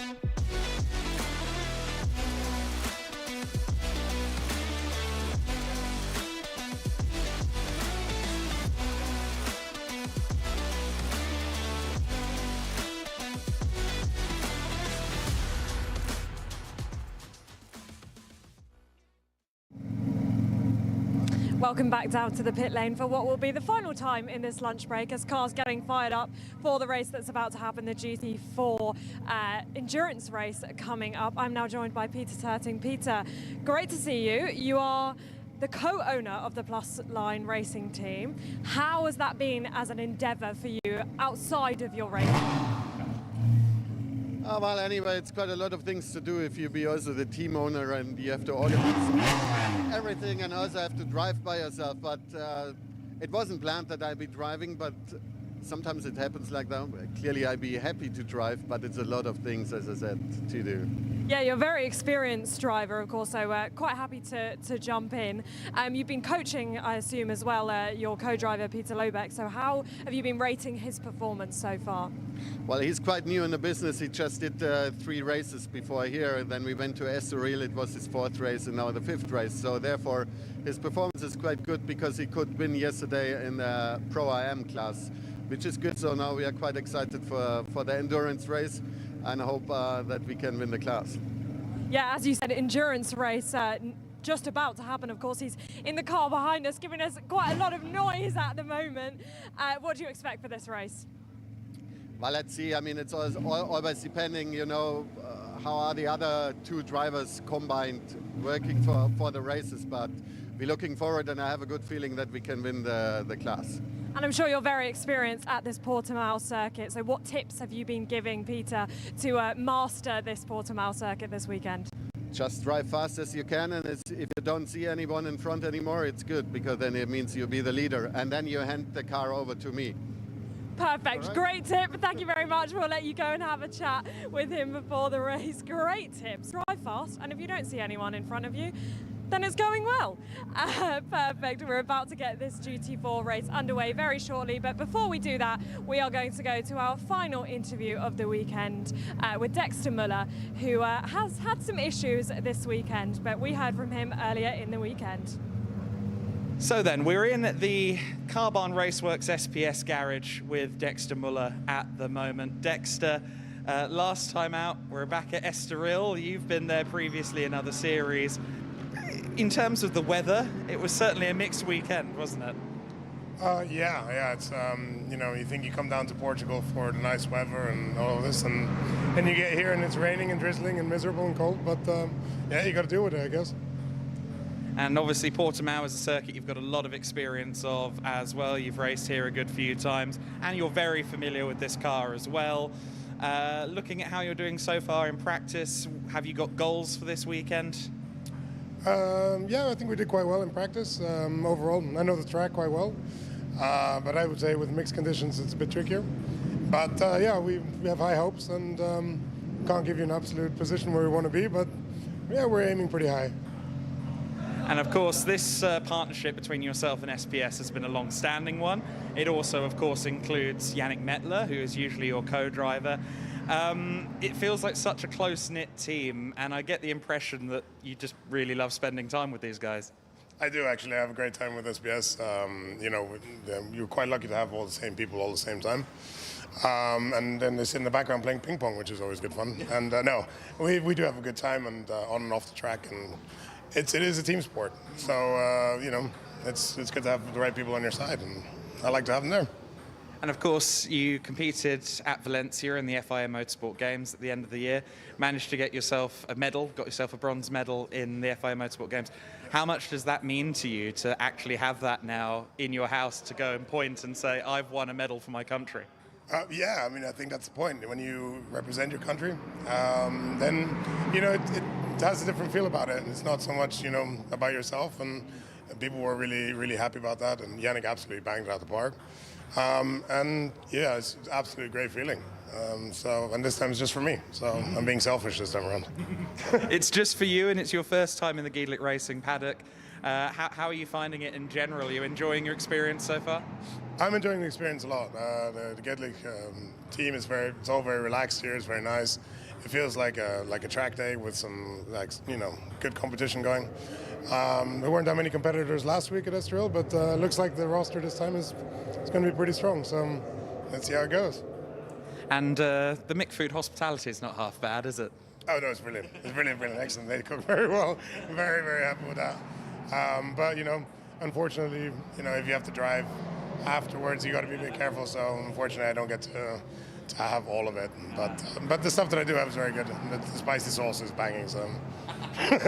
Food reviews with Dexter Muller in the SPS garage. It's always wonderful to see you at a circuit, my friend, and we look forward to seeing how you do this weekend at Portimão. Thank you very much. It's an absolute pleasure to see you again. And, yeah, have a great weekend. Thank you. Thank you.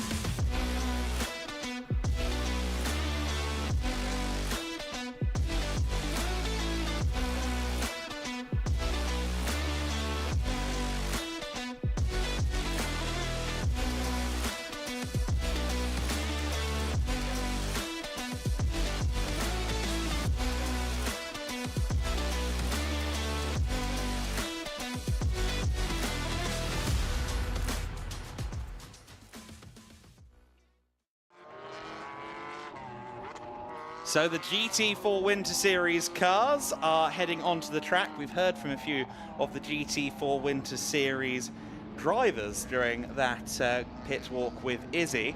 Now, we do have some information before we focus on the GT4 Winter Series.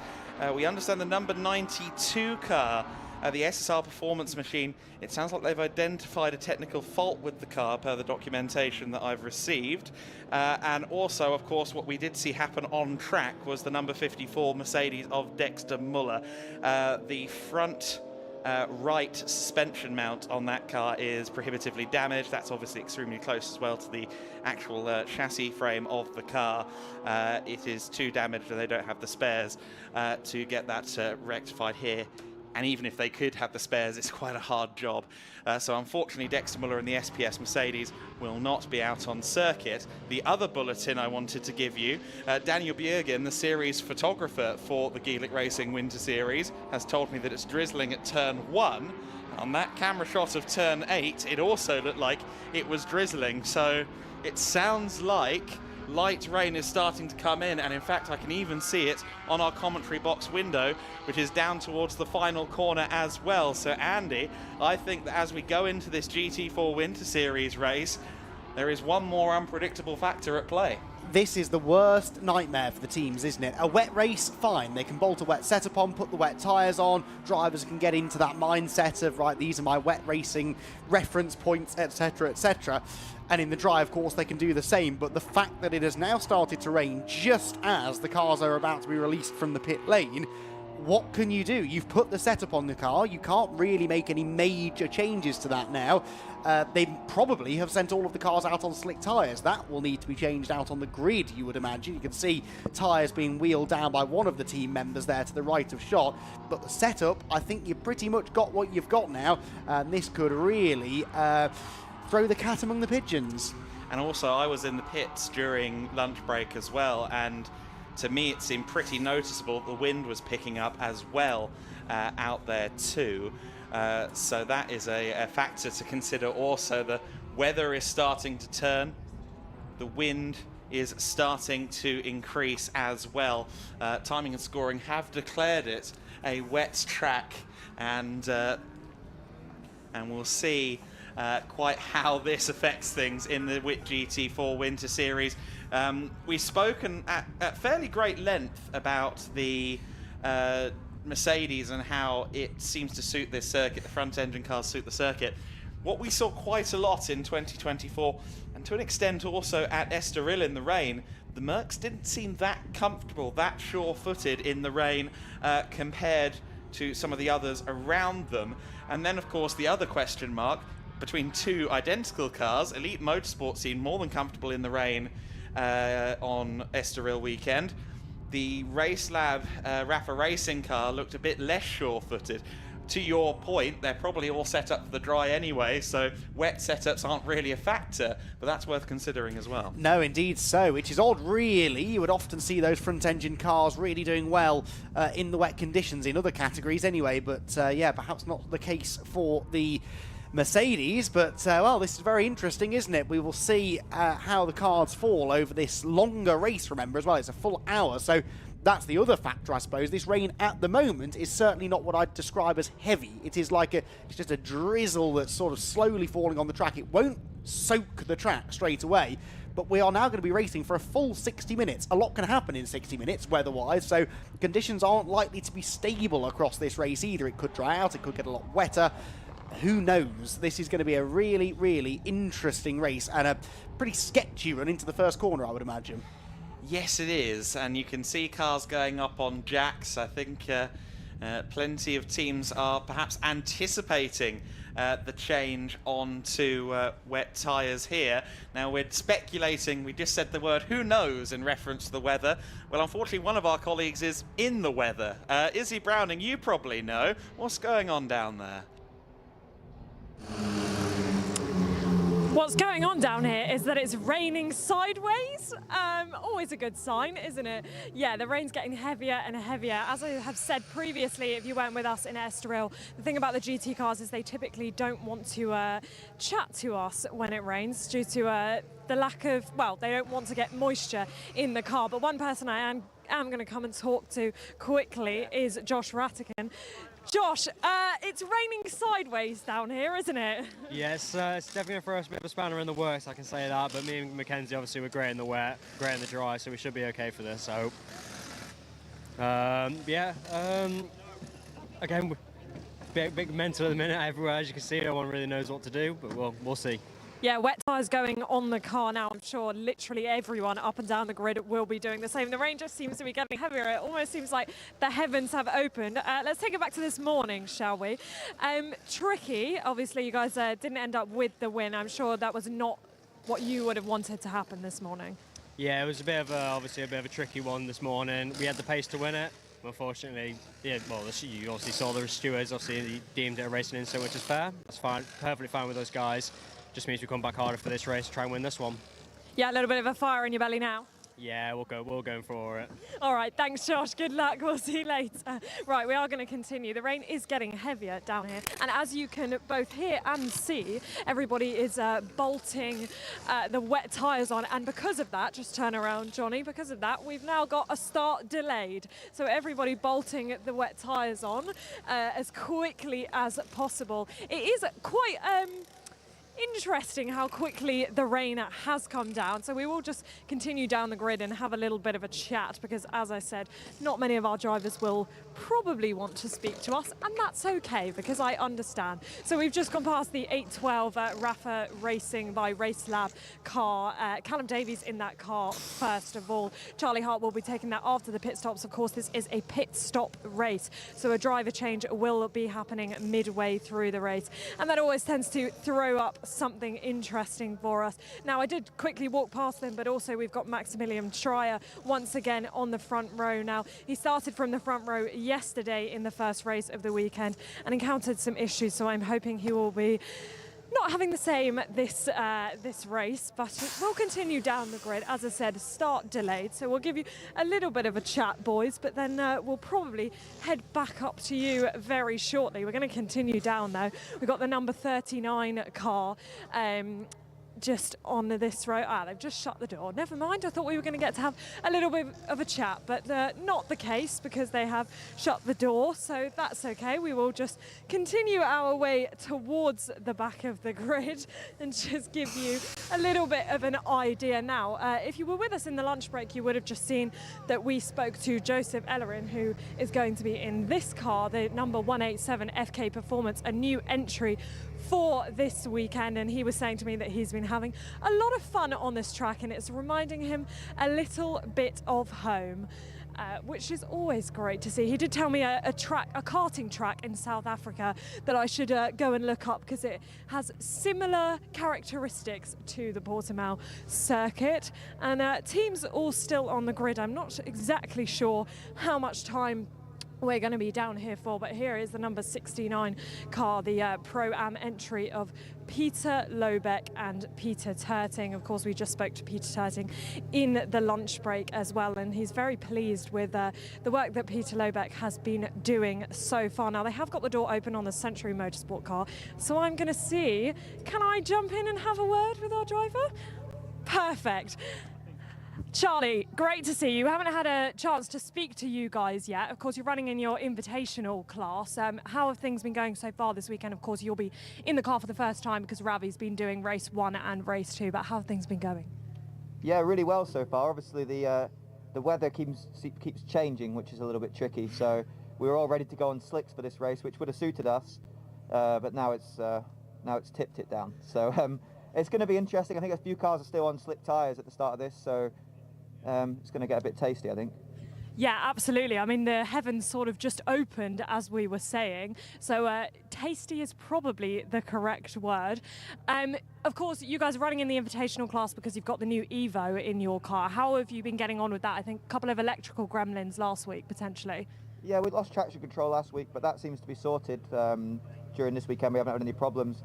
To be honest, the evolution of the car is very similar to the previous iteration in terms of performance. It's only a light change and a slight TC traction control change. So other than that, actually the car's identical. Invitational class, obviously a little bit annoying, but we're still treating it like we're just racing. So we're getting stuck in and racing all the cars around us. And Ravi did a great job in the first 2 races moving forward. So yeah, it's just going to have some fun. Yeah, racing's racing at the end of the day, isn't it? Exactly, yeah. All right, wish you best of luck. Have fun. Oh, I just lost my headphone. I'll just grab that off the floor. Don't want that to get crushed by any of the cars. The rain is still coming down, although I think it's actually eased ever so slightly, which is good because Johnny and I do not want to keep getting damp down here on the grid. We're now heading towards the back of the grid, just to give you a little bit of an idea of the cars down here. The number 66 Cayman Trophy of Arne Hofmeister and Franz Linden. Franz Linden actually made his debut in the GT4 Winter Series last year. Arne is his driver coach, and he's just given me a look that says, don't come over to me, but I am going to very briefly. Arne, I mean, as we've been saying to everyone up and down the grid, the heavens have just opened. We've had a lot of rain in the last couple of minutes, but it does seem like it's easing off a little bit now. I don't know. Yeah, it looks so, but we never know. So normally we drive at the Nürburgring, at the Nordschleife, so we are used to fast change of the weather. So we will see. Yeah, you've got quite a few people around you on the grid who are probably used to this weather, having driven on the Nordschleife. How difficult is it to kind of keep your calm, keep your cool in these conditions?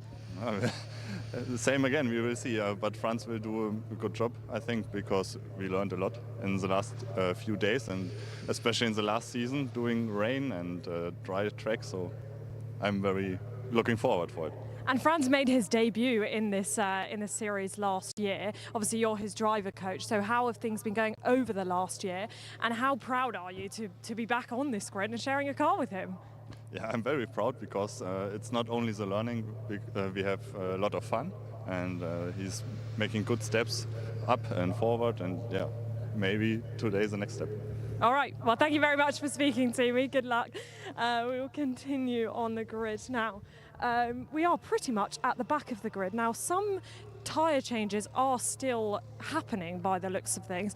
I think I can see somebody maybe putting on slicks. No, I'm not sure. I will go and have an investigation for you guys up in the commentary box very shortly, see what everybody's thinking for the rest of this race. But we are now towards the back of the grid. We can see the number 82 SVG of Mark Ellman and Owen Hizzy. Spoke to Owen this morning, and Owen is fantastic in the rain. So hopefully, well, he said to me this morning that a smile would be on his face if it was raining. So I can imagine that he will be looking at these conditions and rubbing his hands together, feeling very, very pleased. But we have made it towards the back of the grid, and I think we should shortly be getting this race underway. The 3-minute board has just gone up, so as we're at the back of the grid, we've got the two club cars of, the AM of Jose Garcia and the 700 club car of Thilo Gus. And as we've made it all the way to the back of the grid, I think I'm going to send it back to you boys before I get too damp down here.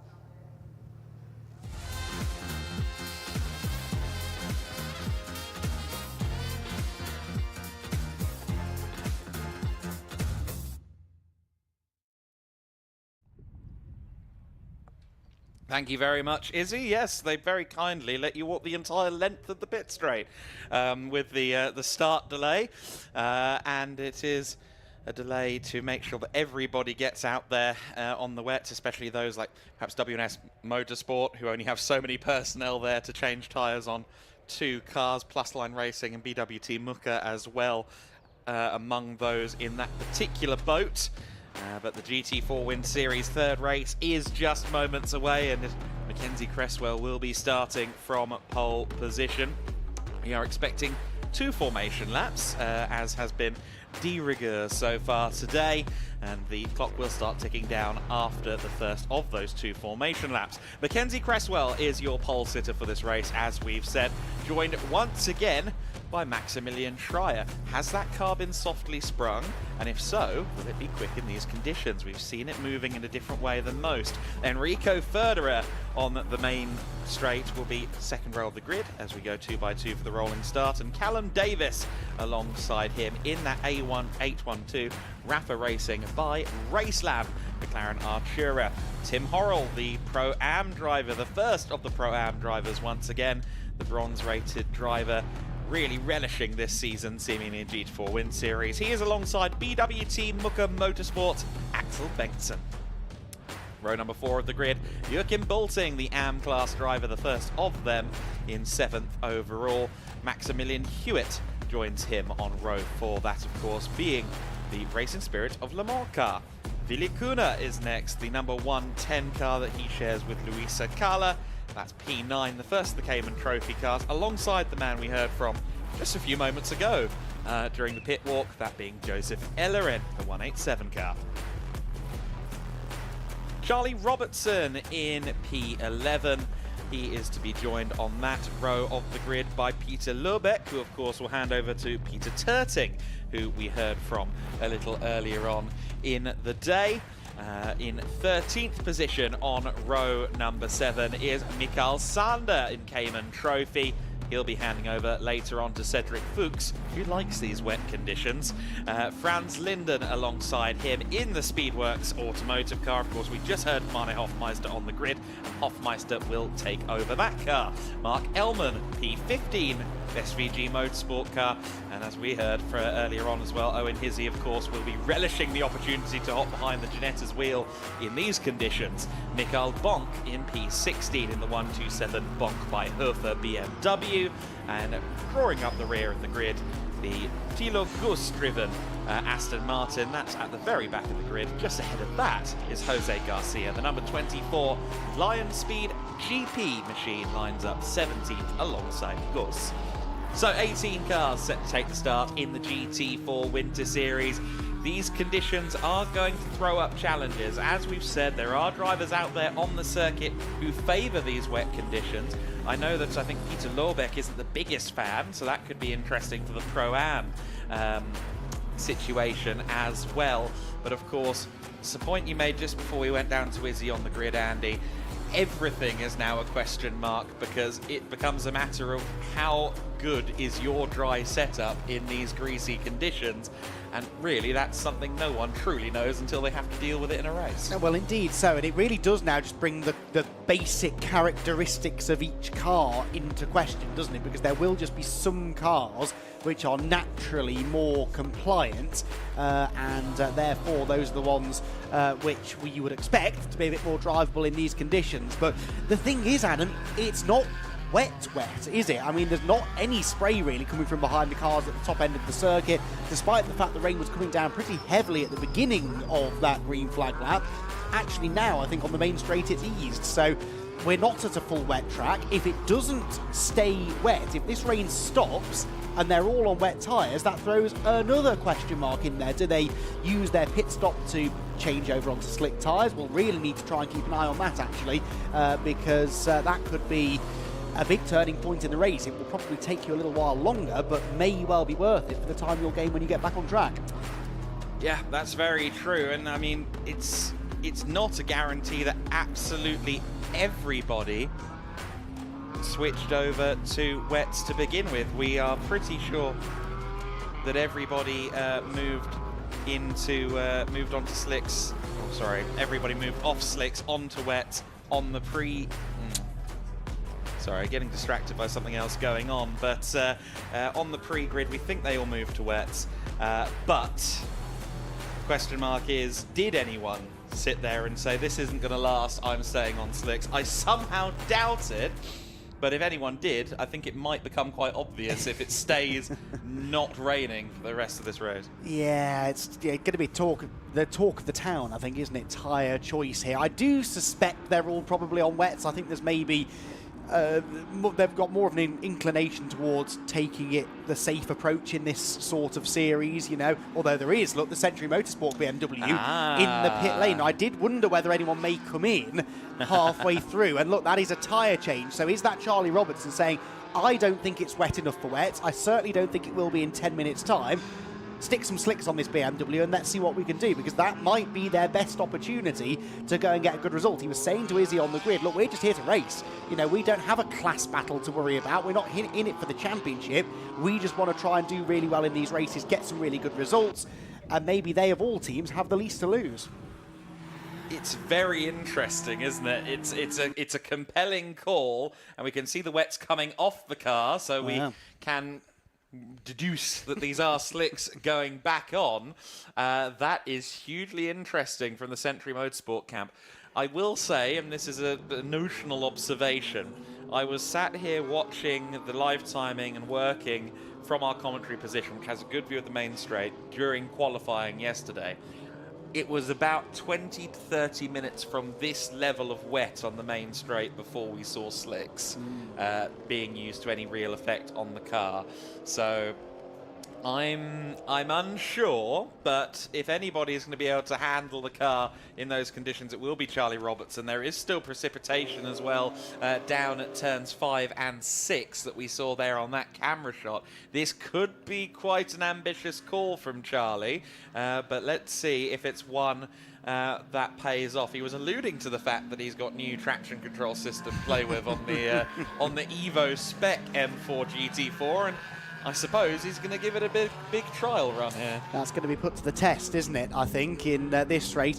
All depends really which direction that rain's going. Is it coming from the top end of the circuit towards us, in which case, yes, the whole track is about to get another soaking, or was that the last remnants of it being pushed away from the circuit? It is not yet raining like that on the main straight, I can tell you. Yeah, that will be a big question mark. Of course, teams will have access to data. I know it's been generally a southerly wind that we've had all weekend long, so make of that what you will, but if the rain does pass through and it doesn't get any wetter, this could be a fascinating race as far as tyre choices are concerned. But for now, it's a straight race into the first corner. We expect all of the cars at the front of the grid to have gone for wet tyres, and it is going to be once again Elite Motorsport at the 4, but can Mackenzie Creswell get the job done and keep Maximilian Schreier behind in the early stages? Maximilian, remember, was on his toes at the start of yesterday's race, and he's starting even further forward this time. Yeah, that's going to be very interesting. The clock has started on this race. Of course, the second formation lap counting towards the race distance. The pit window in this hour-long pit stop race is from minute 25 to 35, as would be the case in similar GT4 competitions. We've got a way to go before we have to consider pit stops, though, unless the weather turns definitively one way or the other. For now, we understand they're mostly on wets. Let's see if that's a cause for any regrets. We're about to get underway in the GT4 Winter Series pit stop race. The lights go out now, and the Elite Motorsport McLaren of Mackenzie Creswell gets out of the gate very nicely indeed. The W&S Motorsport Porsche of Schreier falls back down the order, but oh, goodness me, cutting his nose off there, Enrico Ferderer. That allows Schreier actually to sneak to the inside at turn 1. He might get second position back. Ferderer on the outside on the curb. He's going to struggle to get the car turned in on the painted curbs, and we see just that happening as he skates his way around. Everybody else searching for purchase, searching for grip.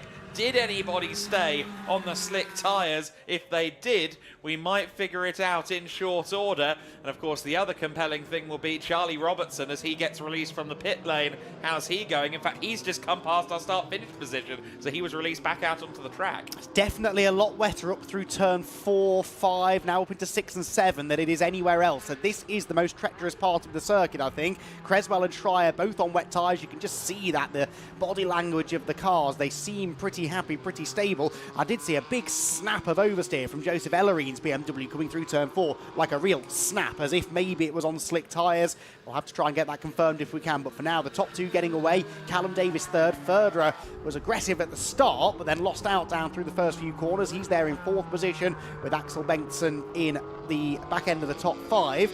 Dropping back downhill then towards the end of the opening lap. Riding on board now with Axel Bengtsson. Behind us is Maximilian Hewitt. Ahead is Enrico Ferderer in a similar Mercedes AMG GT4.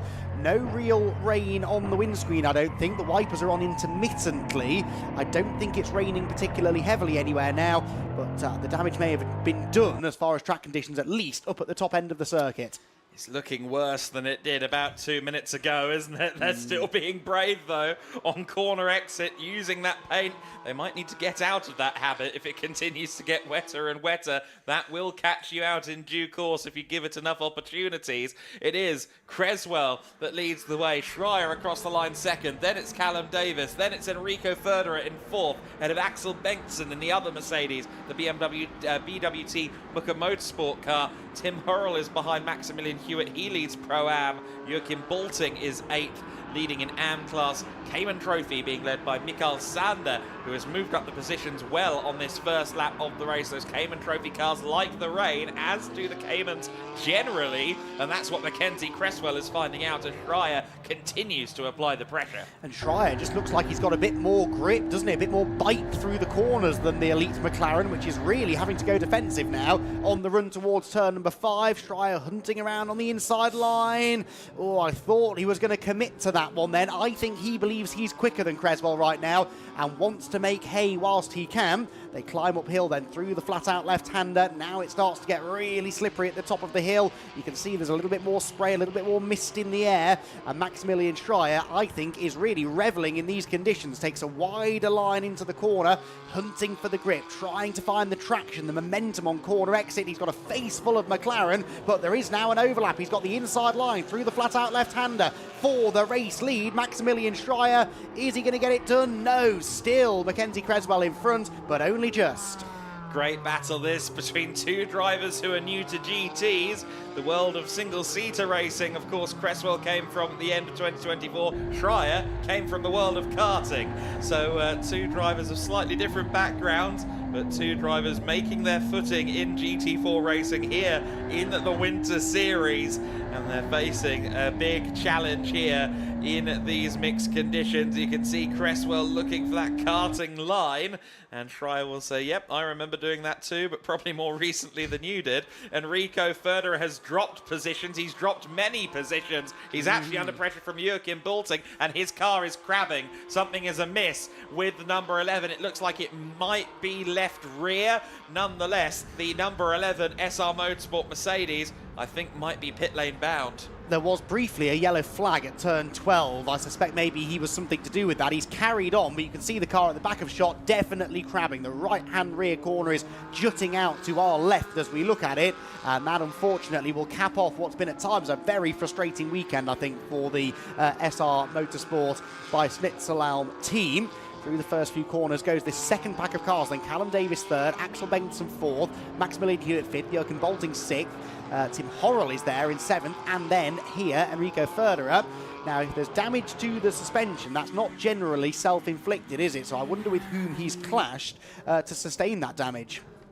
We'll have to wait and see. It's been a frustrating season so far for Ferderer. He's had a couple of things go against him while he's been in the cockpit. Of course, at Estoril, the car started to go on a limp home mode, 75% power in the first race of the season, as the 127 car goes to the inside. Mikael Bonk actually defending up against Franz Linden. He's gotten past Linden and is now having to try and make sure he doesn't fight back. Schreier still in the wheel tracks of Creswell, and also it's worth noting last lap for Charlie Robertson 2:18.4. Everybody else, or majority of the field, is at least 5 seconds quicker than him.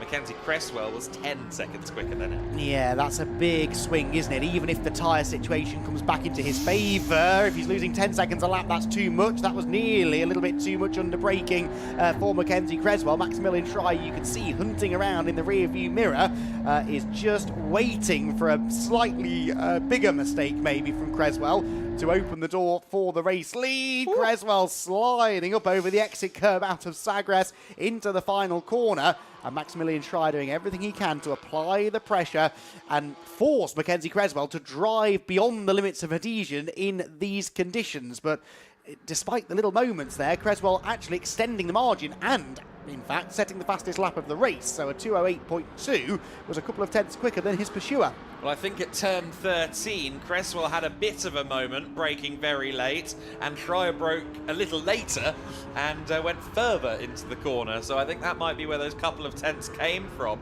You see there, Callum Davis in third place, Bengtsson further back, There is the Aston Martin capitalising. Maximilian Hewitt getting past Tim Horrell there. And Joachim Bolting is going great guns in these wet conditions. The ever-eccentric and exuberant German racer who I saw in the pits during the lunch break. He was smiling, he was giving a wry smile and chatting away to me. And in the wet conditions, it seems that he has a little something in the back pocket. Yeah, very much keeping pace with the podium runners, isn't he? Let's see whether he can continue to move forward. He's right behind Axel Bengtsson at the moment. Definitely getting a bit sketchier up here, isn't it, through turns 7 and 8, as the Elite Motorsport car of Mackenzie Creswell, for now, keeps Schreier at bay. But as the leader, it's always tricky, isn't it? You are the first one to arrive at every braking zone, every turning point, the first one to discover just how much or little grip there is. Schreier can sort of gauge what he's doing slightly. He only has a fraction of a second to make that decision, of course, but for a racing driver, that's enough. He can then figure out, based on what Mackenzie Creswell's car's doing, just how hard he can push. We're heading towards the part of the circuit where both of them had a little bit of a slip up a lap ago. Surprised to see Creswell a bit earlier on the brakes, which he is. Even tighter line into the corner, though, by Schreier, and he's maybe a length closer to the McLaren as they come off the turn. Now through the right-hander at the penultimate corner, and then the long run through the final turn. But this gap is certainly not 1 second anymore. Certainly not, no. I think it's going to be half a second, if that. Creswell continues to give heart palpitations, I'm sure, to the Elite Motorsport garage, and certainly myself, as he uses all of that paint on the exit of some of these corners.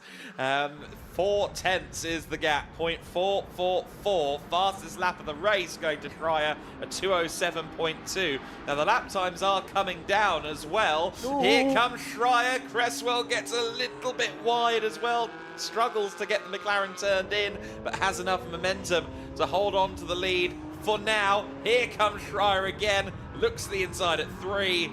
Not going to happen just yet, but Creswell is under immense pressure here from the young German. Purple sectors, though, coming in from multiple drivers further back. Fastest in the middle sector, Callum Davis. He was 4 tenths quicker than the leader that time. And also a purple sector for Tim Horrell further back. We saw him go well in the wet last time at Estoril. Here comes Schreier again to the inside, and there is contact. Around goes Mackenzie Creswell, the secondary contact, which damages the front of the McLaren. And Mackenzie Creswell tapped into a spin. Schreier gets the lead. Callum Davis, crucially, goes second from a championship perspective. That could be really significant. Both the 31 and the 812 cars, definitely championship rivals of the Elite Motorsport pairing. And that little tiny touch on the apex, you could sort of see it coming, couldn't you? Schreier kept on having a stab to the inside into the big braking zones, and finally the pair of them ran out of room. Yeah, that was a very stressful moment, I'm sure, for Mackenzie Creswell. Meanwhile, Joachim Bolting has moved up into 4th position now as he continues to make the wet weather his happy hunting ground. The only 2 drivers faster than him, Schreier and Creswell, out there on the circuit. So Bolting is going great guns at the wheel of the 38, and of course he is a solo driver. You could argue in these conditions the solo drivers will have an advantage, at least early in the second stint, because he's got all of the information and prior track knowledge, prior weather knowledge from the first 25 to 35 minutes of the race. Yeah, I've always said that's an advantage in changeable conditions. The Elite McLaren continuing to undress itself there as it went towards the final corner. That's done a fair amount of cosmetic damage to the front of the car. Hopefully there's no damage to the rear suspension where the initial contact was made. Really see now the moisture starting to gather on the windscreen as Mackenzie Creswell, driving with a certain amount of red mist, I suspect, before him, plunges down towards the first turn. More bits of carbon fibre come flying from the front of the McLaren, which is no longer in showroom specification, I'm afraid, but it's still running in 3rd position. And Mackenzie won't be giving up just yet. He knows it's important to try and score some good points out of this race. You win championships on your bad days, not your good days, I've always said. And if Elite are planning a full season assault, they know that it's important they regroup here. They're still in 3rd and not a million miles behind 2nd place Callum Davis. No, exactly. Still unconfirmed as to whether they'll join the Spanish leg of the calendar, at least to my knowledge.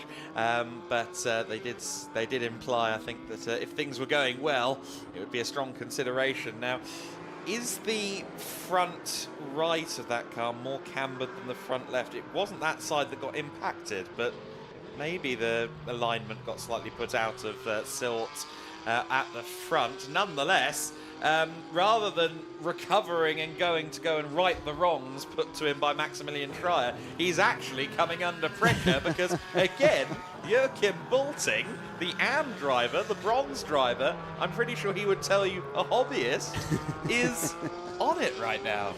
Very on it. In fact, he's faster than anyone's been so far this race in Sector 1. So really flying, Joachim Bulting. There he goes in the intricately liveried Porsche Cayman. The closer you get to that car and the more time you have to study it, the more impressive that livery becomes. There we get a closer look at the front of the Elite Motorsport McLaren. I sort of see what you mean about the camber, but hopefully that's not going to massively affect the handling of the car. The wetter it gets, the less difference it will make, actually. So perhaps now Mackenzie Creswell will be hoping for a bit more rain. He's certainly wayward coming out of the penultimate corner. Nothing new there, though. That's been his line all weekend, come rain or shine. Joachim Bulting, though, through the middle sector was quicker again by about 0.6 of a second. 0.3 quicker than the McLaren in Sector 1. Did you have Joachim Bulting catching and passing the Elite Motorsport car for podium place on your bingo card? With all due respect to Joachim, no, not in the slightest. But here we are in these conditions that are challenging and changing. For 2 laps in a row now, Joachim Bulting has been the fastest driver on the circuit. He is on a roll. He sees the door opening on the inside. Side-by-side action. Cresswell is going to hold on to this position for dear life, of course. But for now, it's Joachim Bulting still behind, and Cresswell having to challenge immensely hard to try and just find a way past the McLaren. Cresswell's wily. He's not going to make this easy for Bulting. Bulting has about 10 years of racing experience to his name, so actually he's spent more time in cars. No. Oh, and he almost lost it there. He's on the edge. Now he's got to kind of gather that, not let that moment there affect him too much. Whatever brave pills he's taking at the moment, he doesn't need to ease off them because it's working for him right now.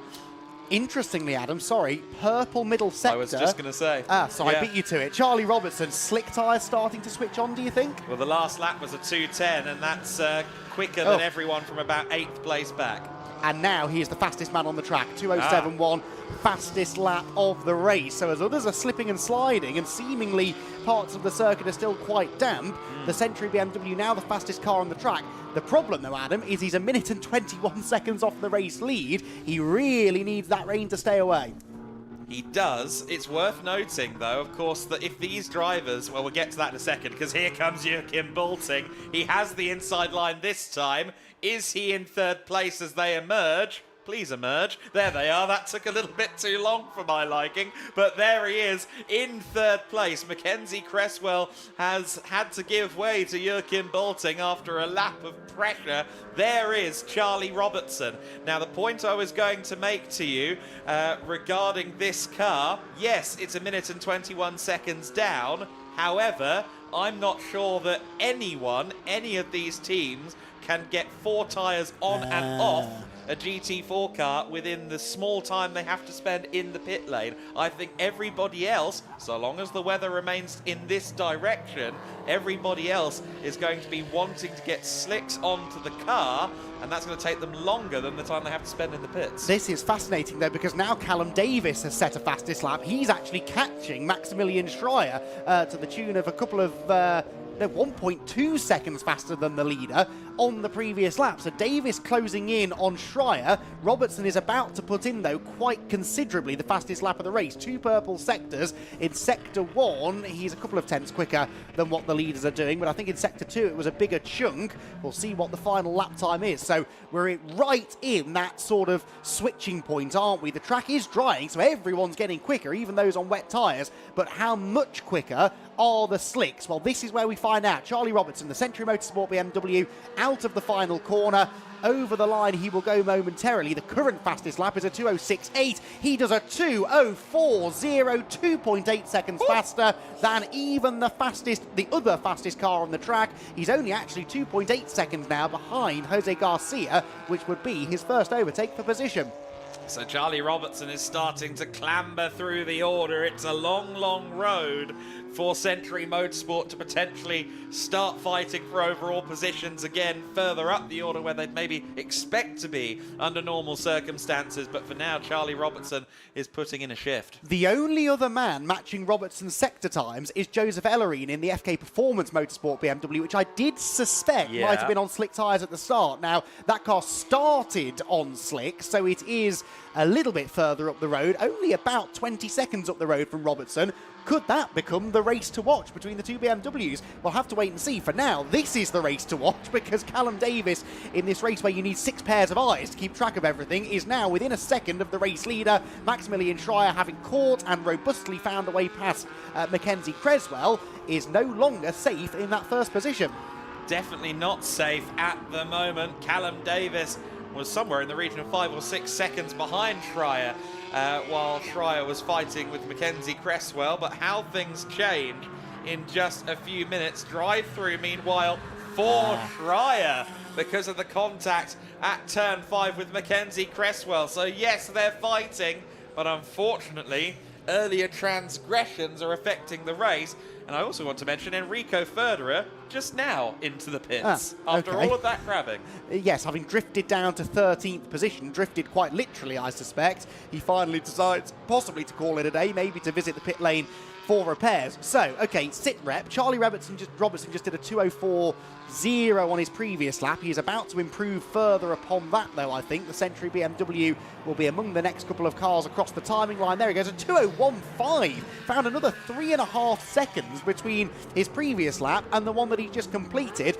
and that is now about 6.5 seconds quicker than the leader, who is off the track at the top of the hill. Maximilian Schreier hands the lead to Callum Davis, who was about to inherit it anyway.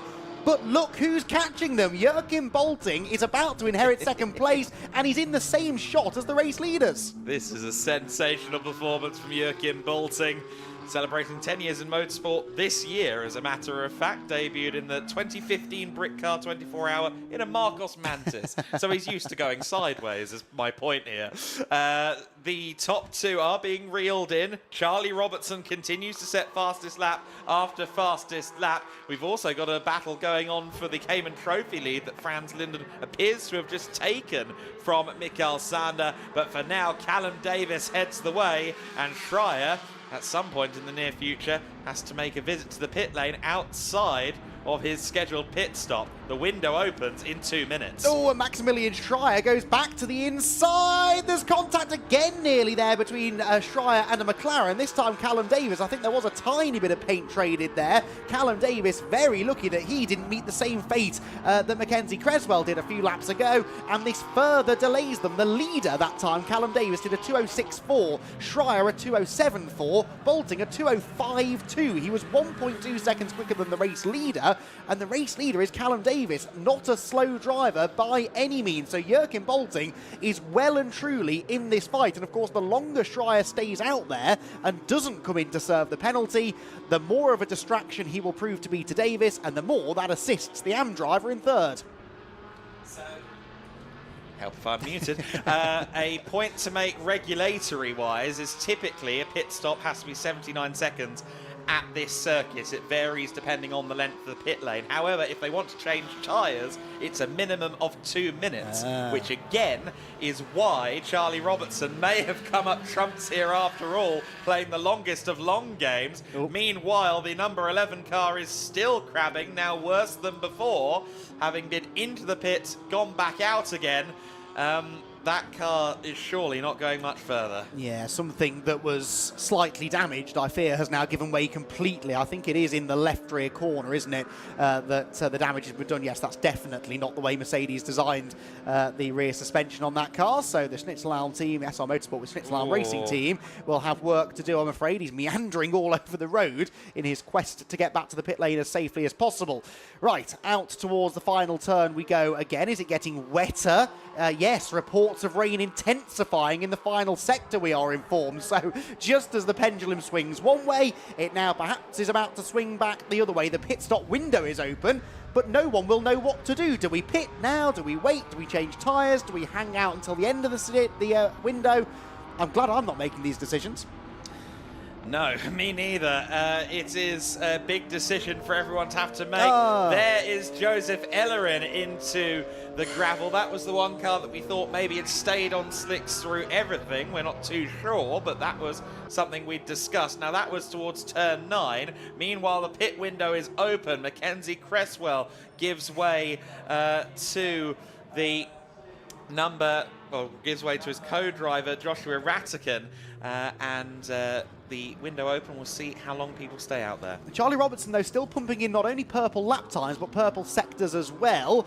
59 now. He's the only driver to get anywhere near a sub 2-minute lap. But look, the rain is really heavy on the exit of turn 5 and at the pit straight. The whole circuit now is starting to be soaked again. And yes, Robertson in the final sector is off the pace. So he's up into 12th position now, Charlie Robertson. But suddenly those slick tyres are not the tyres to be on. Yes, he's generated some heat in them now, but I think there's going to be too much moisture on the circuit. Yes, and I think where possible, drivers... so Ellerin's got a puncture, and I do wonder if that was sustained because of contact. There is also, again, left rear suspension issues. I just want to clarify on regulations here again.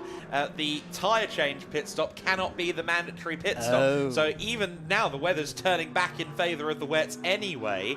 However, even if it wasn't, they probably wouldn't want to make 2 pit stops. So this is an ever-evolving situation, but after it briefly turning in favour of Charlie Robertson, it's now gone entirely the other way, and if they want to get onto wets for Ravi Ramid, they're going to have to visit twice. Wow, well, the script writers have been working overtime, haven't they, for this race? This has been truly the most unpredictable race of the season so far by some margin. The top 3 drivers are covered by 1.8 seconds. They are also coming across the line just as the Josh Ratican, now driven Elite Motorsport McLaren, comes out of the pit lane. Bolting is second because Callum Davis is pitted, so Schreier leads, Bolting second, Davis is pitted, but with Schreier owing a penalty soon, it could be that we get a Joachim Bolting race-led lap maybe before too much long. We'll see how long he chooses to stay out. Benson in as well. It all changes again. And the weather is actually swinging back towards what Joachim's been liking so far, so who's to say that that lead doesn't last for quite some time? It's an incredible situation that our AM class leader finds himself in right now, second overall in the race. Schreier will come into the pits, and of course he has to come in twice because he'll need to do the drive-through and he'll need to do his mandatory stop, so he is doomed to 2 visits to the pits.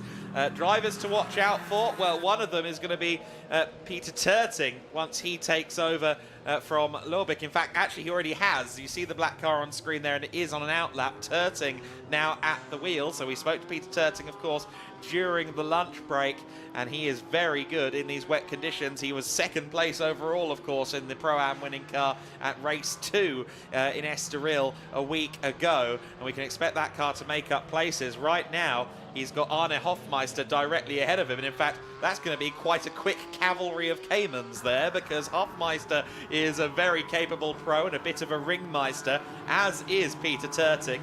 And if you race at the ring on a regular basis, let's face it, you have to be good in the wet. If you're a fan of Charlie Robertson, Ravi Ramid and or Century Motorsport, all is not lost. He is still matching, generally, the pace of the race leaders, and in the first sector on this lap was 3 seconds quicker than them, so the bits of the track that are still dry, or dry-ish, are dry enough that he could still maximise the slick tyres. I think because he's built up some tyre temperature, he is still maintaining. If the rain eases in the next 5 minutes before the track becomes waterlogged, he could still be in this. His most recent lap, as we watch here the 18 car heading back out on track, his most recent lap was a 2:08.7, 2 seconds quicker than the race leader, who is now in the pit lane. Maximilian Schreier pits. Joachim Bolting leads the race. Oh, this is going to be a very fun interview if he wins it. I'll tell you that, Izzy, down in the pits. This is going to be an interesting second half of the race. We relish this kind of thing. The drivers hate it. They don't know what's going to happen lap on lap on lap as they approach each corner. For us, though, this is a very compelling 120 plus mile an hour game of chess that they're playing at the moment. There is Joachim Bolting. He has a couple of more laps before he needs to come in and pit. but for now he has yet to make that stop, and it is going to be genuinely compelling to see where he is in relation to the other cars once he makes that pit stop. The Plus Line Racing team that await him in the pit box are a very capable outfit, just because it's an AM driver, a driver who does this for the thrills, and it really is a circus today. His livery is quite right. That Plus Line team is as cutting edge as it gets, so don't expect anything like an AM performance in the pit. There is Charlie Robertson. Yeah, most recent lap of 2:14, so 4 seconds slower than the leader now. How quickly it can change. He was 3 seconds quicker the lap before, and now 4 seconds slower, because all of a sudden I think we've reached that turning point. And look how different the body language of the BMW is compared to, well, the BMW just behind it, which is, okay, run by a different team, but it's on wet tyres. Robertson's car is snapping and twitching around all over the place. He can't go near the throttle because it spins up the rear wheels. He can't turn into the corner because the front tyres won't purchase, whereas the car behind is nicely, smoothly, serenely making its way around the racetrack, and Charlie Robertson suddenly faces conditions that really aren't in his favour. Although I don't really now see that much rain out of the commentary box window, so he just needs to hang on in there. Of course, the trouble is he's handing over to Ravi Ramid. Now, Ravi is a very talented driver, don't get me wrong, but he is really not going to relish the thought of jumping out there in these conditions. Meanwhile, change here for net position, Adam. Yep, so this is the 812 and the 31 going at it. They've had a change of personnel, of course, in the pit lanes. This is Alan Gabay now with Charlie Hart, and Charlie Hart almost getting hung out to dry there by Owen Hizzy. Were they doing some Hakkinen-Schumacher splitting of the cars at Spa? A little bit of that, I think. And it is now Charlie Hart that has moved through into what I think would probably end up being perhaps net lead, maybe net second, depending on what goes on for Joachim Bolting in the pit lane. He is currently in the pit lane, so I have to keep an eye on the clown-clad Porsche to see how that comes out relative to these two. Yes, so we know that the 31 of Alan Gabay still has this penalty to serve, doesn't it, for the contact that Maximilian Schreier was involved in, but the white McLaren of Charlie Hart, that is the car with whom Joachim Bolting is battling. Now, of course, Charlie, you made this point earlier, getting used to the conditions. Joachim Bolting will jump out of the pit lane and immediately, in theory, get straight back up to speed. Could that be the advantage he needs to bridge what was, what, a 1.5 second deficit that he had before the pit window, and leapfrog ahead of the Rafa Racing McLaren? If he can do it, then that would be a remarkable achievement. We'll find out momentarily, Adam. This is a very interesting next 30 seconds. Where's Bolting? We'll see him shortly coming out of the pit lane. Here comes Charlie Hart going through the final corner. I have to imagine the Plus Line car is right on the verge of rolling. We'll see in the next few moments. Everyone taking a wide berth. There goes the Plus Line car. Oh, I don't know. I think it's going to be Charlie Hart that ends up in the lead. Yes, it will be. Hart is going to be somewhere in the region of 4 to 5 seconds clear, maybe even more than that, of Joachim Bolting. I wonder if the stop was maybe just a little long. Nonetheless, Bolting in second place net as he comes out once Alan Gabay serves that penalty. Well, okay, he was a little bit quicker than Callum Davis. Is he going to be a little bit quicker than Charlie Hart? Are the conditions going to continue to play to his advantage, I wonder? All of these answers, and probably many more, to questions I haven't even thought of, will come our way in the next 26 minutes or so. There is Bolting doing his best to get fully up to speed.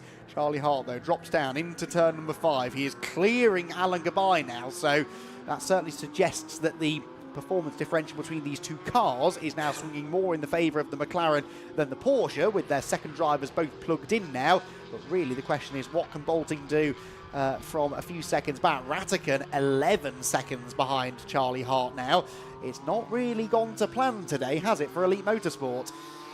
No, not at all. After that collision with the 31 Porsche, the race has slightly fell away from Rattigan. There was, as you said, some cosmetic damage to the Arturas and bodywork damage. Whether it has had a performance effect as well, we don't know. But what we are seeing is that the Elite Motorsport car is a ways back. There it is in 4th position overall at the moment. Joachim Bolting well ahead up the road, and then Bill Clausen about 5 or 6 seconds back from the McLaren as well, the leading and sole remaining Mercedes, just there briefly in shot. Now the interesting thing is going to be the pace now, isn't it, between Bolting and Charlie Hart. They're through sector 2. Do we have Bolting's middle sector? It's a 40.9, a 40.5 for Charlie Hart. So while Bolting is just now getting himself back up to speed, he was 4/10 slower in the middle sector. Yes, he was, and actually Ratican not as far behind him as I thought he might be. We'll get the gaps now. Hart goes through, now reinstated into the lead, a 2:08.3. Goodbye does a 2:08.4. Doesn't really matter because he's got the penalty to come. Bolting, of course, it was an outlap. Ratican a 2:07.9. Quickest of all of them, Wow. Josh Ratican. So maybe it's not all done for Elite. They're 10.7 seconds off the lead, but Josh Ratican is really up for the fight, isn't he, this afternoon? He is not out of this yet. So Pro-Am leader is Nico Grundel. He is 6th overall. Just coming into the pits at the moment is Owen Hizzy. Now, was there a penalty assigned to the number 82 Ginetta? There have been some track limit warnings, but I haven't seen any indication of a penalty, so I wonder if something is amiss with the Ginetta.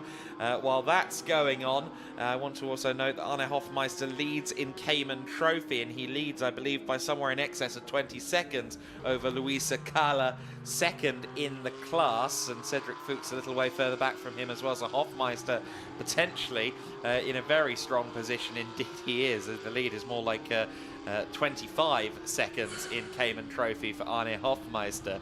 And of course in AM it is Joachim Bolting that leads the way, and for Nico Grundel, he's going to be thinking, okay, there he is on screen, the Pro-Am leader. He's got 20 seconds between himself and Peter Terting, and 22 minutes and 55 seconds to last.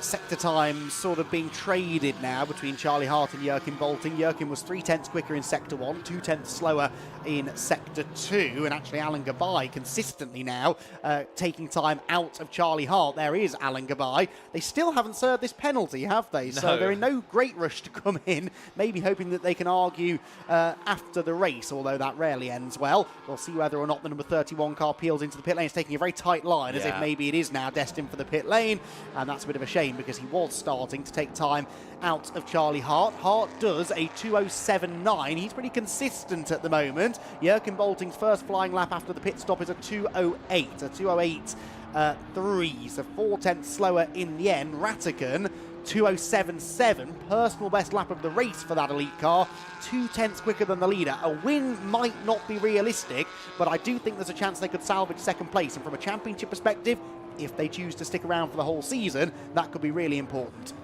10 seconds in 22 minutes in these conditions. Yeah, I'm not ruling out a win. It might need some dramas, but we've had enough of them already so far. Charlie Hart, for now, though, keeping it under control. We know that he's a cool head under pressure. Charlie can really manage himself well at the wheel of a car, so we'll see quite how that pans out for him. There is the 31 car of Alon Gabai. I believe he will be out there around 7th or 8th place once he's come through the first sector split. Owen Hizzy giving us a little bit of a moment there in the commentary box sideways, and he is down in 16th place, having been to the pits on a couple of occasions. Gabai now in 6th place, that's confirmed, so he's behind Grundel, his teammate. Ravi Ramyid's outlap from the pit lane was 4 minutes and 24 seconds, about 2 minutes longer than you'd expect a lap to be. You said something about 2 minutes being the minimum time for a tyre change stop. I wonder whether maybe they've decided to cut their losses now and put that car back on wet tyres, perhaps. We'll keep an eye on it through the latter part of the race now. We still have 20.5 minutes to go, so quite a long time still for things to change around a little bit, shall we say, but that car is in 12th position at the moment. It has at least gained a bit of ground, a lot of ground really, from where it was earlier on in the race. Leader's about to come through then and notch up another lap.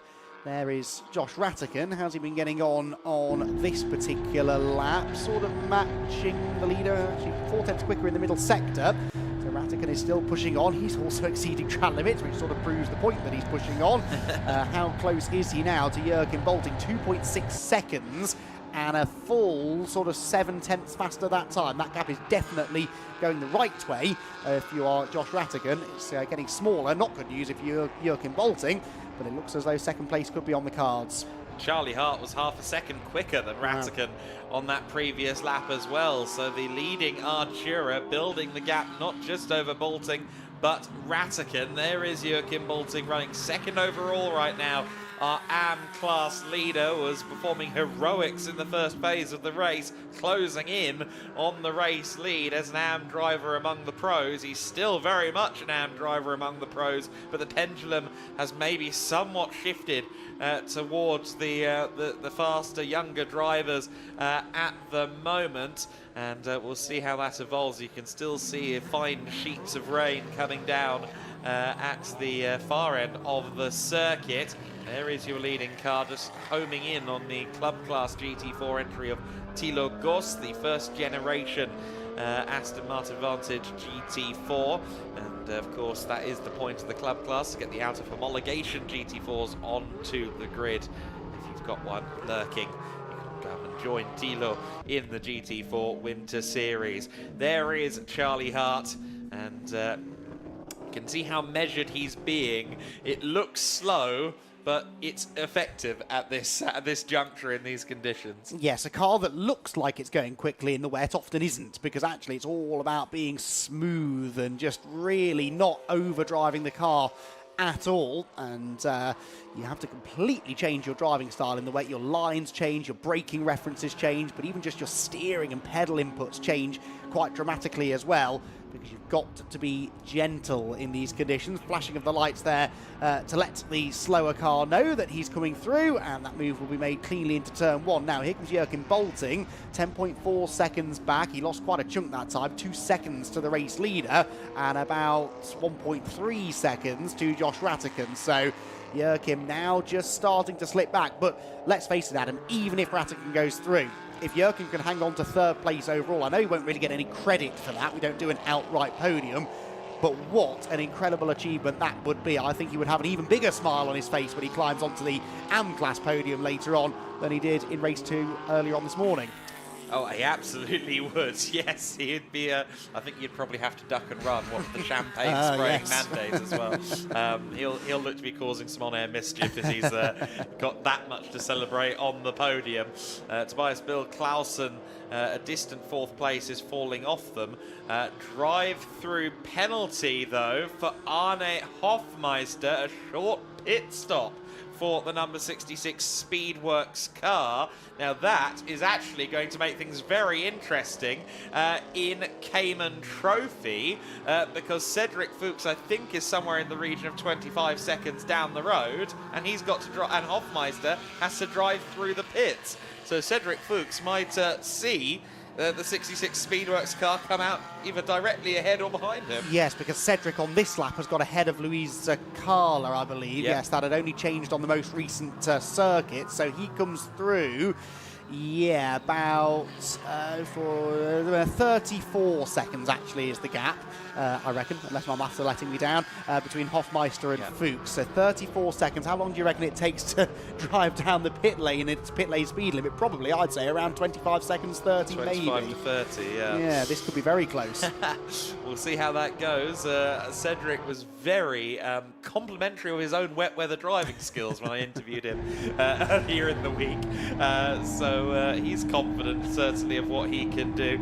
There is the Thilo Goss car going a lap down. Here comes Joshua Rattigan with a good run out of the final corner. Joachim Bolting has a McLaren in the slipstream. As they approach the first corner, it looks like Bolting is opting for the inside line. No, he cuts halfway to the outside and is just measuring it there, making sure his Cayman is in the way. But Rattigan, I think, is smelling blood in the water. Yep, is there an opportunity into 3? Bolting's on the curb. That meant he couldn't brake quite as late as he wanted. The door is open, but usually the outside line's the place to be. I think maybe, though, Rattigan's about to prove me wrong. He was much quicker through 3. He is now on the preferred line through 4 and sweeps through into second position. Well, Joachim Bolting put up as much of a fight as I think we could expect him to there, really. But Rattigan always looked quicker, and in the end was able to come through without too much difficulty. He's got 15 minutes left of the race now. I was going to say to try and catch the leader, but since I last checked, that gap has gone out by about 2 seconds between Hart, the leader, and Josh Rattican in second position. Bolting third. Shout out as well in fourth position to Tobias Biller-Clausen in the BWT Mucker Motorsport Mercedes that we haven't really mentioned or indeed seen a lot of this afternoon, but it's doing very well in fourth position. There is Arne Hofmeister, so this is crucial then. Out of the pit lane he comes, having served the drive-through penalty. Cedric Fuchs has not yet crossed the line, now crosses the line, so it will still be Hofmeister in front, but not by a particularly sizable margin. No, it's going to be somewhere in the region of 4-5 seconds for the Cayman Trophy leader Hofmeister, and Cedric Fuchs, I'm sure, will be getting the message now from SR Motorsport. I think it will probably be Tim Neuser in his ear going, go, go, go, go, go. And Luisa Carla doing a good job as well, keeping up with Cedric at the moment. These young drivers at SR Motorsport, they end up doing really something of a mechanics internship, really. They do a bit of everything on their cars. Louisa was even cleaning the car on Friday before going out for first practice, doing a touch of car valeting before doing some car racing. And it is really interesting to see. They've always got them doing something down there at SR. Had a change for second in the AM class last time around, by the way. Stephen Bernson-Amat getting ahead of Martin Kroll in the Herfer Racing by Bonk Motorsport BMW, losing a place. So that was a positional change, and actually Amat going very quickly in his Cayman, starting to close in now on the club class Aston Martin of Thilo Gus. We see here, meanwhile, Alan Gabay up to 5th position now, so he's got ahead of Nico Grundle since we last checked in on him. He's 4 seconds behind Tobias Biller-Clausen, so that would be 4th place, which I feel is fairly doable for Gabay. He's been quick throughout this whole stint, hasn't he? And yeah, only 3.3 seconds, yes, behind at the beginning of the lap, but over a second faster last time around. Yeah, 1.5 even, so I think give it 2 laps and he'll be on the rear of the pink Mercedes in that battle for 4th position, and of course 3rd in Pro as well, so this will be for the chance to stand on the podium as well. There is Nico Grundle as well, just looking to put a lap on the 127 of Martin Kroll, who comes across him a little bit there. He'll be going, what? Blue flags, man. But I think Grundle is more focused right now on just making sure he gets the car home for that Pro-Am win. He leads the class at the moment by 23 seconds over what should be Peter Terting, because Terting did not start the car. Lobeck was supposed to be starting the car. I don't know whether that's just a timing issue or not, that Lobeck is still listed on our graphics. We get a replay here, I think, of Tobias Biller-Clausen perhaps having a little bit of a moment. Not sure quite what that was showing us there, but there is Joshua Rattican. Rattican now 12.5 back from the other McLaren Artura, so he is still slowly but surely losing time in the grand scheme of things. He was a 10th quicker on the previous lap, but the gap has extended over the last 10 minutes from 10 to 12 seconds.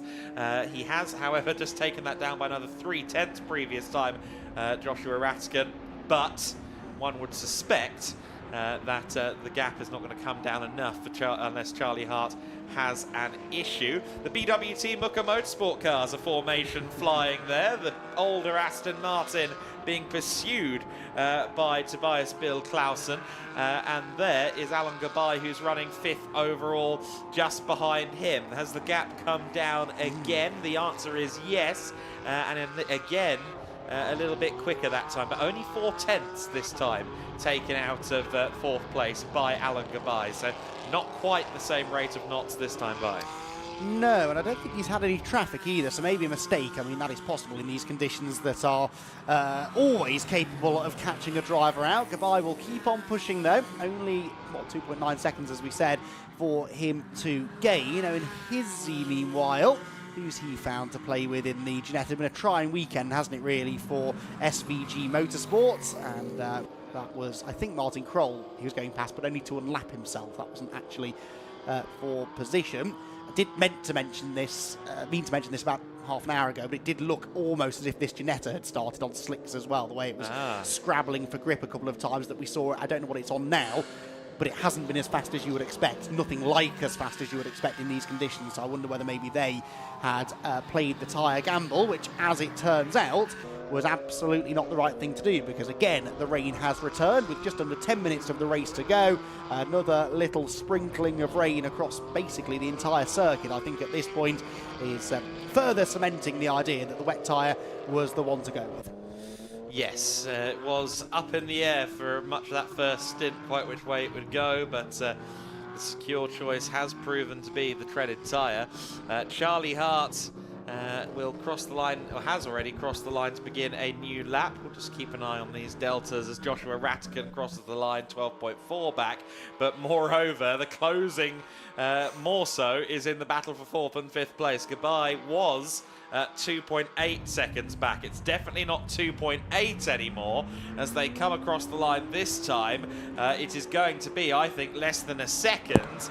It is just over a second, 1.09 of a second between Clausen and Goodbye. That is going to be a battle in a matter of moments in the scrap for 4th place. There they are now, coming in shot at turn 2 and 3.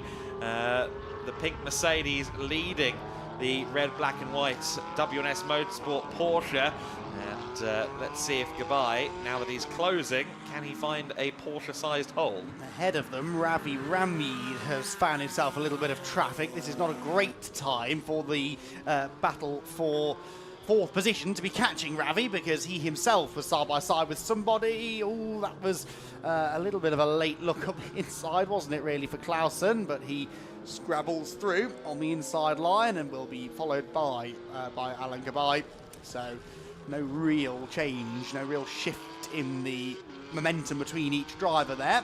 But having caught, now Goodbye has got to try and find a way through. That's always difficult to do in the wet. See, he lunges to the inside there, but on the exit of the corner, the Mercedes has much more traction. So difficult to overtake in the wet, because there is usually one definitively quicker line. And if you deviate off that to make a pass, it might look like you've got the job done, but actually on corner exit, rarely is that the case. So Alan Goodbye will have to get a bit inventive here. Again, takes the tighter line over the top of the hill, but again the Mercedes scrambles out of the corner more quickly.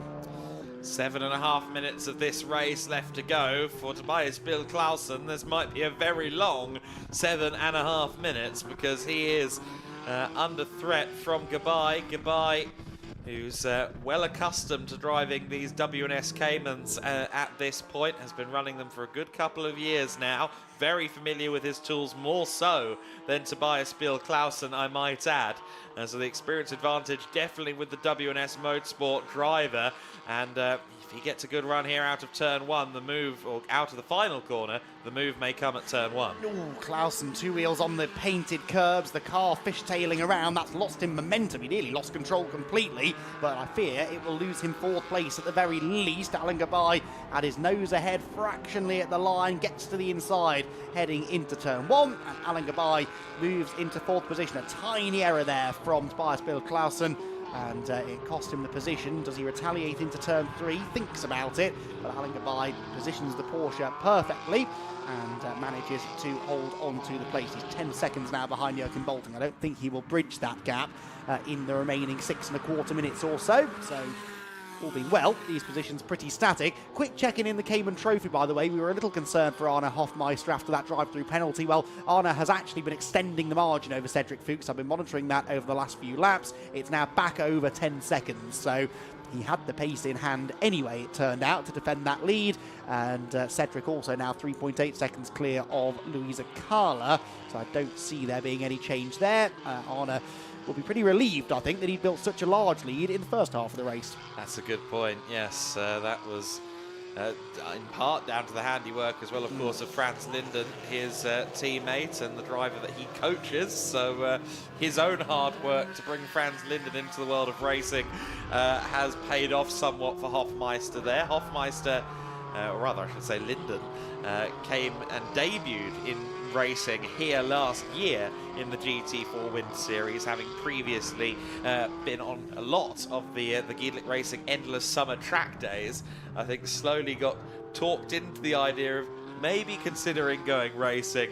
Arne Hofmeister took him under his wing, and it has been great to see him really flourishing as a racing driver rather than a track driver over the last year, also competing at the Nürburgring Nordschleife in one of these Cayman Trophy spec Porsches.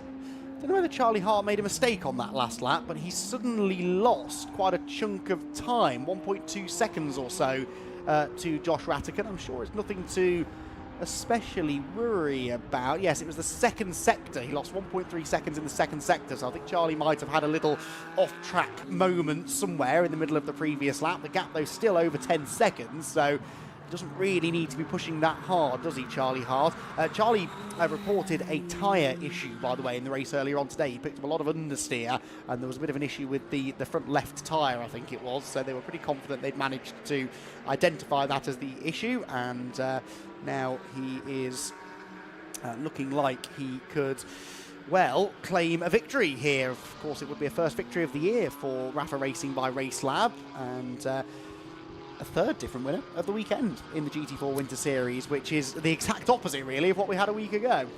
Yes, absolutely right. We had a singular domination a week ago, and this time it's been a mixed bag, to say the least. 3 different teams at the podium, top step of the podium, but of course 2 wins for the McLaren. It's still going to be 5 from 6 for the McLaren Artura, so the folk at Woking will be fairly happy with the customer GT program and how it's progressing here in the GT4 Winter Series. We will see some more McLaren representation, as I understand it, in the 6H Portimao next week, the Portimao 6 hour that will be taking place right here, and indeed will be live on the GEDLICH Racing Winter Series YouTube channel in a week's time.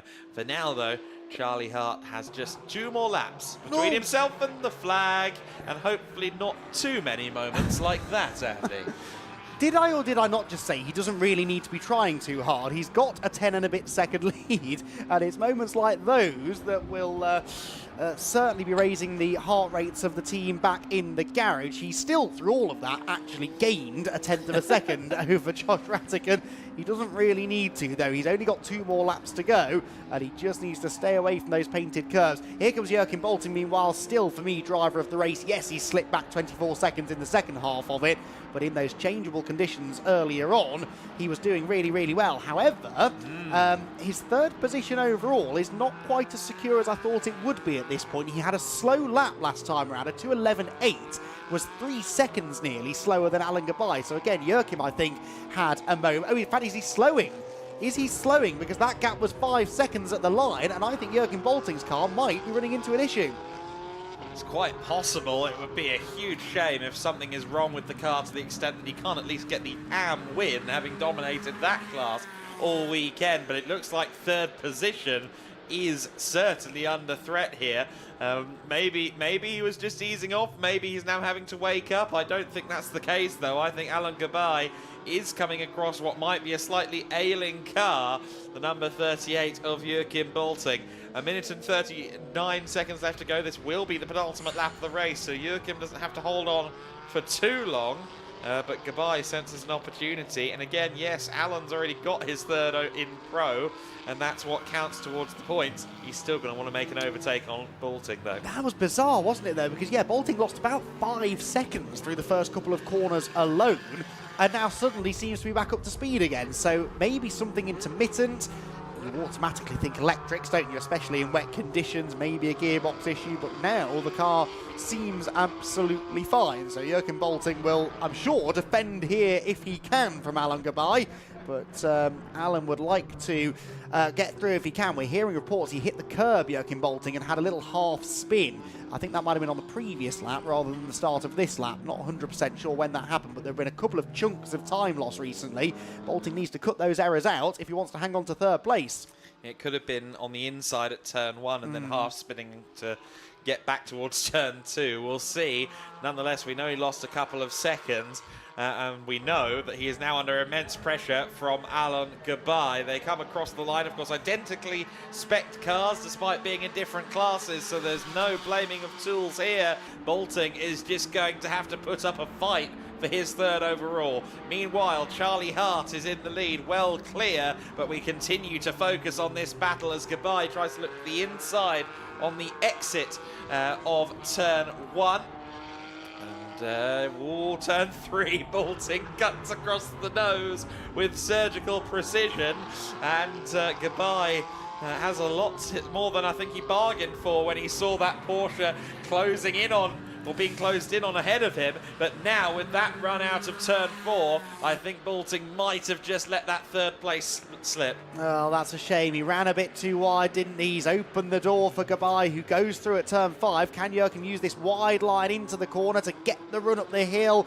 The answer's no, I think, and so it is still going to be Alan Gabai. I'll say still, it is now Alan Gabai ahead. Third position belongs to the WNS Motorsport car, which has been a factor in all 3 races really this weekend, hasn't it? No matter who has been at the wheel, WNS Motorsport's Porsche Cayman has been a competitive package.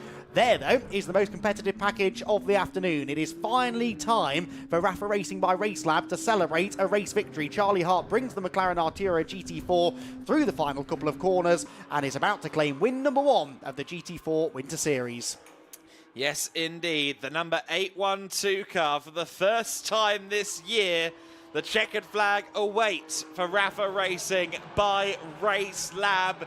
The McLaren Artura GT4 has won 5 races so far in the GT4 Winter Series, and this is the first of his GT4 career for Charlie Hart, and the first in the GT4 Winter Series for the Rafa Racing Racelab team.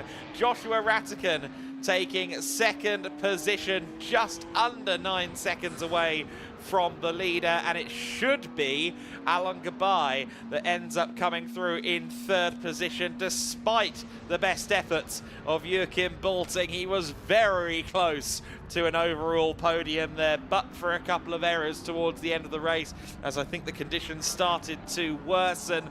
Nonetheless, surely one of the drives of the day from our AM class winner. Tobias Bill Clausen takes 5th place. Nico Grundle crosses the line for 6th. And, of course, the win in the Pro-Am class.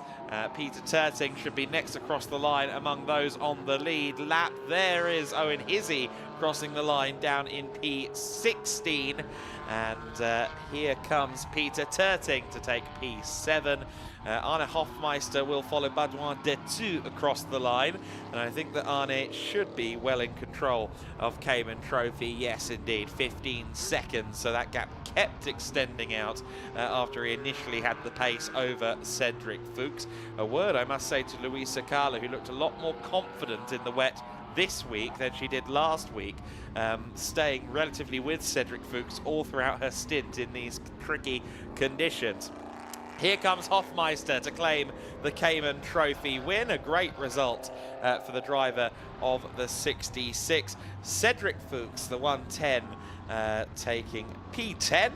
And Luisa Carla will be next. Amat is already across the line in the 24. Lion Speed car, Thilo Goss in 13th position, ahead of Martin Kroll. Ramid Hizzy. The rest of your finishers, Joseph Ellerin, of course, had his moment out there on circuit, and the Enrico Ferderer Mercedes also ailing after those dramas that we saw with the suspension getting progressively more and more broken as it continued to crab around the circuit. But for Charlie Hart, for Rafa Racing by Racelab, that performance was exemplary. They did everything right.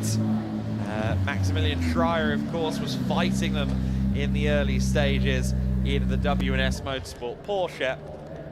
After that car was penalised for contact with Elite Motorsport, it was all eyes on Charlie Hart, and boy, did Charlie deliver his first win in a GT4. That is a very exciting race to have won, I'm sure.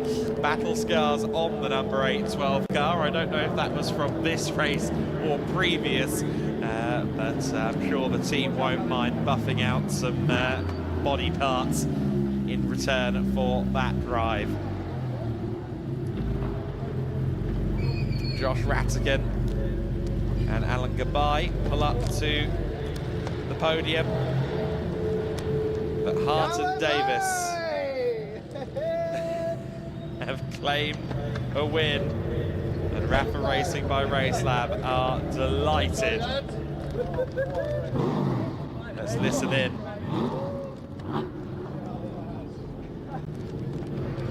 You can hear the jubilation from Charlie Hart. You got one. I got one that yourself behind bar now, Now, the discussion's going on there as they continue to debrief immediately. Racing drivers immediately into the debrief, discussing who overtook who and so on, of course. But a well-deserved win for Charlie Hart and for Callum Davis in the Rafa Racing by Racelab car. And what a contrast from a week ago, where the car really looked like a handful at the Circuito Estoril in wet conditions.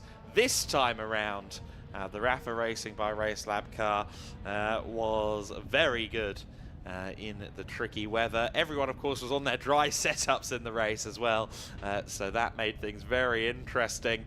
And the rain throwing up curveballs in the GT4 Winter Series. And I'm sure that will be a memorable race for quite a few competitors, not least of whom, of course, being Joachim Bulting, taking 4th overall. I'm sure that was a fairly stressful, fairly intense hour of racing for Bulting. But again, one that will live long in the memory. A well-deserved win, and it would have been a very well-deserved podium overall if he had just about held on, but it wasn't to be on that occasion.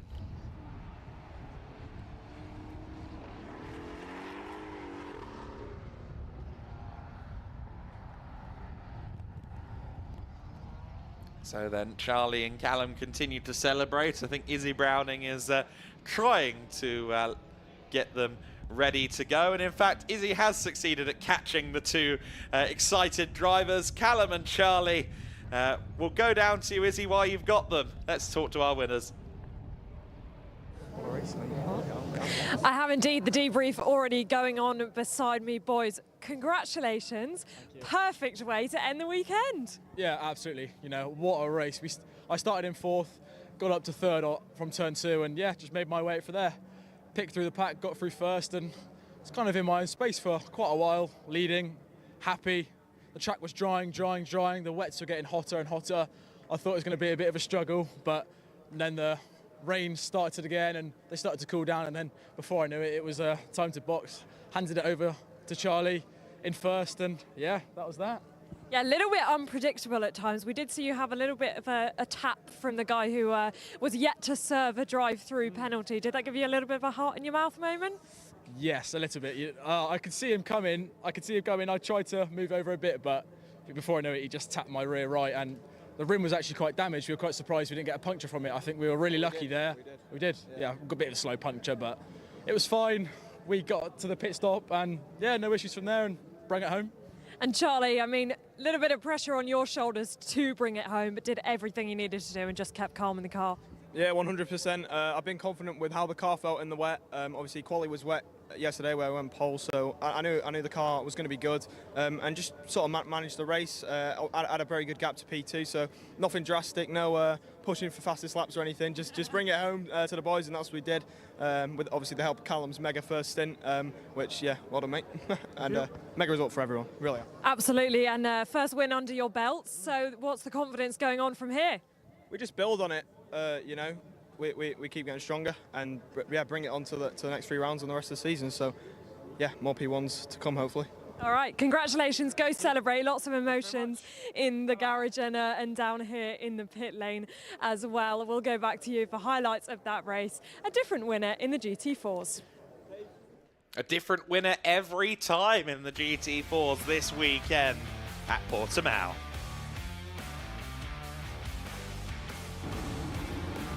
The race began with the Elite Motorsport number 77 leading the way. Mackenzie Cresswell from pole position, Maximilian Schreier and Enrico Förderer getting into it further back for second position. And And keeping a watching brief in the background was Callum Davis as well. Davis would get past Verderer, who was struggling to get the car stopped in some of the corners on that first lap. Joachim Balting picking up a couple of places early doors, and that was a pattern that would keep going as the circuit initially dried out, then got wetter and wetter again towards the end of this first stint. Some exciting action further back in the field as well, as everyone fought for positions on the first lap of the race. 127 Vonk Motorsport car with Michael Vonk at the wheel, getting past Franz Linden outside of the top 10. Linden, who managed to work his way up to the Cayman Trophy lead in the first stint of the race. Meanwhile, Tim Hurrell having a battle with Maximilian Hewitt, an all-American fight there in the top 10. Linden and Vonk continued to scrap. Meanwhile, further back in the field, a bit of a tap there from Jose Garcia to Joseph Ellerin as Thilo Goss watched through the rear view mirrors. At the front of the order, though, there was a moment of drama. Maximilian Schreier pushing Joshua Rattigan, pushing Mackenzie Cresswell into a spin. Cresswell would continue on. There would be some damage to the car. It seemed largely cosmetic, but here was the story. Joachim Balting moving up through the field. He was already fourth. He got past Rattigan to take, past Cresswell to take third position, and then he'd start to hunt down the top two in the race. Rather remarkably for an AM class entrant. Schreier was going wheel to wheel with Davis. Meanwhile, Mikael Sander was overtaken by Franz Linden after leading much of the early stage of the race in the Cayman Trophy class. Schreier there going out wide, and Charlie Hart and Callum Davis managing to capitalise upon that. A little bit of contact between them, and also a bigger moment for Joseph Ellerin, the tyre going down on that 187 car. Wasn't clear whether that was contact or just a tyre failure, but the markings on that rim would rather suggest that there was some assistance there. Unfortunately, the suspension on the car was no longer quite right. Rami Ramid there in the car he took over from Charlie Robertson. That car was wearing slick tyres and was clearly tricky in these conditions. Badwander 2 having a bit of a scrap there with Peter Turting further back, but this was a critical moment in the race as Davis and Schreier continued to fight. Post pit stops and emerging into what would be a net second place was Joachim Balting. Charlie Hart had already taken over by that stage and was in the race lead. Ravi Ramian getting back out there on the slicks. That must have been quite a hairy drive. And Alan Gabai serving the pit stop, or serving the drive-through. Unfortunately, Maximilian Schreier got for that collision with the elite McLaren. The SR Motorsport Caymans were fighting it out. That was Cedric Fuchs finding his way past Luisa Carla. Meanwhile, for second overall, Joshua Rattigan, now at the wheel of the 77 elite McLaren, drove past Joachim Balting. We thought Balting would at least be secure third overall, but it was not to be. Arne Hofmeister serving a drive-through penalty for a short pit stop. He would nonetheless win in the Cayman Trophy class. And a move late in the day for Alan Gabai to move up to fourth position. Tobias Bill Clausen falling to fifth position. And that red, black and white Porsche wasn't done yet. There is Joachim Balting making his error just a couple of laps from home. And that was the moment that would ultimately cost him third position overall, as Alan Gabai was now close enough to challenge the Plus Line Racing Team Porsche driver. And just a few corners from home, Gabai found the inside at turn 5, moved through into P3 overall, of course. It makes a difference in the overall championship points, actually, but there is no podium for overall at least.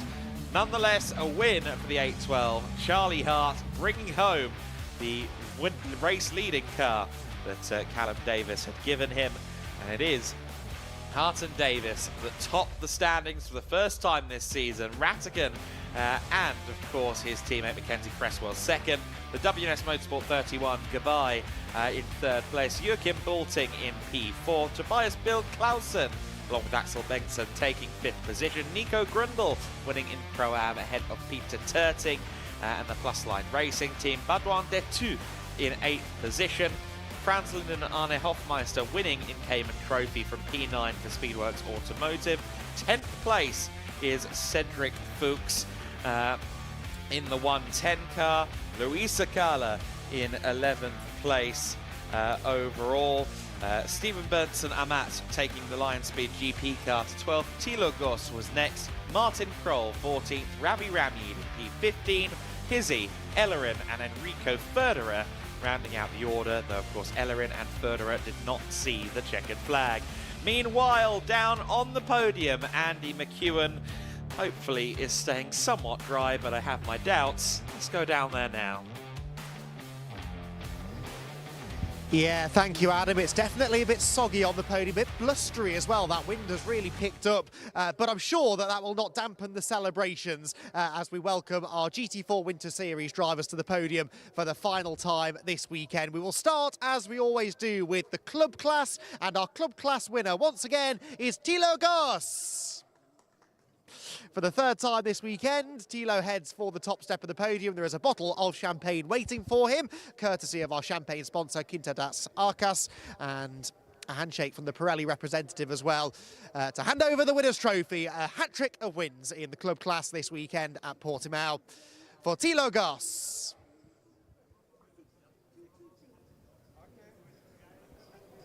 More photos to be taken. The bottle of champagne, I think he is going to choose to take with him, but I think when we get some of the other drivers up, we are expecting a champagne shower. Well done, Thilo. Congratulations on the 3 club class victories.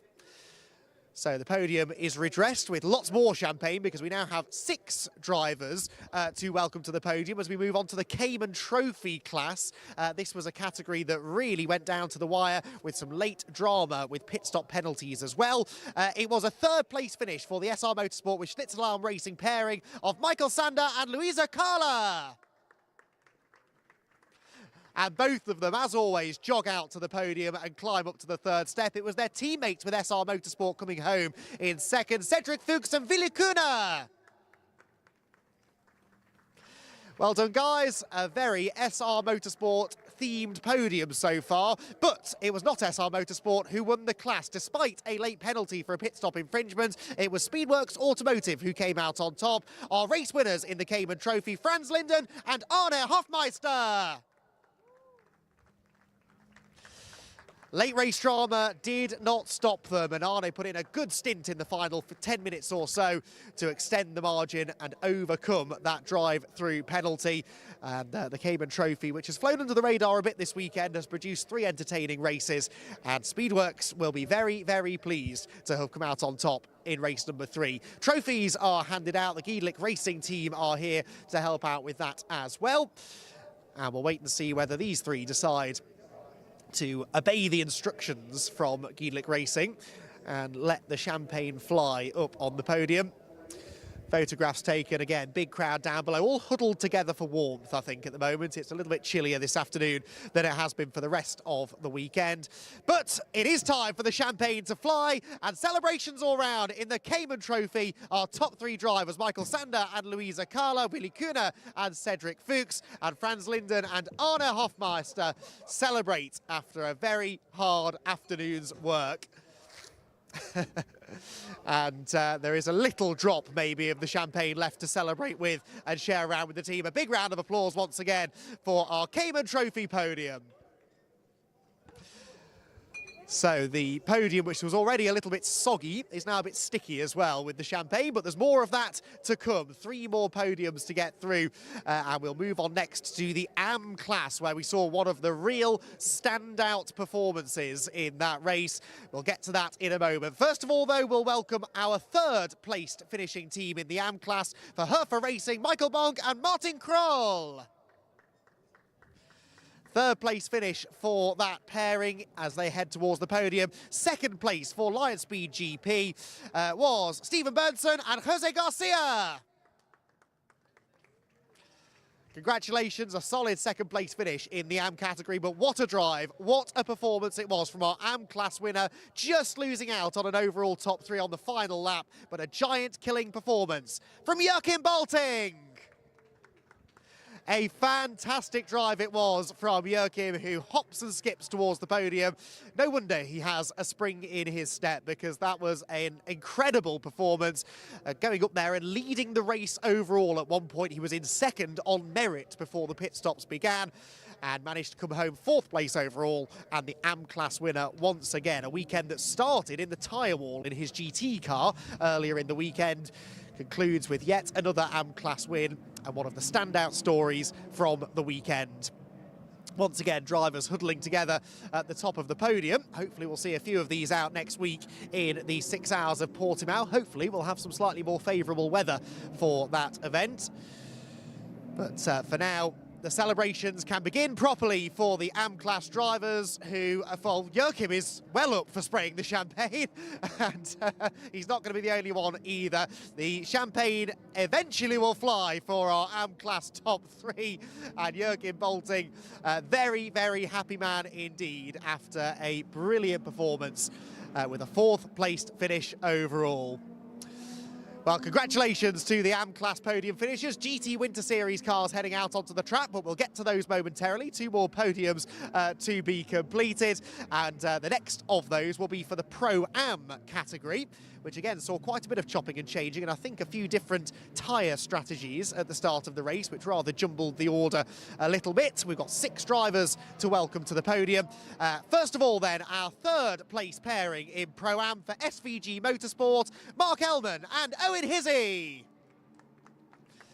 Onto the podium there will go. That Ginetta looked like a handful in that race, but they brought it home 3rd place in class nonetheless. In 2nd position for Plus Line, Peter Lobeck and Peter Turting. Well done, guys. Out to the 2nd step of the podium they will head. But it was another class victory, as we had from them at Estoril last time out, for WNS Motorsports, Tim Horrell and Nico Grundle. Well done, guys. Out to the podium they go. Phenomenal performance again. WNS Motorsport with quite a lot to celebrate this weekend. They missed out on a really good result potentially in the shape of a race win in this race, but we will have, of course, another of the WNS pairings on our Pro class podium coming up in a few moments' time.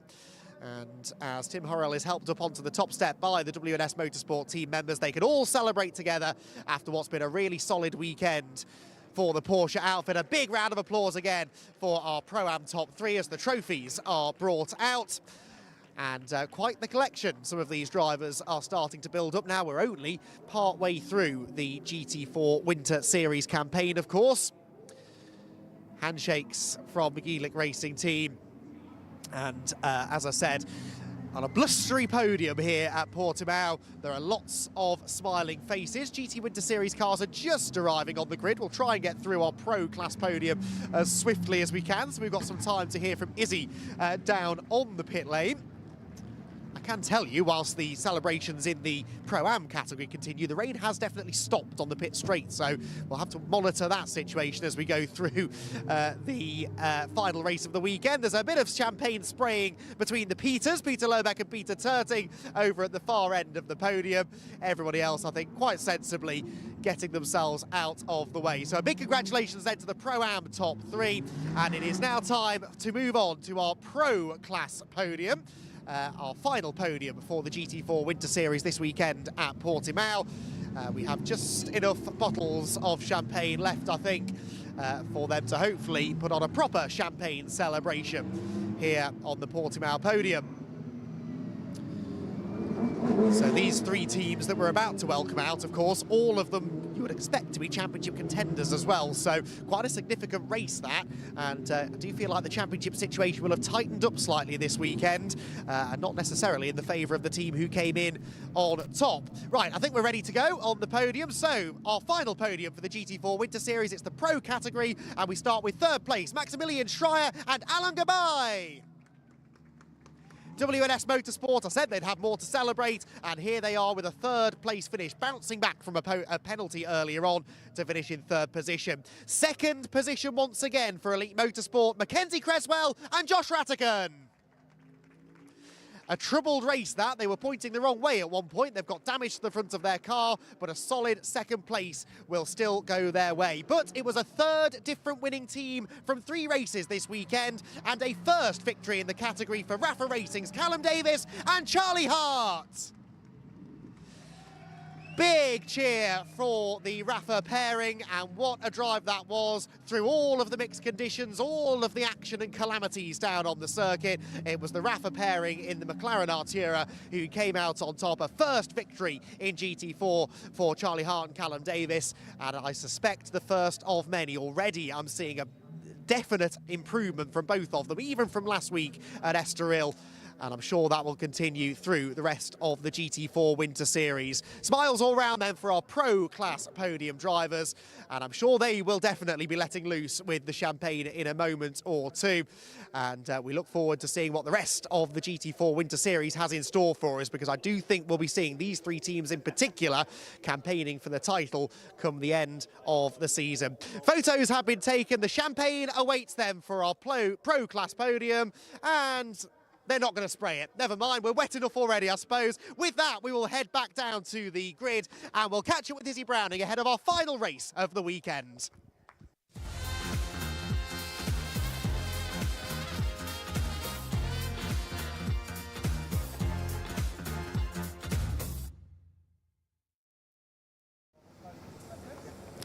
Yes, hello everyone. Welcome back down to the grid for the final time this weekend.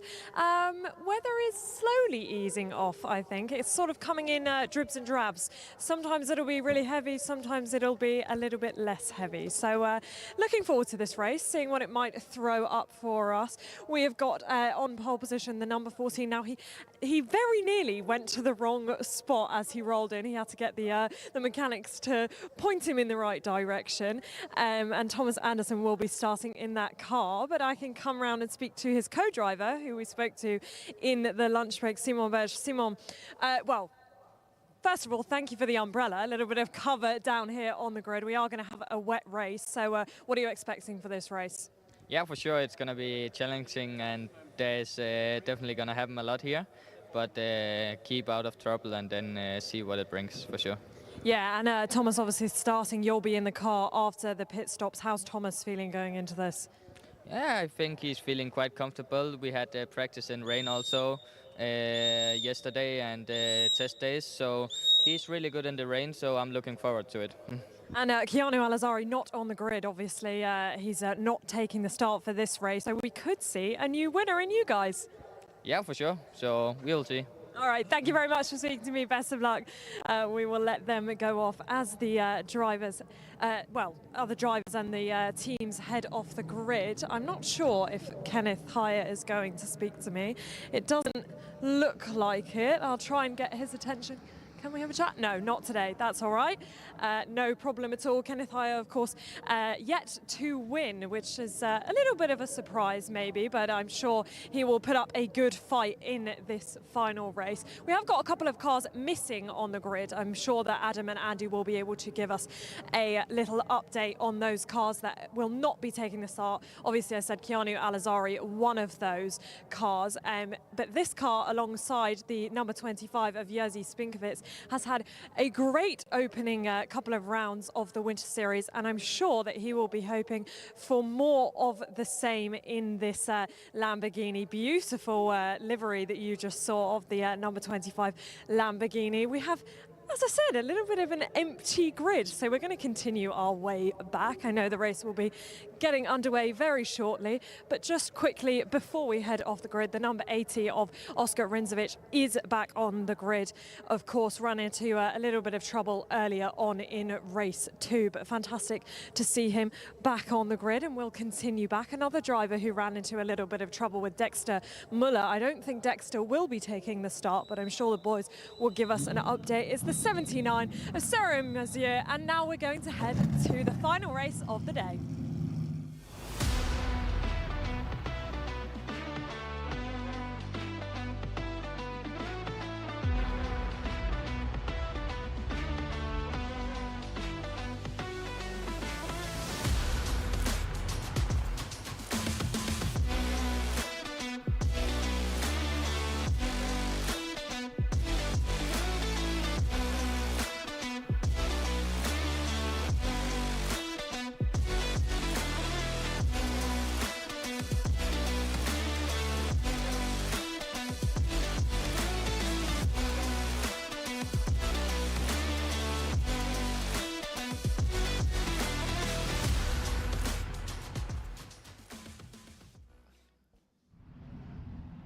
Our final race of the weekend, the first of 2 weekends here at the Autódromo Internacional do Algarve for the GEDLICH Racing Winter Series. And it's Thomas Anderson on pole position in the third and final GT Winter Series race. He is joined by Kenneth Heyer on the front row of the grid. It's all GT3 at the front, then the next row, Jerzy Spigovic on his own. It doesn't look like Simon Vilner has braved the rain in the KTM Crossbow GT2, so a gap there. Also the Pellin racing car, we understand there's some driver illness at play there that's keeping that car out of proceedings. Of course, it was missing this morning as well.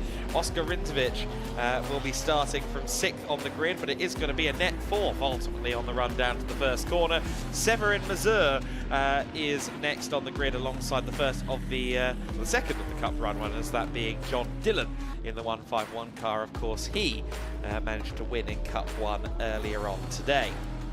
Andreas Berg Sorensen and Cristiano Maciel rounding out the top 10, both of them in Cup 1 Ferraris. And of course, remember how quickly the Cup 1 Ferraris came through the order in the wet conditions a week ago in Estoril. Mons Thalen and Leandro Martins, both in the Cup 2 classes, representing Villico Motorsport and Racar Motorsport respectively. Alessio Ruffini, that car will fly in the hands of Milos Pavlovic in the second half of the race. Przemysław Bienkowski, the number 27 car, the Porsche, in 14th place. Rafael Duran in the 127 is next, and he is joined by Alberto Duran, father and son, on row number 8. Careful into the first corner, please, guys. 17th position is set to be Ryan James in the McLaren Artura Trophy car, the number 22 machine. There it is indeed out there on circuit, and Ollie Webb will take that car over. Alfredo Hernandez alongside him in the GT3 Mercedes. Next up, it is Antoine Beveridge Martini, who will later on hand over to Luca Ludwig, the Cup 1 Ferrari, and Darren Howell alongside him. Darren will be passing the controls off as well. Quite a few of those Ferraris are shared. Alexander Bijatovic rounding out the order in 21st position. So 11 rows of the grid. A few cars are missing from said grid, but it's still a very healthy lineup of drivers. Now we're going on to the second of 2 formation laps, and the race will officially begin as they cross the start-finish stripe now. Andy, we've got a lap to talk about it. What are you expecting in these wet conditions? Well, I would normally look back to Estoril for guidance on this, because we did have a very wet day on the Sunday, but actually most of the dry weather data that we had from Estoril hasn't really carried over to Portimão, so there's no reason to expect the wet weather data to be any different, really. I do expect the Cup 1 cars to be reasonably quick, but I would immediately be looking towards that number 14 car to be the favourite, although Thomas Anderson wasn't quite as quick really in the earlier race, was he? So yesterday. So I don't know. I've taken a long time to arrive at that answer. I don't really know what's going to happen, but I do expect the Cup 1 cars to be quick, and that I think is where most of the entertainment will come from here, because whilst we've lost a few cars up and down the order, the Cup 1 protagonists are all there, and they've produced 2 fantastic races so far. No reason to expect any different here. We'll be interested, though, to see what the SR Motorsport by Schnitzelarm team can do, because I think that car has potential if they've got the setup right on the Mercedes AMG in these conditions. They will be really, really hungry for a good result. It's not been an ideal start to the season across either of their categories, really, and they will want to try and put that right this afternoon. I think it's going to be very interesting, that front row. Anderson and Heyer handing over to Birch and Viskirchen. I think both those sets of drivers are quite evenly matched. They will make a compelling pair of stints together.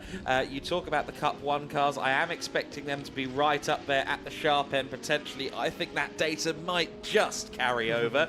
I would say keep an eye on the following. Cristiano Maciel, of course, he was an overall race winner in the wet. And he's got Rui Aguas as his co-driver, the man who was searingly quick in the wet at Estoril, Andreas Berg Sorensen. It's always touch and go whether the kind of driver coach pros actually end up doing the third race, but I was semi-reliably informed that Mikael Mack will be doing the second half of the race in that car with Andreas Berg Sorensen. And Mikael Mack is a very, very good racing driver. I would expect great things from him should he be in there for that second stint. And then, of course, John Dillon has Matt Griffin for his second half of the race as well. So I think those Cup 1 cars could once again be a huge threat in the second phase of the race, and indeed with drivers like Berg Sorensen and John Dillon with a lot of experience, Andreas Berg Sorensen proven to be very quick in the rain. I think that those GT3s will surely be fighting for the win, but I think they'll be fighting for the win with quite a few of the Ferraris and maybe some of those Lamborghinis and Porsches too. We'll have to see how this one pans out. It is an all GT3 front row of the grid. Thomas Anderson on the inside of the front row, Kenneth Heyer on the outside of the front row. Row 2 of the grid, Jerzy Spinkovic on the inside, and he will be alone on that second row, and Oscar Rindzovic from alone on row 3 as well. He will have the opportunity to maybe go and get himself into the overall podium positions early doors as well, but I imagine his main goal will be to stay ahead of the other Ferrari 296 Challenge cars in Cup 1. The red lights are still on. The red lights will now go out, and we are racing in the GT Win Series for the final time this weekend. Here comes Jerzy Spinkovic. The Lamborghini, for the first time all weekend, has done what we said it would, but Kenneth Heyer goes all the way around the outside to lead the race. Oscar Rindzovic very close quarters with John Dillon for 4th place. Someone's lost a wing mirror. It's Andreas Berg Sorensen who goes into a spin, having already clunked his wing mirror off the car on the driver's side as well. Maybe that's why he rudely pulled out in front of Alessio Ruffini. Kenneth Heyer leads the race, and drama further back. It's Spinkovic in second place, briefly had a nose ahead, but Heyer powered around the outside to retain that lead. Yeah, Berg Sorensen just found himself in the middle of like a 3-wide situation there with John Dillon and Oscar Rindzovic as up ahead. Jerzy Spinkovic takes the lead, well spotted Adam, so a mistake maybe for Kenneth Heyer, and Spinkovic goes through, so he's finally done sort of what we've been tipping him to do all weekend, which is get a really good start and lead the race early doors. It took him half a lap to get there, which perhaps is a little bit longer than we expected, but the Lamborghini is out in front of the Mercedes. So Spinkovic, Heyer, the top two as they plunge downhill through the left-hander. Then it's Rindzovic in their third position, and Anderson in fourth, John Dillon fifth. That's your leading group of 5, and then quite a decent gap back to Severin Monsieur, who I suspect had to slam on the anchors to avoid a rotating Ferrari of Andreas Berg Sorensen at the start. He will be an interesting one to watch now to see how much of that lost ground he can regain. Absolutely right. It's Spinkovic then well clear. The other Lamborghini that's been a protagonist at the front in some of these races, Severin Mazur, being followed there by Rafael Duran in the predominantly white AF Corsa Ferrari. Again, Duran, his first weekend of racing, doing a very, very good job. And Leandro Martins has seemingly moved through the field quite well on the first lap as well. We'll keep an eye on anyone who's dropped or gained further back in the field. But for now, Kenneth Heyer under immense pressure from Oscar Rindzovic, who once again is showing out so early in his racing tenure, up into second place. And meanwhile, Thomas Anderson under pressure as well from John Dillon. So again, these Cup 1 cars firing through, and there goes Dillon into 4th place. And, well, Matt Griffin will be willing him on and perhaps licking his chops a little bit. Indeed so. So the GT3 cars fading, the Cup cars heading towards the front, and the sunlight now glinting off the bodywork of the cars as they head out of Turn 4 and towards Turn 5. I've been talking about this for the last hour or so, but changeable conditions have very much been a feature throughout the GT4 race just now. They could well be again here. It stopped raining a good 15-20 minutes ago. If the sun comes out, this track could start drying out. I don't think there's too much doubt about what tyres they're all on. wet tyres all round, I would imagine, but could we see some of that change a little bit later on into the race? We'll have to wait and see if anyone feels that it's worth the gamble. For now, though, it's a level playing field, all on the same tyres, and it definitely seems to be advantage to the Cup cars. Yes, it is. The Cup 1 Ferraris particularly strong in these conditions. The Cup 2 Porsche is typically pretty good as well. We'll see if they float up the order a little bit later on, especially with some of the kind of pro drivers in there later on, like Dieter Sveps. It is Jerzy Spinkovic who set the fastest lap first time by. Of course he would, as the race leader. We'll see if anybody start to set green and purple sectors from further down the order, making their way through. Here is the one wing-mirrored car of Andreas Berg Sorensen. He's back into the top 10 now, fighting with Cristiano Maciel, going towards turn 14 at the moment. The number 76 we ride on board with right now. Not the promising start perhaps that he'd have liked, but of course when he won the race at Estoril, race 3, on the first lap he was facing the wrong way, so maybe this is just how he operates. Yeah, very good point, and he's not that far down the order really, is he? So Andreas Berg Sorensen still very much in this. Oscar Rinzovic meanwhile has set the fastest lap now, half a second quicker than race leader Jerzy Spinkovic, so he's closing in on the Lamborghini out in front. You ride on board here with Andreas Berg Sorensen, and we get a good look here at the conditions as he drops down into the sunlight at turn 1, with Cristiano Maciel his next target, then Severin Mazur, and then the gap up to Rafael Duran ahead. There's a half an opening to the inside, and Maciel didn't really make the corner, but I think we'll get off turn 3 well enough just about to hang on to 8th position. Only 4th in Cup 1 this. He's sideways again though, and this time I think Berg Sorensen might have gone through. Quite possibly. Meanwhile, we have there Thomas Anderson having a look to the inside there of Rafael Duran, but here is Berg Sorensen and Maciel still side by side for most of the lap, but Berg Sorensen is now a nose, well, more than a nose, a good couple of car lengths ahead, with Severin Mazur in his sights, moving his way up through the field. Turns 4 and 5 are under yellow flags, so that's the hairpin, which in these conditions always makes you wonder exactly what has happened out there on the circuit. We'll wait and see on that front. Mons Thalen, I just want to mention, has moved up into the Cup 2 class lead, so the young 17-year-old, as he became earlier this week, is now up in the lead of that category.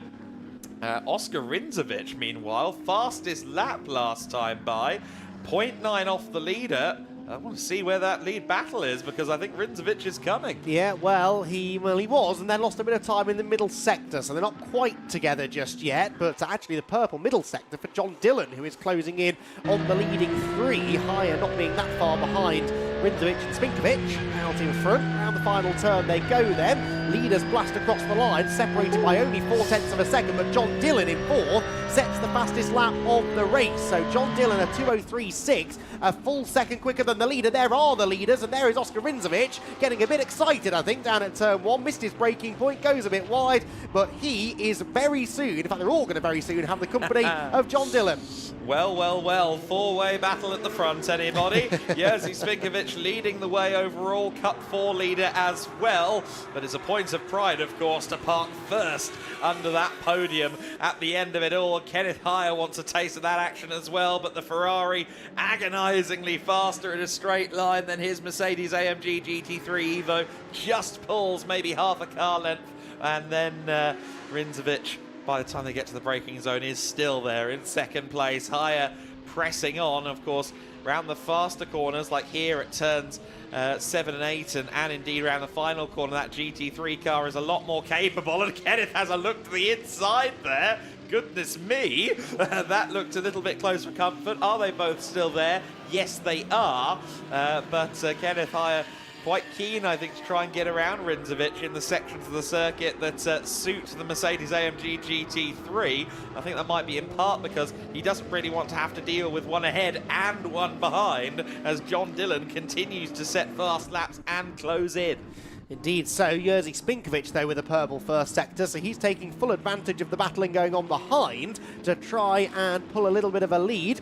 Towards the final 2 corners they go. Spinkovic then with this extended margin slightly over Rinzovic, Hyatt, Dillon, then a decent gap back there. Look to Rafael Duran. He's sort of the loneliest man on the grid at the moment in 5th position, about 5 seconds behind this group, about 2.5, 3 seconds ahead of Thomas Anderson's Porsche, which is still hanging on in there in 6th place, and we expect to be a factor in the second half of the race, remember. Severin Mazieur is next, and then Berg Sorensen, now ahead of Cristiano Maciel, is in 8th position and catching the Lamborghini. Across the line we go then, 1.5 seconds now the gap. Still John Dillon's fastest lap from the previous circuit is the one that stands, but he hasn't yet found a way past Kenneth Hire. He's tried to do something about that at turn 1, but Hire had the inside line on the way in. He's slower on the exit as a result, but I'm not convinced Dillon will get it done. No, John Dillon, his progress ever so slightly stunted by the Mercedes-AMG GT3 after hounding towards the top 3 at a rate of knots. Of course, he's second in the Cup 1 order as well. Last time out, he was causing disturbances in the overall order while comfortably leading Cup 1. That's not really the luxury that he's got this time around. Of course, Rinzovic, he ended up pulled up right here on the exit of turn 5 in race 2 of the day, or race 2 of the weekend this morning. So I think he is going to be out for a better time for sure. And I mean, right now, fighting for the lead, second overall, leading Cup 1. I have to imagine this is a bit more than he anticipated coming into this weekend with a car that he was unfamiliar with, one meeting into his career. Yeah, the trouble is he's setting a fairly high bar going forwards now, isn't he? We'll expect this from him every time. It's not even much of a novelty now, is it, to see him up there leading the class? But yeah, let's not forget what an impressive achievement this has been. Oscar Rinzovic, so new to all of this, really, in every regard. And I'd say on this lap, maybe is starting to close back in on the race leader, overall race leader, Jerzy Spinkovic. Behind him, Hire certainly slipping back into the clutches of John Dillon a little. Well, actually, looking at the sector times, Spinkovic purple sector 1, decent sector 2. So no, Jerzy, I think, is looking reasonably comfortable as the race leader. And then this kind of three-way fight behind just starting to calm down ever so slightly, dare I say it. Further back, by the way, Andreas Berg Sorensen and Cristiano Maciel have both got past Severin Mazieur. So Mazieur dropping down into 9th position. Both of the Cup 1 Ferraris moving past, and they now set their sights on Thomas Anderson.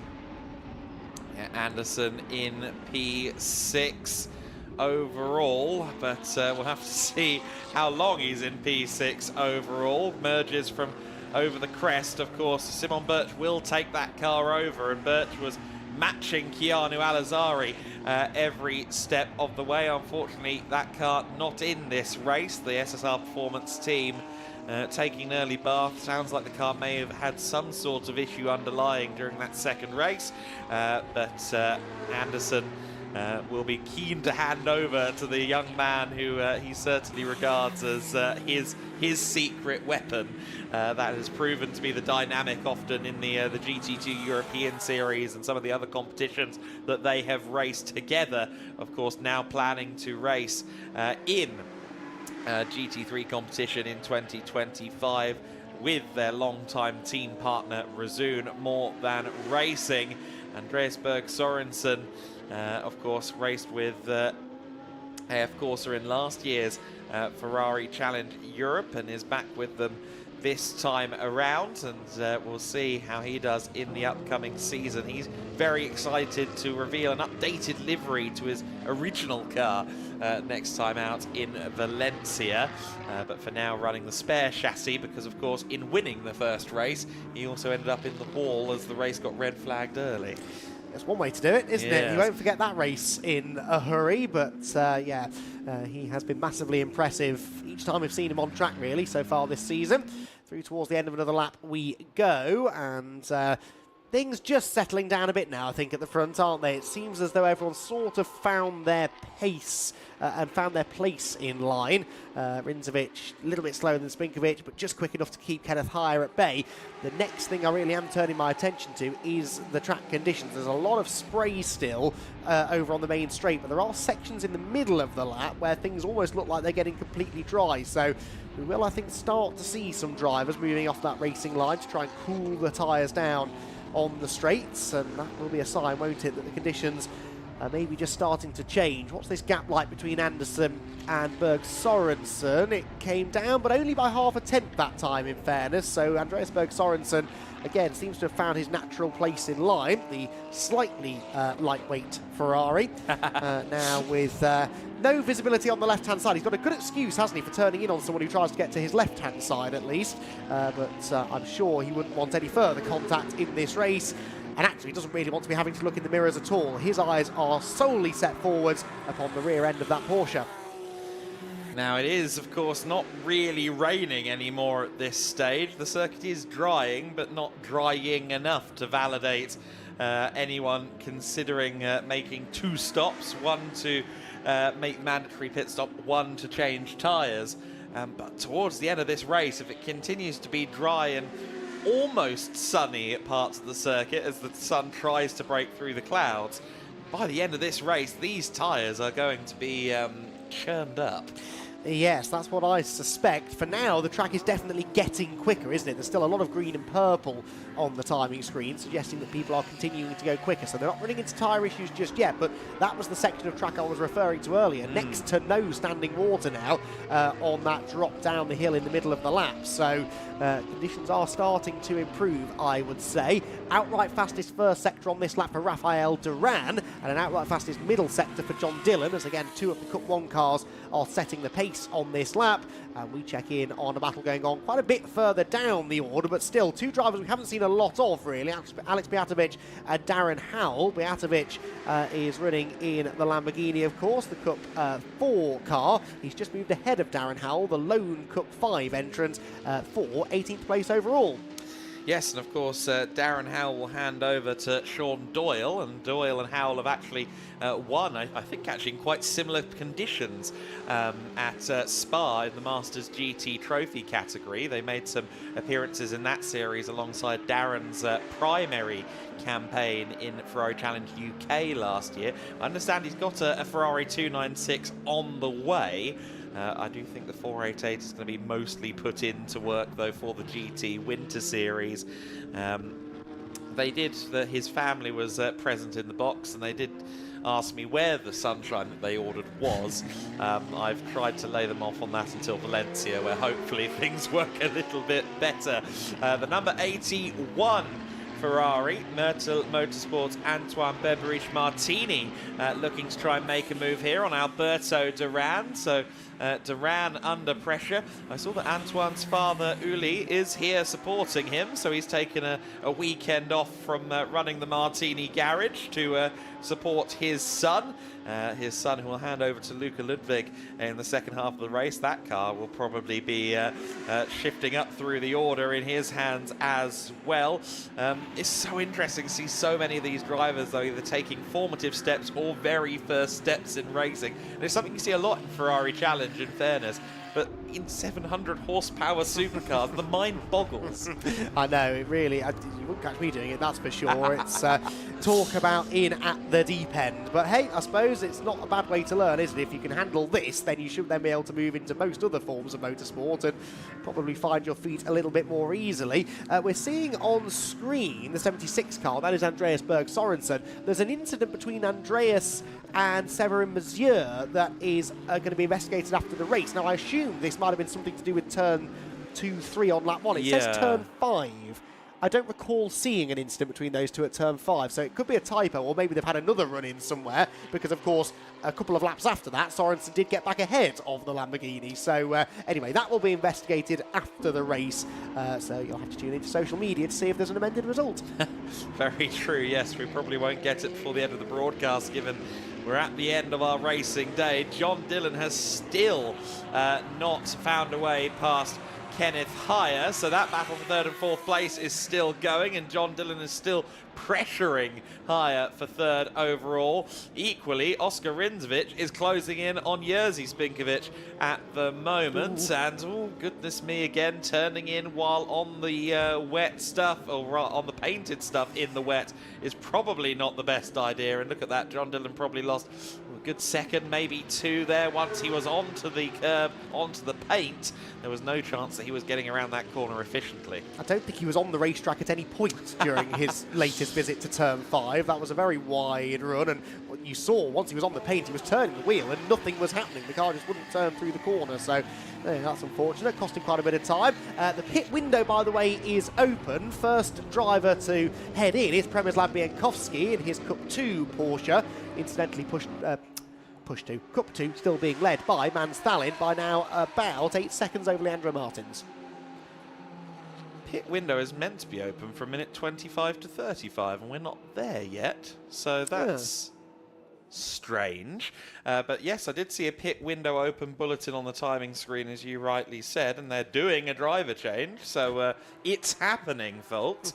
But to my understanding, it's 25 to 35. Matthias Lizowski will take over the 27 car. Lizowski, who was an overall race winner on a few occasions in last year's GT Win Series in the endurance races, will keep an eye on his progress as the race leaders continue to get a little bit closer together. Rindzovic means business here. And Kenneth Heyer is in the pit lane, as is John Dillon. So the 3rd and 4th place cars pit. That promotes Rafael Duran, the very rapid Rafael Duran, into 3rd position. But yeah, nose to tail now almost for the race lead. There is Heyer in. Let's see what the SR Motorsport with Schnitzelbaum Racing team do. There are no tyres waiting. I wouldn't really expect there to be any. So they're staying on the same set of wets. Same is true for John Dillon. And John Dillon in the AF Corsa Ferrari. That will be a fairly routine service. That, I'm afraid, is Bjatovic off. Well, he just got past Darren Howell a few laps ago. I suspect Darren might now be back ahead in his Ferrari 488 Challenge car. And I think that's the bit of the circuit that the leaders are going to be heading to maybe in a few corners' time. So for now, green flag racing conditions continue for the top 2, although Rindzovic not really close enough anymore to think about an overtake. Bjatovic still stranded there. It looked like he was in reverse, but the issue is trying to get it to try and get back out of there without either ending up in the gravel or in the pathway of another car. He's in a little bit of trouble at the moment. So lots of drivers choosing to come in. Kenneth Heyer, of course, will hand over to Moritz Viskirchen. So we'll see how Viskirchen takes to the wet weather as he exits the pit lane. Matt Griffin comes out just behind him. Meanwhile, also coming out onto the circuit there is Griffin, but Anderson, of course, also, he's still out there right now, but Thomas Anderson will soon be, I'm sure, handing over to Simon Birch, so that will be another car that goes flying very shortly. Yeah, you'd expect them in quite early, I would think. Simon, I think, has been the quicker of the two slightly this weekend. There is, was Leandro Martins, of course, driver change ongoing there. That was the car that was 2nd place in Cup 2. In fact, both of the top 2 Cup 2 cars have pitted at the same time. Overall, race leaders go through now 1.3 seconds nearly apart. As Spinkovic backs it into turn 1. The rear tyres starting to cry enough there as he turned into that tricky right-hander. He's going pretty quickly. Again, fairly dry there on the way into turn 3. Through the lower speed corners, naturally the gap compresses, but it did look as though maybe Rindzovic was gaining just a length or so through the opening sector of this lap. But Sorensen is in, Anderson's in, Maciel is in, Mazur is in. They're all coming in, apart from those leading 3. So then, Spinkovic, as you said, Rindzovic and Duran continue on unabated, and we'll see how this one goes. I do believe the window was triggered a little bit early from someone upstairs, perhaps thinking it was an hour, not a 55-minute race, but it is meant to be minute 25 through 35 of the race that the window is open. But for those of the drivers who are perhaps wanting to just hand this off to the pro and say, nope, not dealing with this weather, that's actually going to work quite well in their favour. Well, yes, I suppose it's the same for everyone, isn't it? So most people now choosing to take advantage of that. Kenneth Heyer, meanwhile, 2 purple sectors on his... Viskirchen now. Yeah, no, it's just changed as I was looking at the timing screen, so they were a bit slow on updating the name for the number 1 car, Miss Viskirchen. Then purple sectors. We're also getting some purple sectors from Antoine Beveridge Martini as well. So some quick drivers jumping into the cars, as you would expect now, halfway through the race near enough. Back back into the race goes number 14. This is Simon Birch, and this is a car I'll be keeping a very close eye on. Yes, Simon Birch might well be about to perform a similar feat to what Keanu Alizari did in the first race in a Porsche 992 GT3R, and that is ascend from the middle of the top 10 up into the race lead, because Moritz Viskirchen is further up the road. It's going to be ahead of Birch, I believe. We have to see how it all works out, what the time deltas are looking out like to see quite where things stand. There is a car that might end up going very quickly, because there is the 22, and that, of course, now should have Oliver Webb at the wheel, unless has he not made his stop yet. I'm not quite sure. Ryan James is still listed on the timing screen, but I am wondering if they have already come to say hello in the pit lane. The number 80 car is in, Rintovic is in, as is Rafael Duran. So the only driver pushing the envelope, as it were, in regard to the pit window is Jerzy Spinkovic. I'm assuming that the window is still only going to last 10 minutes, even though it was triggered early.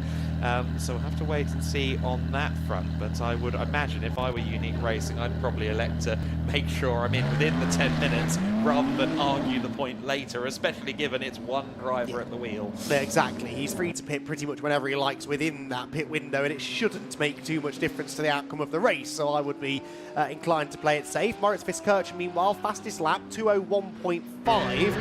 Quite a bit faster than anything anyone has done at any point in the race. So, although Rui Aguas, as you'd expect, is putting out some pretty quick sector times as well. Here comes Simon Birch towards the end of his outlap in the Porsche. Drops down through the final corner and will pop back up into sight very shortly. The order, of course, still a little bit jumbled on the timing screen, because we do have a couple of cars maybe up and down the order that haven't pitted, including most notably Jerzy Spinkovic, the overall race leader. So he's 1 minute and 18 seconds clear of Moritz Viskirchen, who is the highest placed driver to a stop. Matt Griffin is next. No, he's not. Oscar Rinzovic is still showing there. I think his transponder was playing around a bit in the first race as well. Ollie Webb, meanwhile, you can see in the far end of shot, was jumping into the McLaren, as finally the race leader Jerzy Spinkovic makes his mandatory pit stop. And he makes his mandatory pit stop as Viskirchen continues to lower the bar out around the circuit. This is going to be an interesting one. He's 37.886 in the first sector, the fastest first sector we have seen so far today. Also just setting a fastest middle sector briefly there, I believe. Was that Severin Mazur potentially? No, Rui Aguas, I think it was, who has also been registering quick sector times as well in the Cup 1 Ferrari that he shares with Cristiano Mathiel, that of course being the 50 car. We've got some big names in this last phase of the race, and I mean, I put the question to you earlier on about making predictions. I wouldn't want to, actually, realistically, with so many fast drivers out there. Of course, Jerzy Spinkovic, a race winner in Renault Clio Cup Europe. He really knows how to be rapid in a race car, and he's good in the wet as well. So you can't rule out the fact that this Lambo is going to go the distance at the sharp end. Let's see, though, where it comes out relative to the Mercedes. Moritz Viskirchen has just come past our commentary position. If we zoom out, the Mercedes is going to take the lead. Spinkovic exits pit lane and sees the green and black Mercedes charge by. The overall leader is now going to be Moritz Viskirchen. Spinkovic comes out in second place. Rinzovic will be just a few seconds behind him. And then it's Rafael Duran, again holding himself to a sensational account, running fourth overall in fact, no, it's Sean Hudspeth, sorry, who will have taken that car over in fourth place overall. Another driver we should have been talking about as one who's going to move up in the latter phase. Duran has now handed over to Sean Hudspeth, and he runs fourth overall, and of course third fifth overall, and third in the Cup 1 class. Fresh rain falling, I noticed as well outside, so no thoughts now, I don't think, of slick tyres being the way to go later on. Track conditions ever evolving this afternoon at Portimão after a pretty stable weekend of weather until this point, but the rain closing in and just adding an extra layer of challenge to the circuit, but that will be of little concern, I think, for Moritz Viskirchen, who is very, very happy out in front. What sort of lap times are we seeing from Simon Birch. Well, right on cue, we jump on board with the Porsche driver as he is, I think, battling away here with Rui Aguas. Now, this is Rui catching the Porsche. Aguas, one of the fastest drivers on the track at the moment. Who's surprised? Not me. Purple first sector for Aguas as well, and way wide goes Simon Birch, nearly opening the door there for an equally lively-looking Rui Aguas. Well, he was wide on exit, but on entry, he was arguably too shallow because he got onto the curb and that sent him wildly understeering. Rui Aguas then right behind Simon Birch. This is youth versus experience if I've ever seen it. Rui, 50-something we'll go with for Rui Aguas. I do know the number, but no, I'll keep that quiet for you, Rui. Of course, running with Cristiano Maciel, and he has been buzzing about what his student has been doing so far this year in the GT Winter Series. The only thing I think Rui needs to teach him is how to play ping pong properly based on what we saw in hospitality. However, Rui Aguas still incredibly rapid. He's had a 25-year relationship with AF Corsa. In fact, I knew he raced in 2005 with AF Corsa, but in fact, in the year 2000, he was driving for what became AF Corsa before that was even the name of the team. So he has been racing with them for half of his life and the entirety of the 21st century.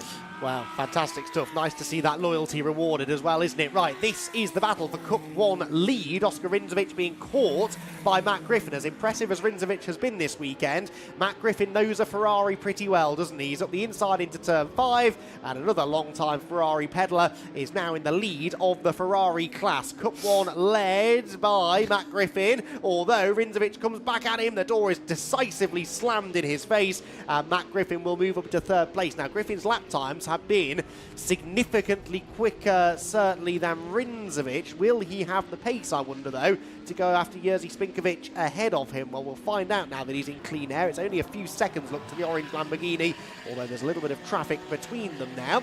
So Griffin to the lead of Cup 1. Spinkovic, of course, is still leading in Cup 4. Viskirchen in GT3. Further back, it is now Mateusz Lizowski leading in Cup 2. So Kalle Bergman second and Dieter Sveps third. That's been a bit of a mix around in Cup 2. And all the other classes, of course, only running with one car. Cup 5, Sean Doyle, and Cup 3, Ollie Webb. Bit of a hairy moment maybe here for the Cup 1 leaders as they make their way through traffic. Yes, indeed. I get the feeling that Matt Griffin will have more than enough pace to challenge this man, Jerzy Spinkovic, for 2nd place, given he was lapping well over a second faster last time by than the Huracan. Well, we'll wait and see what's going on there. The ultimate best laps also a lot quicker in favour of Griffin as well. Let's see. It comes across the line now. The gap is 3 seconds. The lap times, 1.6 seconds separated. So Griffin is going to go hunting for that 2nd place. Critically, though, for the long term of this race, Griffin was still a second slower than Moritz Viskirchen. So even though he's closing for 2nd place overall, it doesn't look like a win is on the cards overall. Well, maybe even the winning Cup 1 is not necessarily on the cards, because he was 1.5 seconds slower than Sean Hudspeth that time. So Sean Hudspeth in 3rd place, gaining on the pair of them. Yes, they were battling. Yes, they had traffic. But there, the white Ferrari of Sean Hudspeth is very much a factor in what has been such an entertaining Cup 1 battle this weekend. All 3 races, it's been one of the highlights. There have been plenty of highlights in GT Winter Series this weekend. And yet again, a 3-way battle is developing. And the 2nd fastest man on the track overall at the moment appears to be Mikkel Mack, who is less than 10 seconds off the lead of Cup 1 and is running very well in Andreas Berg Sorensen's one-wing mirrored Ferrari 296 Challenge car. Simon Birch 34 seconds off the lead at the moment. He's actually lapping quite a bit slower than Moritz Viskirchen right now, so not quite surging in the manner we expected. And again, clipping the inside curb and experiencing quite what that does to the car, and then disappearing off to camera left there as he's under huge pressure from Rui Aguas, who this time finds a way through. And Simon Birch, I think, maybe a little bit resigned to that after the last couple of corners. I think, frankly, he needs a breather rather than to go on the counter-attack. Which is exactly what he's sort of trying to do there, although that was just a difference in lines, I think. I really thought he'd gone too far that time. I didn't think he was getting that one back. Really good car control. The traction control, I'm sure, would have kicked in, but that only does so much when you're sideways on a wet painted curb, which he was. But gathered it together nicely. We're right on board with Simon. If you listen closely, you can probably hear him panting for breath after that moment. That was a heart-stopping slide, and luckily he was able to gather it all together. Aguas then goes through, and Rui is now, how far? Quite a long way, actually, isn't he, behind the rest of the Cup 1 runners. But this is Rui Aguas. We know he'll be quick. He may well be able to do something about that. With still, let's remind ourselves, 18.5 minutes to go.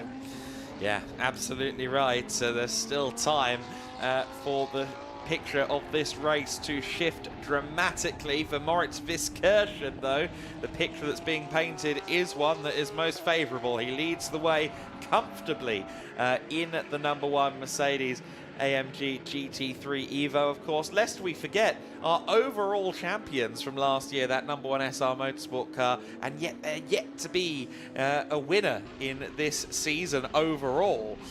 That will be a sticking point, to say the very least, and that's something they could be on the verge of rectifying should the next 18 minutes go in their favour. Matt Griffin is going to be receiving deltas and information, I'm sure, about what's going on behind him in the Cup 1 battle. Rindzovic is backing off him a little bit here over the last couple of laps. In fact, last time by Hudspeth wasn't quite as fast. He lost about 9/10 to Matt Griffin last time by. Meanwhile, Mikkel Mack is still lapping a good few tenths a lap faster, albeit from further behind.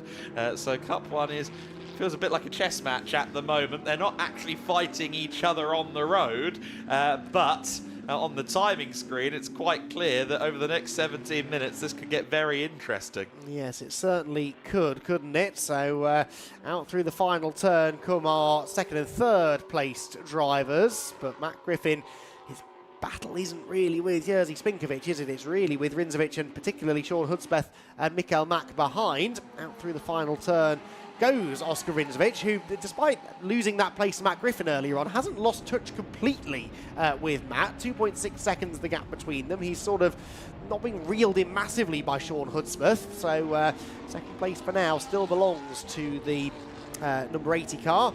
Sean Hudspeth, though, actually, on that lap makes a bit of a liar out of me and takes about 1.5 seconds out of the car ahead. But Rui Aguas is fastest of anybody. Now he's in clean air for the first time. A 2:01.195 is quite a bit faster. Good 1.5 2 seconds faster than most of the rest of the Cup 1 field. That is a very impressive lap from Rui Aguas. He's been sat there patiently behind the fishtailing Porsche, waiting for his moment to get the webbed feet out and go hunting.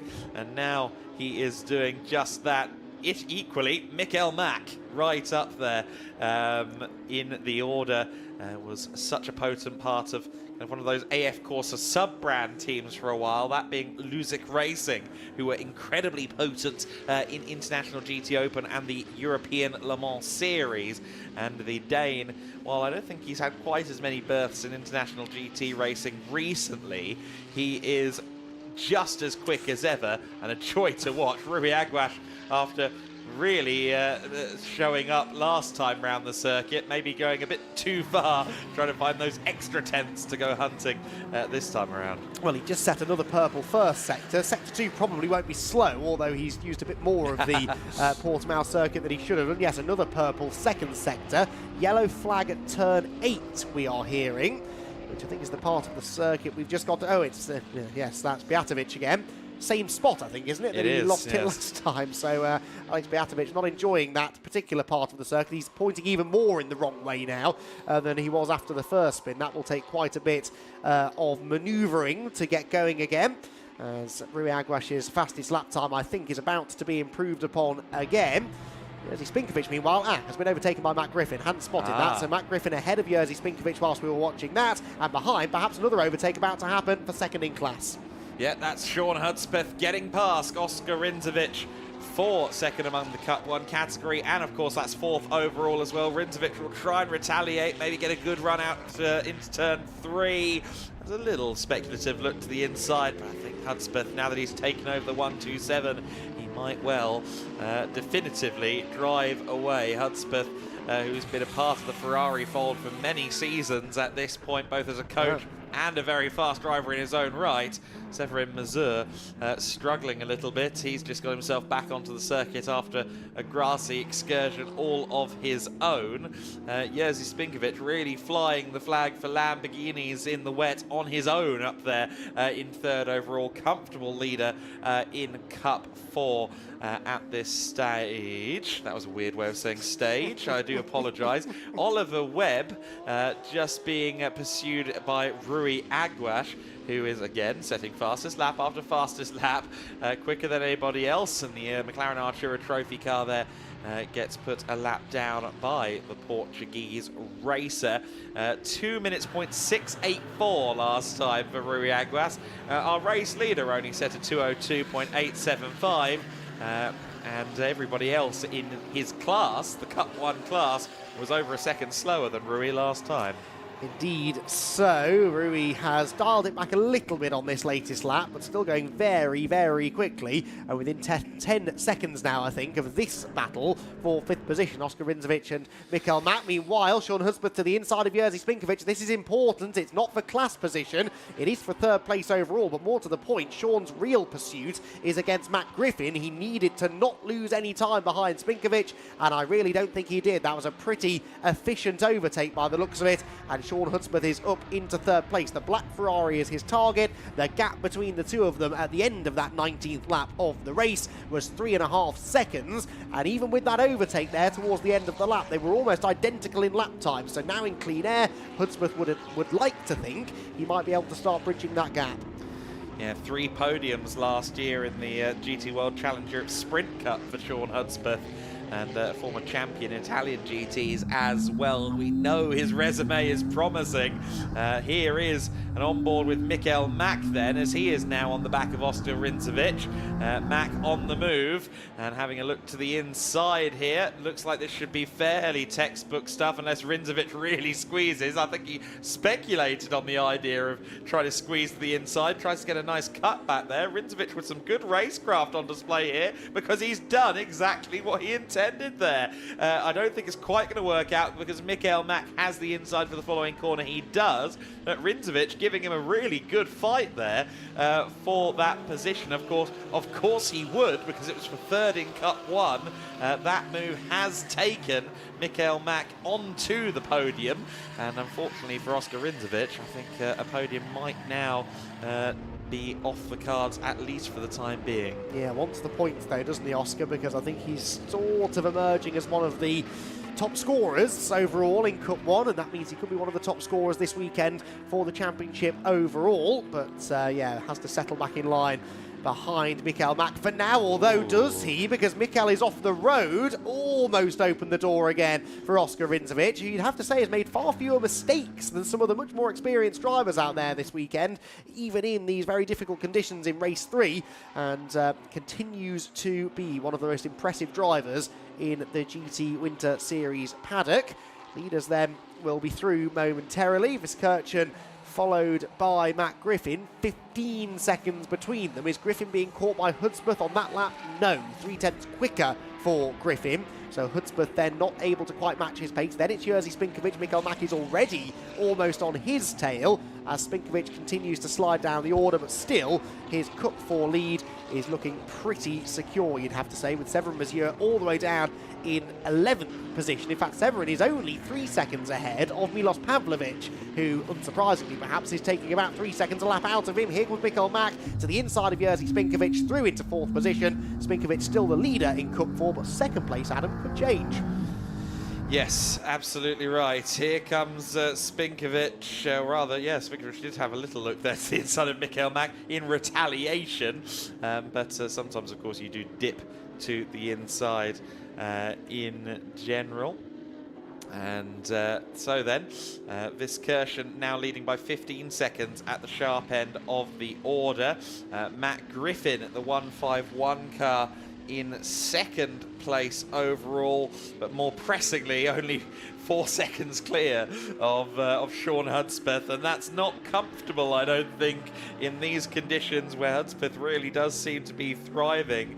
And Rui Aguas, try as he might, I'm not sure he's quite going to be in podium contention for Cup 1. Oh, it's possible, but it is going to be a little bit difficult. He's also going to be careful of the track limits, because we've seen at least one. We've just had another track limit warning. Once you get to 5, things start getting a little bit costly and seconds start getting added to your race. So they do have to be careful of that. There's also a battle on for 5th in Cup 1 at the moment. Nicola Caldani is being homed in a little bit by Luca Ludwig, who has taken over the Berberish Martini car. Of course, Luca Ludwig actually has now gotten past Caldani. Caldani, who is a rally driver a lot of the time, as well as a Ferrari Corsa pilot. This condition should be suiting him quite nicely. Maybe an issue with the car then, perhaps. Maybe that's what he'll tell us anyway after the race. But we've had a change for second in Cup 4 as well, which I sort of felt was on the cards there. A struggling Severin Mazur has been passed by Milos Pavlovic. So Pavlovic into 11th place overall. That's second in Cup 4. Lead group have all been through. That time around, Hudspeth a personal best lap, 6/10 quicker than Matt Griffin, so undoes the damage done by Matt a lap ago and then some, and is now closer, I think, than he's ever been. The rain is teeming down again now, probably the heaviest it's been for most of the afternoon, so track conditions continuing to deteriorate. Probably not bad news for the tyres though, really, because there's been a nice level of moisture on the track pretty much at all times, which has allowed the drivers to really manage the tyre temperatures about as well as they could have hoped, really. Up and over the hill comes the 5th place battle, Spinkovic, Rinzovic and Aguas. So Aguas was about 10 seconds behind Rinzovic only a handful of laps ago. He is right on his tail now, and Oscar will really want to try and get past Jerzy Spinkovic as quickly as he can to try and put a buffer between himself and the charging Aguas. Yes, here we are then. Rinzovic has he's had a very difficult second stint of the race, I think, mostly. Constantly under pressure. Here comes Rui Aguas diving to his inside. Jerzy Spinkovic, of course, also falling into this one as well. It's a 3-way fight then, and just about holding on is Rui Aguas there. I think he lost a little bit of time going down the hill towards turn 12 there to Rinzovic. He got a decent run out of 10 and 11, but I think Jerzy Spinkovic might even be going, you know what, no, just go past me, I want my Cup 4 points. He took a very wide berth there around turn 14, and sure enough, Rui Aguas emerges in a 5th overall, and Jerzy Spinkovic loses out as well. I think that Lamborghini, tricky as you alluded to it being an Estoril, I think Jerzy is just wanting to keep that car on the straight and narrow. Yes, and now you get out of the way, says Oscar. He could have done with that a lap earlier, couldn't he? Now, before Aguas had caught and passed him, but anyway, he goes past the Lamborghini, and yeah, 5th position in class doesn't really feel like the result that he deserved. He's been up against some much more experienced drivers in this second stint of the race and has still held himself very, very high indeed. So impressive stuff from Rinzovic. There is the Matt Griffin car that leads in Cup 1, 2.4 seconds the gap. It's coming down by bigger chunks every lap. That was 8/10 gain last time by Sean Hudspeth. You see this quite often, don't you? Drivers, you know, when they're 5 or 6 seconds behind their target, they can't really see them, then they might take 2/10 here, 3/10 there. As soon as they can see their target, they can lock onto it. Suddenly, they seem to find an extra gear and are able to close in even more rapidly. And of course, similarly, the pressure piles onto the car being chased, the driver being chased, the closer that the chasing car becomes. So it's getting very tight indeed. And actually, Mikael Mack behind, going quicker again, isn't he? Mikael Mack was about half a second quicker than Hudspeth.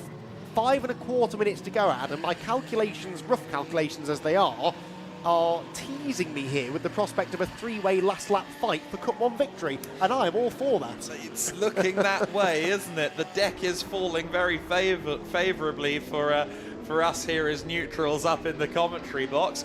Meanwhile, Sean Doyle, 16th overall at the moment there in the Cup 5 end today. Of course, Ferrari. I think he just did a bit of chopping and changing there with Simon Birch, which I'm sure Simon maybe didn't appreciate because he knows who the blue flags are for and it's not him. But great to see the 488 out there on the track. The last of the V8-powered challenge cars, unless there's a very sudden change of heart from several things up to and including the European Union.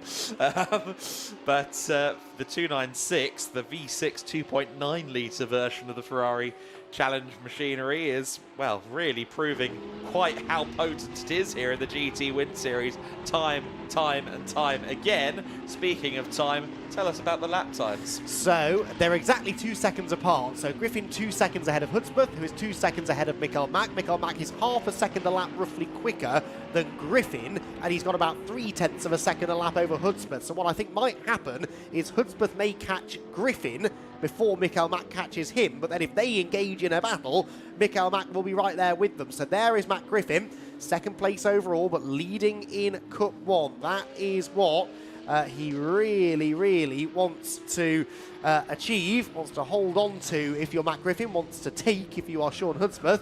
And Mikael Mack quite keen on getting involved as well. Beata pitch has gone off again at the same corner. That's his third spin up at turn 8.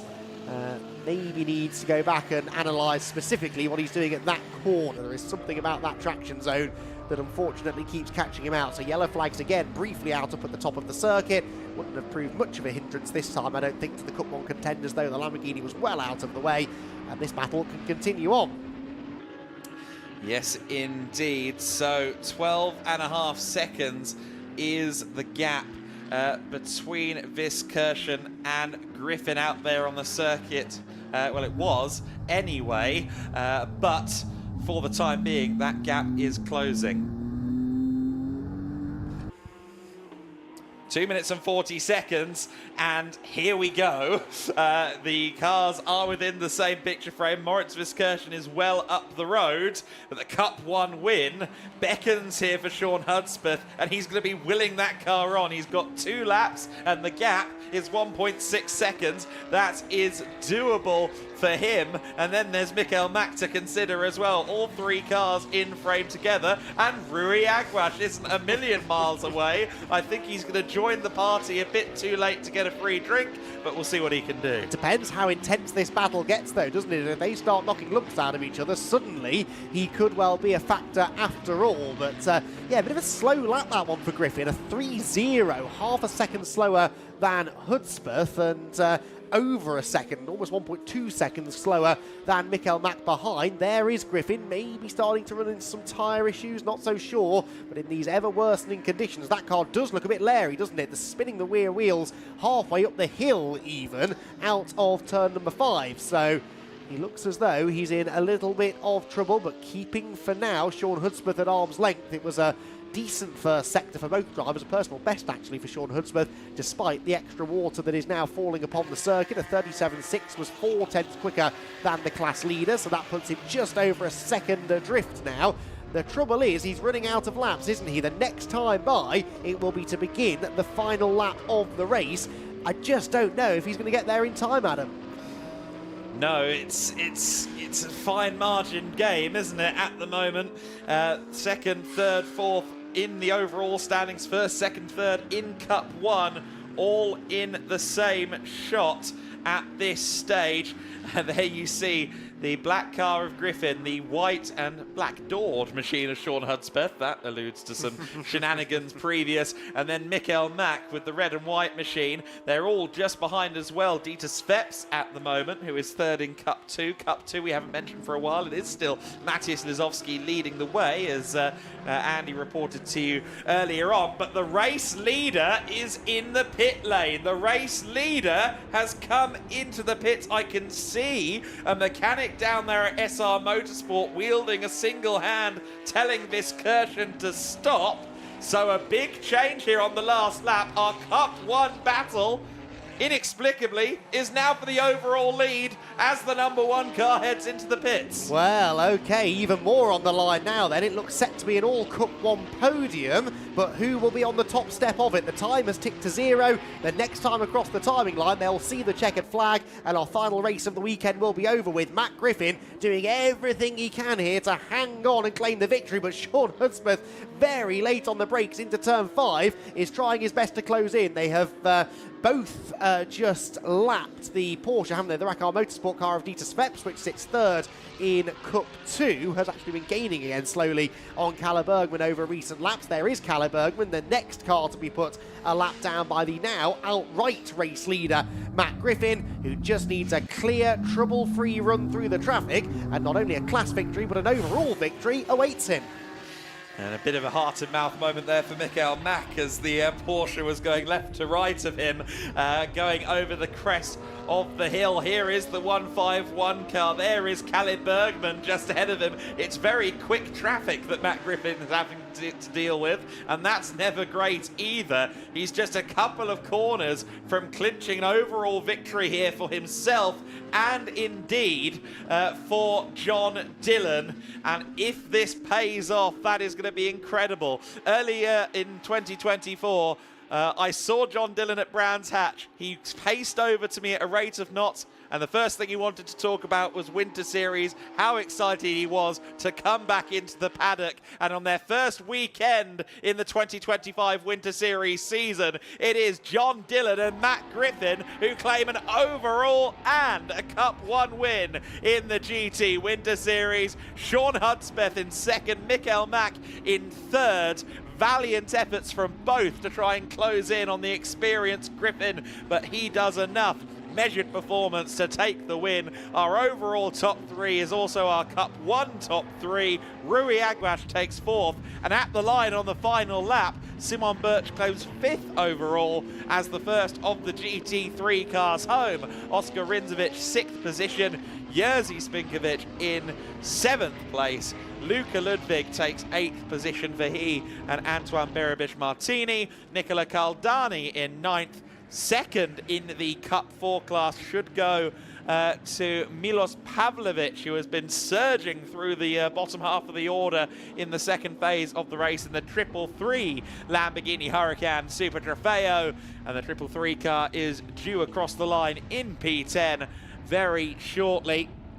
And indeed, here it comes just in a moment. In fact, that's the number 32 car that's just come across the line. That's Alex Biatovic, who has certainly had an adventurous race in the Autódromo Internacional do Algarve this time. Still expecting a few more cars across the line, including Cup 2 winner Matthias Lizowski, who makes it the first PTT Cup 2 win of the season. There is Milos Pavlovic to round out the overall top 10, and shortly following him is Matthias Lizowski, who will win on behalf of himself and, of course, his co-driver Przemysław Bienkowski. Here is the Cup 2 winning car, and Severin Mazur rounds out the finishers and is the last car on the lead lap, 12th overall. What a race it was, and what a drama at the end. The SR Motorsport Mercedes AMG GT3 withdrawing to the pit lane. We're unsure quite as to why, but I'm sure that will come out in the wash later on. For now, though, what we do know is that Matt Griffin will pull up to the pits as the race winner. He and John Dillon, I'm sure, are going to be in a celebratory mood down there under the podium. The 151 pulls up to the P1 spot. It's an all-Ferrari challenge, all-Ferrari 296 top 3. 3 cars, 5 wing mirrors, courtesy of the number 76 of Berg Sorensen and Michael Mack. But a great race from all 3 parties. Sean Hudspeth and Michael Mack were both doing a great job at the wheel. Meanwhile, Matt Griffin just squeezing out of the car after the 127 was parked rather close by. But I'm sure John Dillon is about to bound over to Matt Griffin to give a big embrace.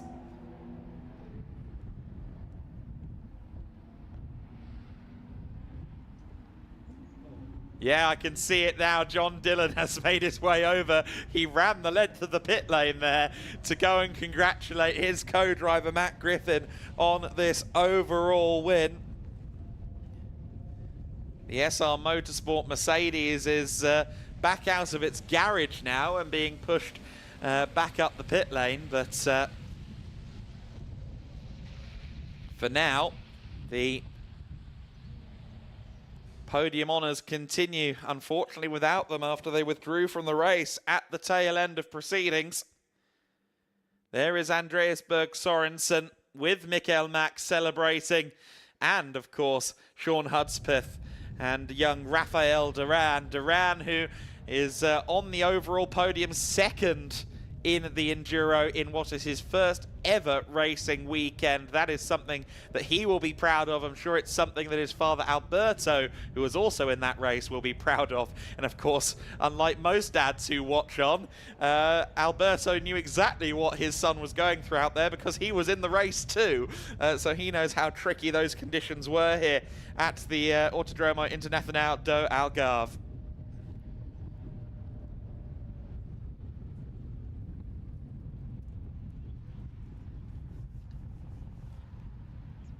So then, the top three are down there under the podium at the moment. And I understand that Izzy Browning has now caught up with our winners, John Dillon and Matt Griffin. I have indeed. They're already debriefing next to me, our overall winners and Cup 1 winners, John Dillon and Matt Griffin. What a way to end the weekend. Oh, great weekend.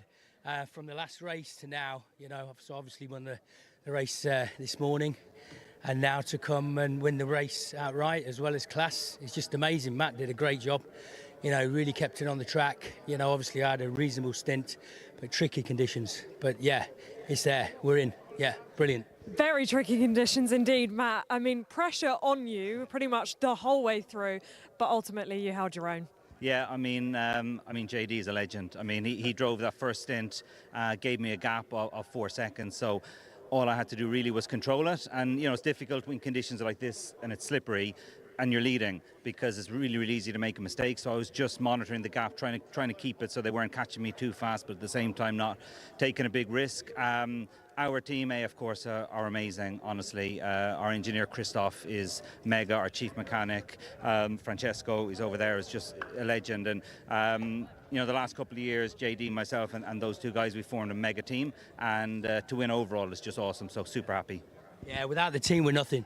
The team is just amazing. Christoph, like Matt's saying, you know, Francesco. Overall, you know, he's just epic. Everything is brilliant at the moment.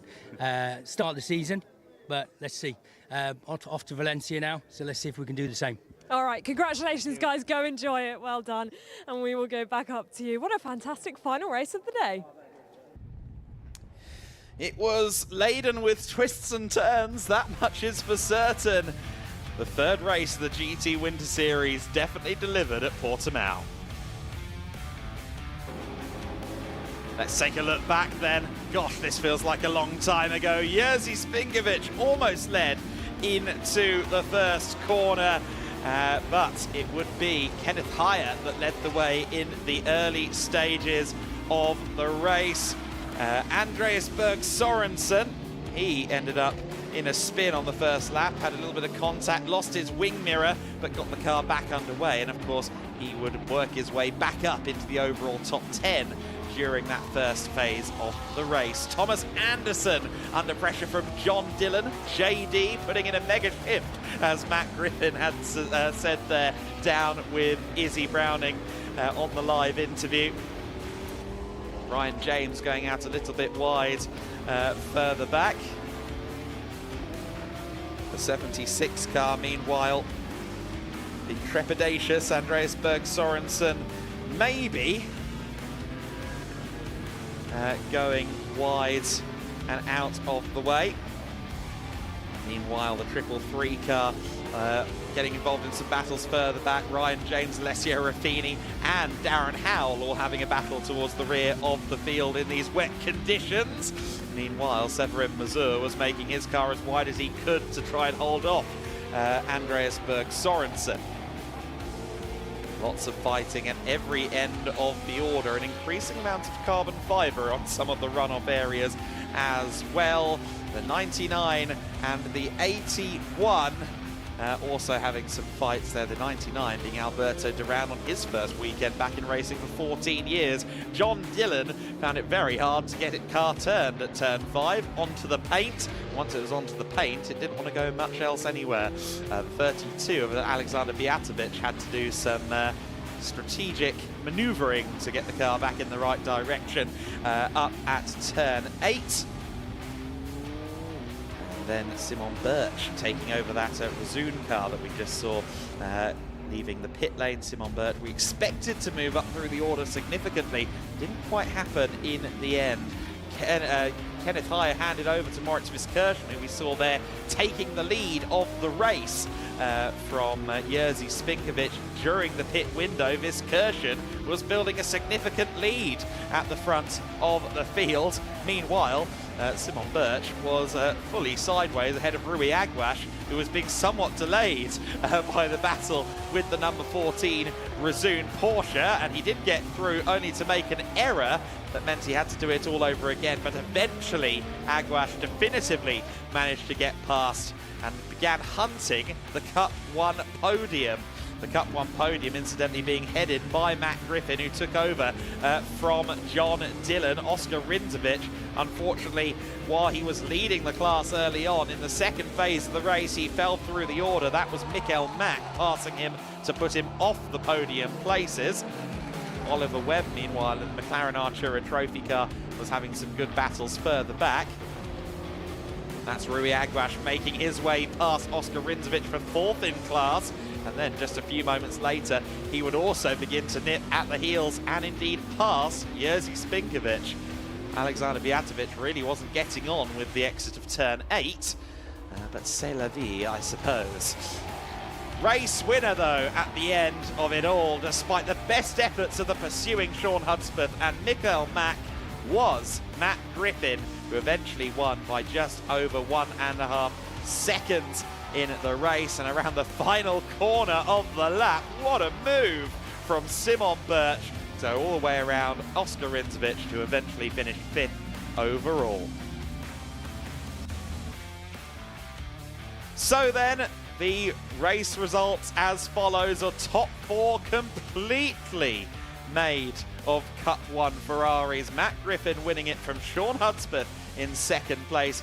Mikael Mack in P3, Rui Aguas just behind them in 4th place. The first non-Ferrari challenge car, Simon Birch in 5th position, Oscar Rinzovic behind him, Jerzy Spinkovic winning Cup 4 in 7th overall, Luka Ludwig in P8, Nikola Kaldani in 9th place, and Milos Pavlovic rounding out the overall top 10. Matthias Lizowski wins Cup 2 alongside Przemysław Bienkowski. Severin Mazur in 12th place, Moritz Viskirchen in P13, Kalle Bergman in 14th, Dieter Sveps 15th place, Doyle, Webb, Hernandez and Bijatovic taking us down to the 19 cars that completed the race. A few went missing between races 2 and 3, but still a very exciting conclusion to the GT Winter Series weekend at Portimão. Great racing, as always, from our grid in the GT Winter Series. The Cup 1s, the Ferrari 296 Challenge cars came to the fore once again. And we will see the celebrations. I'm sure Matt Griffin and John Dillon are going to be very happy with how that race has panned out for them. Of course, there was that drama right at the end as the number 1 of Moritz Viskirchen pulled into the pits with 1 lap to go. That was a huge twist in the tail of the race, and we'll get to the bottom of that hopefully, but it was a real shock to the system to see the leader pull in. And that made the Cup 1 race the race for the overall honours. I am under the impression that we will see more and more Cup 1 battles throughout the season. I understand the Cup 1 grid is only going to grow during the season, especially at the circuits that are more relevant to the Ferrari Challenge competitors. And we will see quite how many we have at Valencia next time out. We're expecting a deluxe entry across the GT and GT4 Winter Series, as well as the Formula Winter Series when we go to Valencia.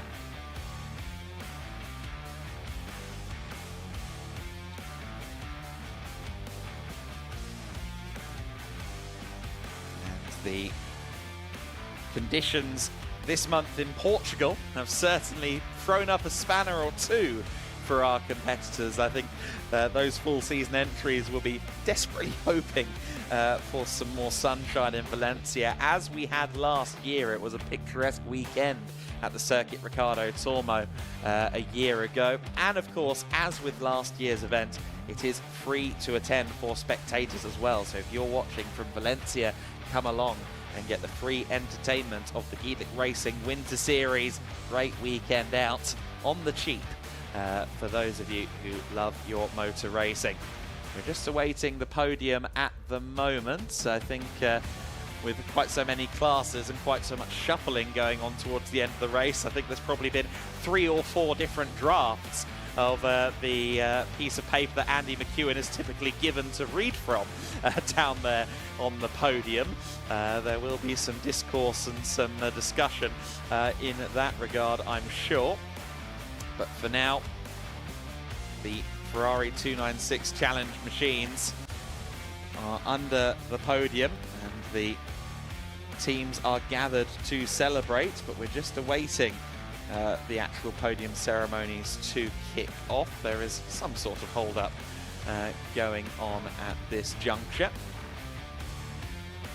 A reminder, of course, that the Cup 4 class was won by Jerzy Spinkovic, who almost led the way into that first corner, as we saw in the replays. However, of course, right there towards the end, he started to fall through the order a little bit, ultimately only 7th overall, but still only 24 seconds off the race win. A good performance all the same from Jerzy Spinkovic, who really seems to be loving his time in the GT Winter Series. He is missing 1 round of the season, I understand, but he is pretty much full-time this year and looking for that Cup 4 nod, as it were, to be the first of the Cup 4 drivers in the GT Winter Series.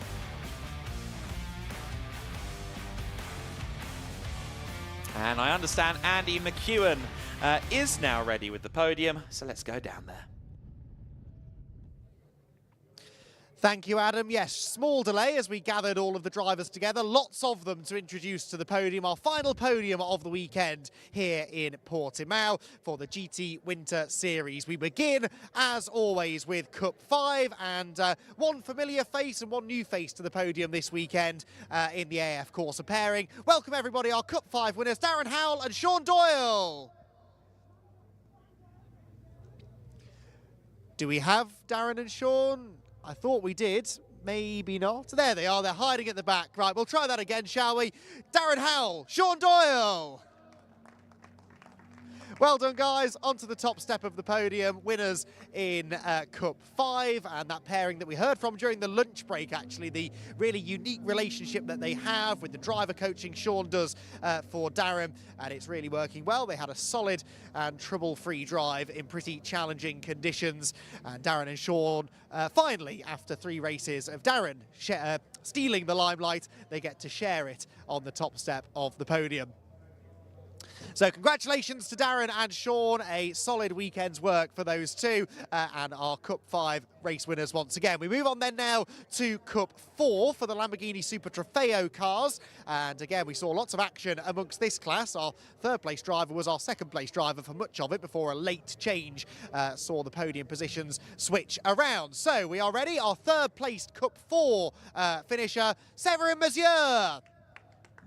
Well done, Severin. It was second for a long time, ended up third by the flag for the GT3 Poland driver, and the team who inherited the second place. He was heading for the second step of the podium. Then it is third, Severin. Second position in Cup 4, Alessio Ruffini and Milos Pavlovic.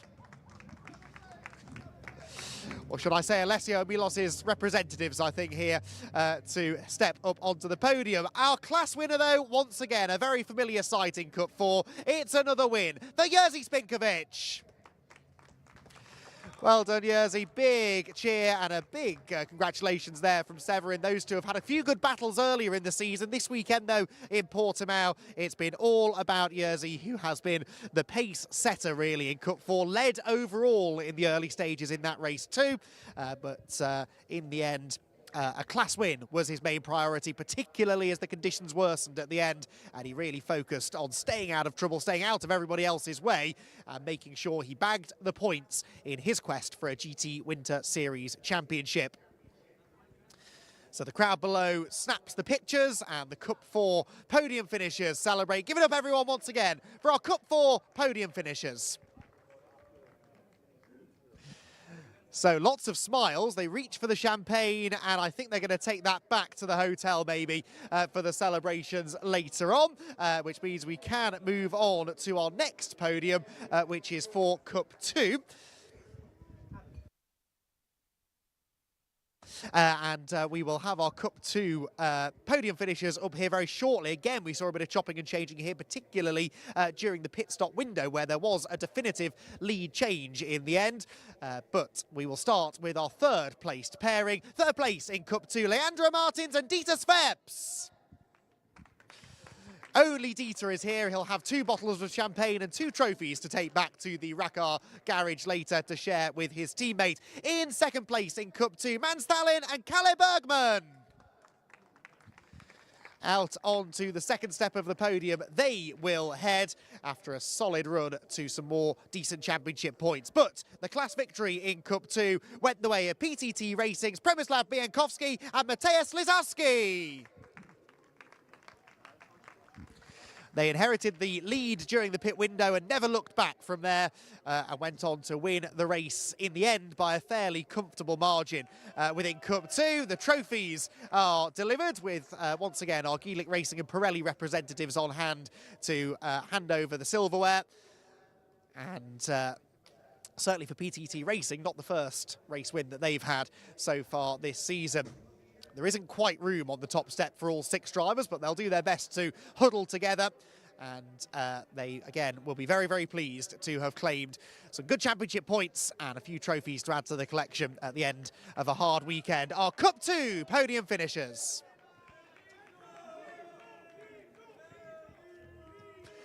So again, the champagne is saved for a bit later on in the evening. We now move on to probably the most exciting category in that race, the Cup 1 competitors, who in the end were left to battle for overall race victory as well. What a battle it was. It changed constantly throughout the 55 minutes. And in the end, we had these 3 teams coming out on top. Again, it's an all-AF Corsa top 3. Third position in Cup 1 was Andreas Berg Sorensen and Mikkel Mack. Out onto the podium they go. Not quite a win this time, but a third place finish for those two in the feature race in the GT Winter Series. Second position, a charging second place it was as well, for Rafael Duran and Sjoerd Hudspeth. Congratulations, brilliant charge from Hudspeth towards the end there as he tried his best to chase down the race leaders, but couldn't quite get there in time. Another few laps, it could have been a different story. As it was second for Raphael and Sean, and that meant that the race victory went to John Dillon and Matt Griffin. Fantastic performance from those two. John Dillon supremely confident in the really wet conditions at the start, and Matt Griffin cool under pressure, as you'd expect, coming under all that assault from Sean Hudspeth in the latter stages of the race. But it will be a class win in the end and an outright victory for John and Matt. And they hold the trophies aloft for the crowd down below. A very happy set of Cup 1 competitors after, again, an absolutely thrilling fight throughout all three races. Cup 1 really one of the real highlights of the GT Winter Series in 2025. And we're expecting even more competition in that class for our next round. Right, this time we are going to get the champagne sprayed. Celebrations all round in Cup 1 as our top three teams spray the champagne, the corks go flying. And finally, a set of drivers who know how to celebrate on the podium. Great to see. They all get a good soaking with the champagne. It's still going on. Fantastic stuff. Well done to our Cup 1 podium finishers. So one more podium to get through. It is, of course, for the GT3 category. I believe we've got all of our drivers in position, ready to head to the podium, which needs a little bit of a clean and a tidy before we get going. I think there was one latecomer to the champagne shower there, that being Rafael Duran. In fairness, probably the first time he's ever had to do that, but with some assistance from Sean, whose coaching has stretched now from on-track coaching to on-podium coaching as well. And I'm sure Rafael will know exactly what he's doing when we inevitably see him back on the podium in the future. So, final set of trophies ready to be gifted out. It is for our GT3 podium finishers. We start with our third place driver, Alfredo Hernandez. Alfredo makes his way to the third step of the podium, and another podium finish it was for the BDR competition squad. In second position, a dramatic end to the race, but a solid finish nonetheless for Kenneth Heyer and Moritz Viskirchen. Snitzelhelm Racing, SR Motorsport with Snitzelhelm Racing with a second place finish in the ending class, having led much of the race overall. But the GT3 victory goes the way in the end of Simon Birch and Thomas Anderson. Up onto the top step they will go, and the car that was contesting for an overall victory in race 2 earlier on this weekend has to settle for a class win this time, but that is one step further up the podium than they managed first time around this morning.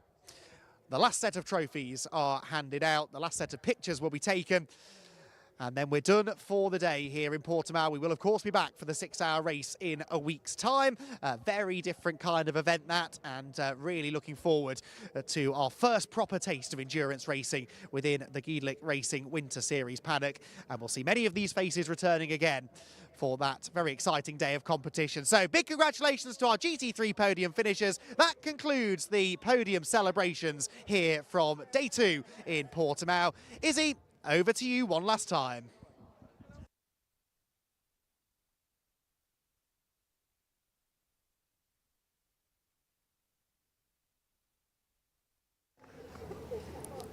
Welcome back down to the pit lane for the final time. It's just started raining a little bit heavier once again. Wouldn't be today without a little bit more rain, would it, Adam?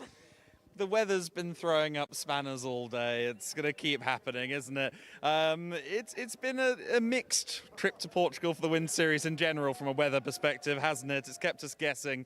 It's kept everyone guessing what tyres to bolt onto the car at any given time. But it's all been great entertainment. It has indeed been great entertainment. Andy McEwen now joins us once again straight from the podium. Swiftly done. Right, we'll start with the GT4s as we always do to round out the day.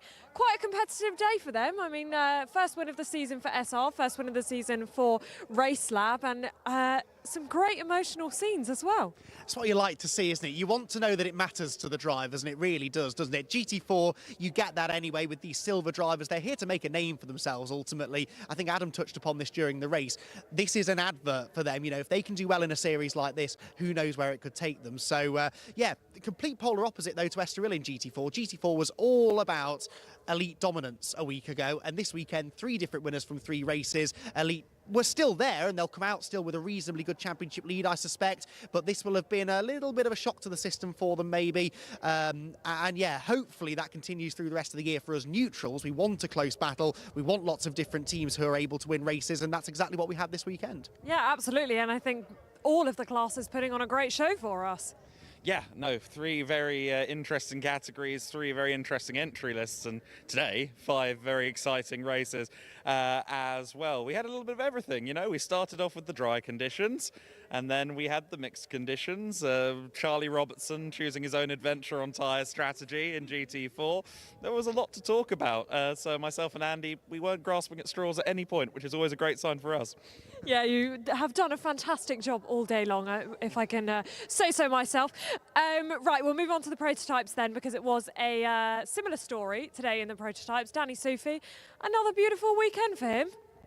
Yeah, no, more of the same, isn't it, at the moment for Danny? I am under the impression that come Spain, there's going to be some increased competition for him in the Prototype Winter Series. So we'll have to see how the second half of the season goes. But of course, that in mind, he's been here for the first half of the season, and at this point, you'd be unwise to suggest anyone else is going to be that Prototype Winter Series champion. But who knows? 4 races, a lot of surprises can be thrown up. All right, well, Danny Soufi, if you're watching at home or wherever you are, I don't know if he's still at the track, then you might have some more competition come Spain, so watch your back. But the number 12 racing experience car, I guess, a story from today's prototype racing as well. A bit of a shame for them all weekend, really. Sometimes you have a weekend like that as a team, don't you? But I really did feel for them, all the effort they went to get the second car ready. And then this issue sort of appeared as the car left the pit lane at the start of the race. Probably they could have pushed through it, but they didn't want to obviously risk damaging the second car as well. And it really put them on the back foot. But it was fascinating to watch them trying to come back from that. A really interesting second prototype race all round, I thought, today. It's one of those categories we're spoilt with the GTs. There's always door-to-door racing, big groups of cars battling. The prototypes are altogether a much more tactical affair, and particularly the second race when, you know, you have some of the real pro drivers starting the cars. It does always produce a really exciting race, I think, anyway, because I'm a bit of a nerd and I like studying the timing screen, and that's what those races are always about. But yeah, Danny Soufi, through it all, always seems to come out well. There are other hard luck stories up and down that grid that I'm sure the teams will be hoping to put right next time. And, you know, even if the championship at this point is already probably out of some of their reach, they'll just want to try and prove that, hey, we can go up there and beat Danny. We just need a bit of luck on our side. Exactly, and of course a month break for them. They will rejoin us in Aragon later in the season. Finally then, the GTs, as some of the cars are still behind us. One of them has disappeared. Yeah. They put on a real show for us today, I think. Yeah, no, they did. The GT Win Series has been a bit of a highlight so far this year, and myself and Andy have made several allusions to the kind of I guess, enclave of the grid, which is reserved for Ferrari Challenge and Cup 1.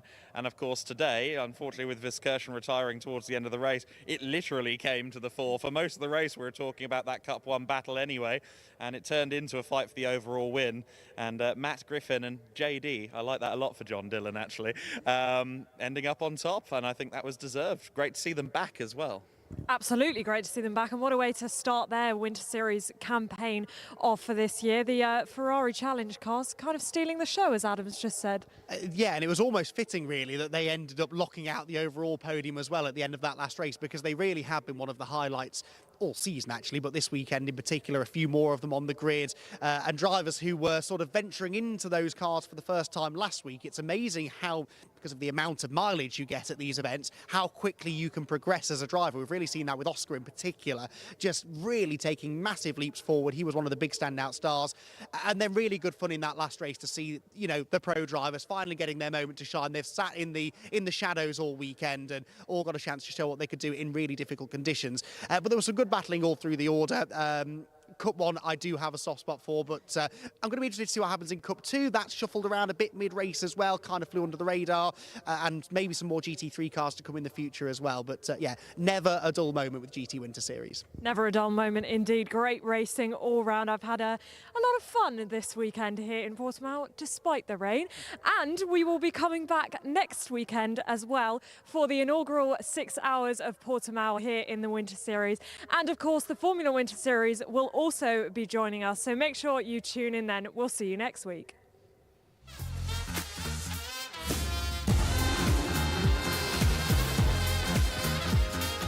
Cayman Hartling for down racing. They both go deep into the corner.